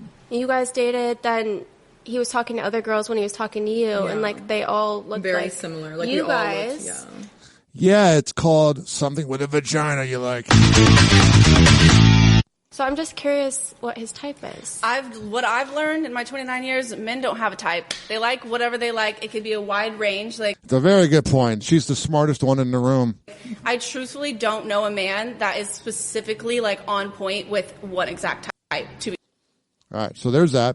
And then here is influencer Olivia Davis saying she's not racist.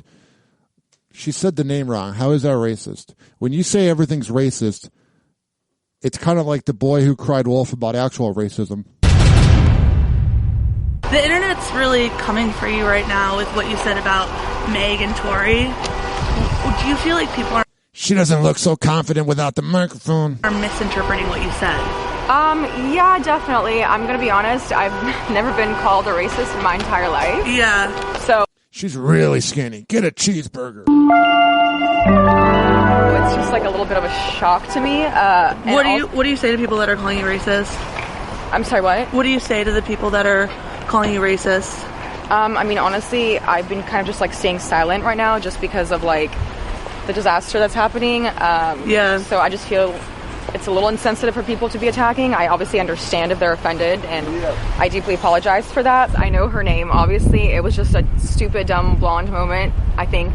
Yeah, at least she admitted it. I kind of like this girl. Hit me up. In the moment during our podcast, and I actually do have like an issue with like pronouncing vowels sometimes. Oh, really? And I'm not gonna like play the victim or use this as an excuse because I am foreign. I wasn't even born here. I didn't speak English when I came here. Clearly, now you can hear that I do speak proper. She does sound really good for not being from here. For English, but I do have a tendency to mix up vowels, especially if I'm nervous. And in that moment during the podcast, I was very nervous just from personal things I was going through. Yeah. And me butchering her name, Okay, so she's not racist. Was an innocent mistake, so no one had thought that it was going to be an issue. So, like, I obviously do apologize for anyone that I've offended, or I understand how that could be disrespectful, but that wasn't, like, my intention at all. Yeah, it's just like It was just an honest mistake, yeah. And I'm going to try to say it, Megan Thee Stallion. Okay, there you go. She got a good sense of humor. Megan Thee Stallion, I got you, girl. I'm so sorry. You are a fan of her, though. Yes, yeah, like I'm a fan. I clearly have used her songs. A lot of people are thinking that I'm bitter, that I'm angry, but I'm not. Like I said, we haven't been a thing for years, so I'm not like bitter about it at all. Yeah, the mispronunciation was just like an accident. Yeah. Why do you think that She's just trying to get to the car like, get me out of here. Tori's dating Meg? Because you said that obviously you didn't think that that she was his type. I mean, I think she just regrets the whole podcast. Say that, by the way. That was something that was said by my host. I just chimed in that he happens to, see or date other girls that look similar to me, and that has nothing to do with race. Like, I'm shocked that that's even being said, but no. It feels like maybe they're trying to go after the white girl. No, I don't think she's not. Like maybe they're being racist. His type. I think I was just more so shocked that he was dating someone in the public eye that's as big as her, because she is like a megastar. So I was just more so shocked from my past personal experience of like knowing him and just knowing who he is as a person. Yeah. And maybe he's changed. Obviously, like he has changed. That's what happens after a breakup. 856-49-HOPPY. That's 856-494-6773. All right, we got some Tampa news right now. Happy Hot Topic! County man who crashed into another car at more than 100 miles per hour is behind bars tonight. Police say 67-year-old Gary Manist is to blame for a series of chain reaction collisions that ultimately killed a Tampa mother of 4. This happened near the intersection of McKinley Drive and Bougainvillea Drive. News Channel 8's Georgia MacArthur joining us live in Tampa with more on this story. And Georgia, I know you had a chance to speak with one of the victim's mother tonight. What did she have to say? Keith, the victim's mother, tells us that she is relieved an arrest has been made, but it doesn't ease her pain. Of course it doesn't. He took my baby from me. Yeah, she was an adult, but she was still my little girl. This is what's left of a Kia Sorento from a crash that killed 26-year-old Paige Howard, a mother of 4, minutes after she left her home in Tampa on January 3rd. So that's Paige. That's her oldest, Neilani. That's Noelle. This is Junior, her son with autism. And that's Nathaniel, her 3-year-old. About a week later, Tampa police announcing the arrest of 67-year-old Gary Manis. This mutant isn't even looking at the camera in his mugshot. What a loser. They say was the driver behind the wheel of this Dodge Ram 2500. Police say he was driving more than 100 miles per hour. I will be honest, I've sped a few times going down to Howard Franklin, and it's so scary when you're going 100 and then you go down to 80 or 70. It feels like you're going slower, like you're going so fast. On a busy street. Justice won't be served until I know for sure he won't spend another day on the road throughout. My daughter doesn't get to see the day of light. Yeah, he should never get a license again. Anymore. He shouldn't. It happened on the intersection of McKinley Drive near Busch Garden, where the speed limit is 35. Yeah, a little faster. The victim's mother calling for change. And cars are just flying down that street. And there's no cameras up on the lights there like there are in other lights. Yeah, it's weird how they pick and choose where they have the lights, the cameras. And this intersection has a history of accidents. Why aren't there cameras up? Why aren't the lights fixed so they have an actual turn arrows? Hopefully it's used as an example. Next on Hoppe Hour for Florida News. Happy Hot Topic! The new report from the State Department of Education shows high school graduation rates are on the rise. This comes after rates slumped. Today's like the national day. I mean, I'm not the most perfect speaker, but this is the national day of every clip that I've played having the person stumble over their words. A new report from the State Department of Education shows high school graduation rates are on the rise. This comes after rates slumped during the pandemic. Turning now to 8 on your side's Alessandra Young, live with the numbers. What's it looking like? Baby. Good morning, Avery. You got to fix that 5-second delay. Good morning, Avery and Deanne. The graduation rate for the 2023 through 2024 school year hit an all-time high at nearly 90%. I don't want to sound insensitive here, but sometimes I am. It's really easy to graduate high school. I'm sorry. I graduated high school in 2012 and I got all C's and D's. Literally, you just have to circle C on every single answer on a test and just show up and write essays. I know some people have hard upbringings and whatever, but it's like, come on. The state's high school graduation rate has increased 1.7 percentage points over the last year, which the Florida Department of Education says continues to exceed the pre-pandemic rate. Pasco County has the highest graduation rate at more than 95%. That's surprising that it's Pasco. They posted on their social media saying they are thrilled, and this milestone makes them the top performing district in the Tampa Bay area. Yeah. Pinellas County grew nearly 4% in the past year at nearly 92%. They stated how this is such a big achievement and that their graduation rate is 20% higher than back in 2013, which they credit to dedicated students, passionate teachers, and a supportive community. If you're listening and you're maybe between the ages of 13 to 18, trust me, just keep grinding. Ask your teachers how to get help when it comes to graduating, because it's the best feeling. I think one of my top moments was walking across that stage and realizing I never had to see those fools again. Hillsborough County saw an increase with a rate of 88%, just below the state average. The district posted on Facebook saying congratulations to their graduates on this incredible achievement. Polk, Manatee, Sarasota, and other counties also saw increases.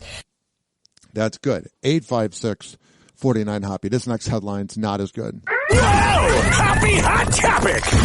A county man is facing numerous charges accused of swindling victims in Bradenton out of tens of thousands of dollars. Authorities say he was selling... Man, that sucks. You swindle people out of money in Bradenton. They already have problems. They live in Bradenton. Selling silver and gold at the Red Barn Flea Market, but never fulfilled some orders, leaving his customers high and dry. UCLA's Allison Henning has learned the suspect had already served time for similar crimes. Seth Lutz served 5.5 years in prison for duping people out of more than $200,000. What a loser. In Pinellas County, deputies here in Manatee County say he was going by the name Steve to try and pull off a similar scheme at this Bradenton flea market. This 63-year-old man is in jail on multiple grand theft charges. He looks like he was crying. What a loser. Seth Lutz ran a booth called Steve's Best Coins at the Red Barn Flea Market off First Street East in Bradenton. Customers looking to purchase silver and gold ended up turning into victims of a crime. The guy seemed all right with me. We did a couple little deals. He had the merchant. The price was right, and everything was fine. That victim told us he put down a deposit and was promised gold coins within 7 to 10 business days, but never got them. Authorities say some of the victims paid Lutz tens of thousands of dollars. He had to be very good at convincing people in order for them to shell over that amount of cash. Yeah, he's a sociopath. And these most recent charges weren't the first for Lutz. Pinellas deputies arrested him back in 2017 after he duped 31 victims out of about $220,000. Scumbag. He served 5 years. He gets out. He's on probation. He obviously doesn't know how to do anything else except go out there and scam people out of their hard-earned money. The sheriff's office says he got away with more than $100,000, but that number could climb as they ask other possible victims to come forward. You know the guy's detached from reality when he literally thinks, I'm not going to get caught. Like these people that do these crimes, tax evasion and that, I'm like, it's not going to end well. And then finally, I'm going to play this 1.5-minute clip about the Tampa Bay Lightning, who the Tampa Bay Rays have awful ownership and the media is afraid to speak out about it. But if the Rays had any class like the Lightning, they'd be so much better off. Happy Hot Topic!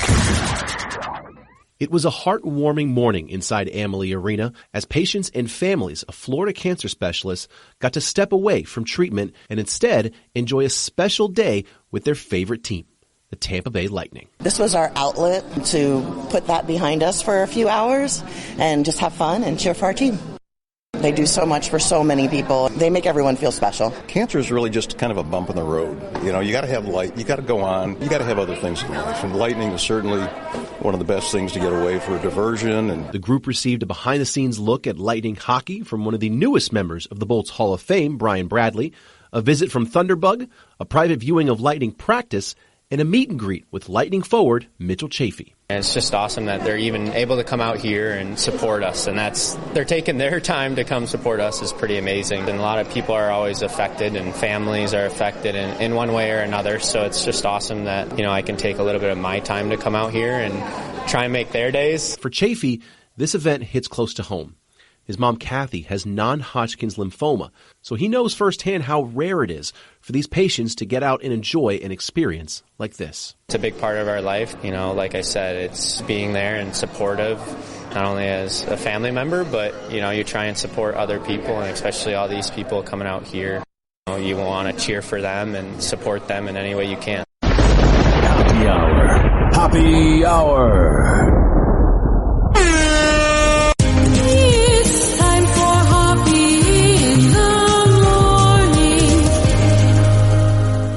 RyanHoppeRadio.com. Happy Hour will be right back. Whenever we're going outside, all I smell is poop.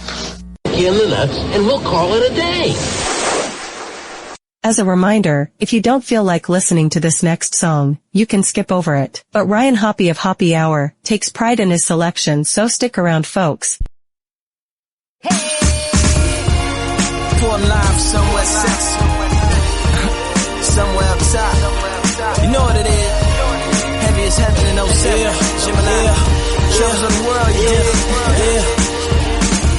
Represented to the fullest. Never met a nigga can take it where I took it. They ain't gon' make you hate us now with it. Troubles of the world, man, then pull it. Come kick it with your homie, I'll show you how to push it. You look in the stand, I'm camouflaged in the bushes. Slide in your mind, I'll show you how to look it. Box in the band like, oh God, my drip. I'ma tell them about you, tell them about we. Let's tell them on 2, tell them on 3. We'll show them what it do, show them what it be. Gym to the M&M, UPE.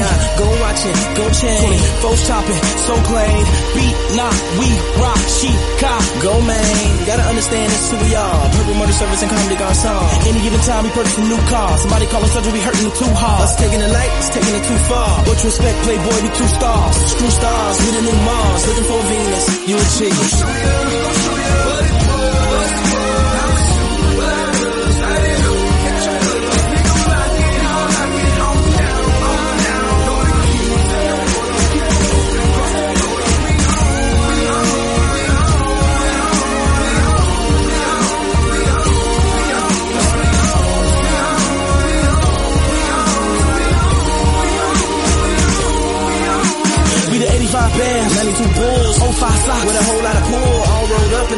up. If you're smart, you wanna be the whole 7 us. Never met it, leaving this cold box. Championship and wear 23s, 24s. Nothing but the best TV screens on the dough. Gotta get it how you living when you living in the gold. When I'm more like no chrome, no tens, 4 phones, just case. ET wanna go home, never chase. Cause in me there is no Jones. Levitate from the seafloor to the ozone. 5-star hotels all week. Non-stops to Paris and cheap. Sick lake views, big penthouse suite. Champs-Elysees is magnifique. Gucci sweats when I'm out in the streets. Linen shorts when I'm chilling on the beach. Idiom when I'm out in the mountains. Maharishi when I'm out on the town end. Spring water, we don't mess with the fountains. Land Rovers back to back when we camping. Philippe lemonade, police did a red. We didn't fade back to the bouncing. Fresh beer smoke when they peel. Speeding on the freeway we till they chill. Did the full then and it's still steel. Got it off the ground like a wilted wheel. You from the west side? Born and raised from the south side, right? So I spent my days where I lay, where I stay. Now you ain't gotta wonder where I get my ways.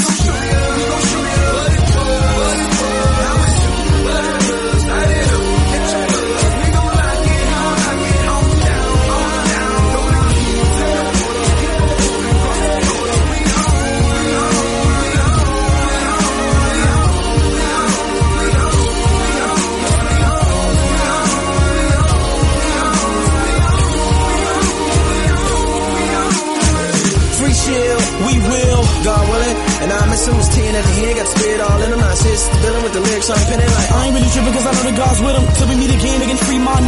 Sick with the pen, I'm a beast man. Blooded new beans, but the 23s don't fit them. And you know you can't red light the green light. Try to break us up, lace it up, keep the team tight. Lifestyle, make it hard for me to sleep nights. I'm on the 747 for the sake of sports car, faster than your car. It's Gemini, and y'all know me. Better together, y'all know the letters. Forever and forever, F and F you. We gon' show you, we gon' show you what it was, how it do, what it does. Light it up, catch a buzz. We gon' lock it, on down, on down. Throw the keys in the motor, keep on moving across the border. We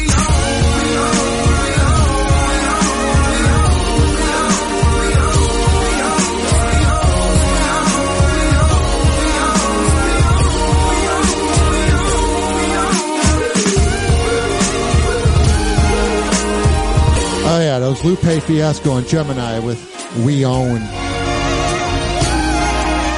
All right, enough of that. I can't be here all day. 5 hours. Should be proud and grateful for me. I swear I'm not a narcissist. Doors closing.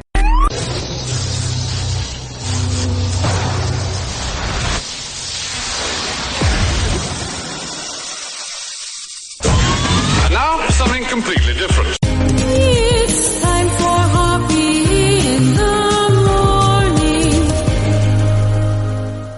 It's Hoppe Hour!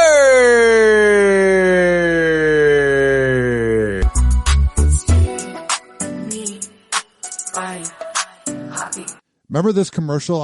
I saw an ad that said, or I saw a video that said 3 hours of commercials from the 2010s. And in the 2010s, you would have wanted to dodge any commercial, but this is the memory. Snatching stuff, Oh, what is going on in here? It's okay, relax. Watch this. Like a good neighbor, State Farm is there. Hey, Dave. Wow. Is that your agent? It's the jingle. Try it. No. Like a good neighbor, State Farm is there. With a sandwich. Oh, yeah. And the girl from 4E? And can I get a hot tub? Nice. Find out what else State Farm agents can do for you at yagent.com. Hey, this is Meredith from 98.7 The Shark in Tampa Bay, and you're listening to Hoppe Hour. If you're easily triggered, now's your chance to leave. Hoppe Hour. Hoppe Hour. Ladies and gentlemen, here it is. The most listened to radio show on the planet. Even the other stations are tuned in too.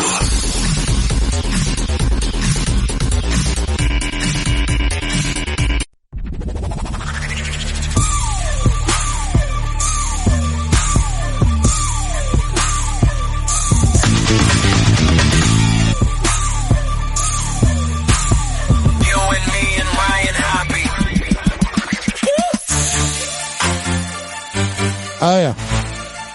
856-49-HOPPE. 856-494-6773.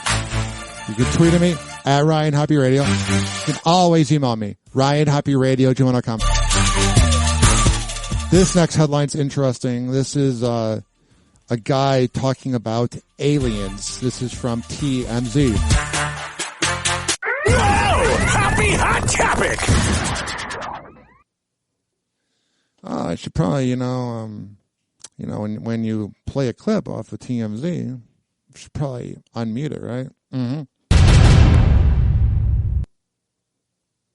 You're knocking on some very big, important doors in Washington, D.C. at this point, and in a very high-profile way. Do you have any concerns for your own safety? Yeah, look, there's always, when you get threats, there's always concern about your safety. When I got to see what happened at that hearing, it's very dramatic, the third episode. I'm still processing what happened. You see me go through it. This is not just a TV show. This is a lens into my life trying to expose one of the biggest secrets, the most kept secrets on planet Earth, which it does, deal with, are we alone in the universe? But also it has to do with the lies on the ground. The public thought we could trust Congress to grab the helms, just go forward and grab the reins and try to do this, try to get transparency on the UFO thing. You'll see in episode 3, I'm shocked. I'm shocked by what went down. The way I see it is this, really simple. We can't deny UFOs are real anymore, whatever they are, whatever their origin are. So all the king's horses and all the king's men, they're trying to shape the emerging UAP narrative again. They're trying to lie to the American public, and I'm not standing for it. I got to say, I really admire your courage because whatever. I want to end this at some point. It's time for Hoppe's Hoops. Yo. Ryan Hoppe on the mic, breaking down the scenes. NBA drama, living out the dreams. Ex-wives wildin', stories about the queens. Dropping knowledge bombs, all in on the schemes. Hoppe's hoops, man, he knows it all. From scandals to the court, rise and fall. Tune in, now you'll have a ball. Hoppe Hour got that shock and awe. MJ to Kobe, legends in the game. Shaq's big presence, Hall of Fame. Hoppe spills the tea, ain't playing tame. Behind the curtain, nothing left the same. Whatever. Hoppe's roots, man, he knows it all. From scandals to the court, rise and fall. Tune in, now you'll have a 856-49 Hoppe. 856-494-6773. You can tweet at me at Ryan Hoppe Radio. Always email me, RyanHoppeRadio@gmail.com. Now, I love Stephen Curry because everybody said that he wasn't going to make it because all he did is shoot 3-pointers. And look where he is now. Analysis sweeper, NBA's real talk cuts through the sleeper. Hoppe's hoops, man, he knows it all. From scandals to the court, rise and fall. Tune in, now you'll have a ball. Hoppe Hour got that shock and awe. Hoppe's hoops, man, he knows it all. Whoa! Hoppe Hot Topic! The NBA posted the full uncut version of the NBA OGs featuring Kevin Durant, LeBron James, and Stephen Curry. And there was a moment in it where Steph Curry took some shots at former NBA players, the old... Yeah, they're the old heads that are just grumpy, that they're past their prime and close to death. Heads. Because you always see former players taking shots at the newer players in the newer generation. Here's what he had to say. Trying to obviously maintain the level that we expect ourselves to be because of the work that we put in. Understanding that the league, there's so much young talent out there, and it's the game has changed even from, when we were from our finals runs and, every year. Yeah, now everyone shoots 3-pointers with all these Gen Z kids that join the league are like, I want to do that. It's like some new style, some new, young energy coming through that challenges you. So trying to meet that moment too is a dope challenge for us. But then also knowing like this video is clickbait. He's not really taking shots. We know it's not going to be around forever. So I feel like it gives you perspective on enjoying the game now because seeing these young dudes come up and understanding. Yeah, it feels like Curry was a young dude. Time has really flown. How much talent there is in the years that we've been in this thing. It is a reminder, like, every day I get to go hoop and put shots up. We were shooting yesterday, we were missing our shot total numbers, and Kay kept saying, "Oh, he has more shots for us." And that made me laugh and like smile. I was like, "Yeah, you're right. We get to, I'm here to hoop and work and trying to still get better." So there's that. And then last night, the Warriors won over Minnesota, but let me see where their rankings are here. the Warriors are in 10th place. They're 20-20 and they're 500, so they would be a play-in team. And Stephen Curry says, shut up and let us figure it out. Before I hurt myself, Warriors closing out their road trip with a visit to the Timber Pups, and we're going to pick this up late in the game, in the fourth. We're tied at 1. Let me skip over this and go right here. Speaking of Steph, he scored 31 points, and now he joins us here on SportsCenter. Steph, you guys had a 24-point lead. Next thing you know, it's a 108-108 game. What did you make of how you guys gathered yourself and pulled this one out on the road? A lot of can't fix that delay, guys. Resiliency tonight for sure, just to weather the storm. We've been struggling. He had 31 points, 7 for 12 from three-pointer. What a game. For a long time, down a lot of guys. Guy Santos gets his first start of his career. There's a lot of girls that have gone down on those guys. Buddy comes alive for us, and, GP coming off the injury list, he gave us so much energy. Wiggs, his return home, everybody played up well, stepped up, did what we had to do to keep our composure, even though they were going to make runs. And thankfully, the ball bounced our way tonight. It hadn't been going that way in a while. Before the game, your coach had said something about we need Steph to hit all the threes, but I need somebody else to step up and hit them as well. Who did the best Steph Curry impression on your team? I mean, it's a collective effort. We're a unique team where everybody has to kind of work off each other. Like I said, Buddy hit some big shots. Moses hit some big shots off the bench. Wiggs was getting to the free throw line, settling us down when we needed to get some points on the board. So just, you never know with us who's going to have an impact. And it's the beauty and the challenge of our team. Steph, you made some headlines the other day when you said that you didn't want the Warriors to go out and just be kind of rash, trying to make some improvements for this team as we get closer to the trade deadline. What type of confidence do you think that instilled in the guys to hear you say that, to say, yeah, we still got some dudes and we can go out here and win some games? That 24-hour media or news cycle is hilarious at times. Hell yeah, call out ESPN. The fact that we... they're freaking out when he said that. Nobody's complacent here. Nobody is okay with just being average. All the Twitter fingers who's got deals that we need to make can kind of just shut up a little bit and let us figure this thing out. Like, we know we can be competitive. We showed, that toughness tonight. Obviously, every team is trying to find ways to get better, and for us, we've been great for a very long time. This is just a unique year where we have to be able to stay relevant and give ourselves a chance and just have some life in a playoff series. And we have a whole lot of confidence that we can, beat anybody. So, yeah. Do you see why Stephen Curry is my hero? He's a badass. Tick-tock, clocks are juking, playing cruel pranks. Hoppy's hour almost done, feels like robbery in banks. Ryan Hoppe on the mic, dropping wisdom in streams. Syndicated sorrow, now it's time to shatter dreams. Oh, the Hoppe hour is coming to a close. Radio waves fading like a wilting rose. Laughter and joy dissolving in the air, but we keep the rhythm. Oh, life's just so unfair.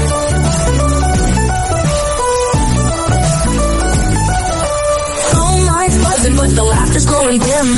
Eardrums mixing Hoppe like fingers without rings. PHX to FM, shout out hit the street. But soon the sound will vanish like shadows in the heat. Oh, the Hoppe hour is coming to a close. Radio waves fading like a wilting rose. Laughter and joy dissolving in the air, but we'll keep the rhythm. Oh, life's just so unfair.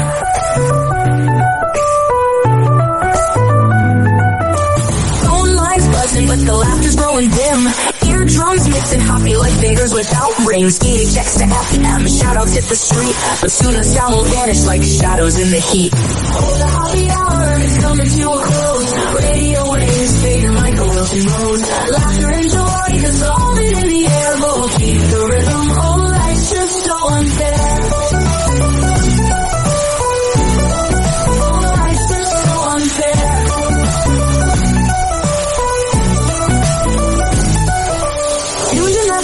Like clockwork to a show. Now it's time to face the silence like a TV on snow. Ryan Hoppe held the mic with humor so divine. The void left in our hearts wider than a canyon line.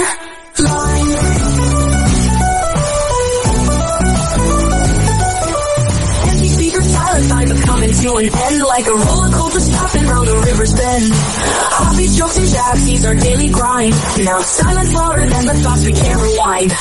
Oh, the Hoppe Hour is coming to a close. Radio waves fading like a wilting rose. Laughter and joy dissolving in the air, but we'll keep the rhythm. Oh, life's just so unfair. The Hoppe Hour is coming to a close. Radio waves fading like a wilting rose. Laughter and joy dissolving in the air, but we'll keep the rhythm. Oh, life's just so unfair. Hoppe Hour. Hoppe Hour.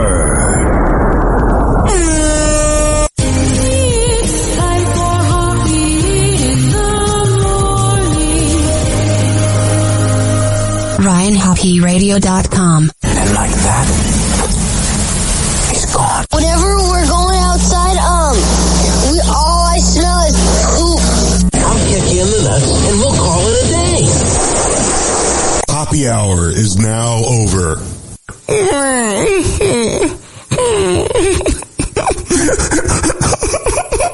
Hoppe Hour is now over. Game over.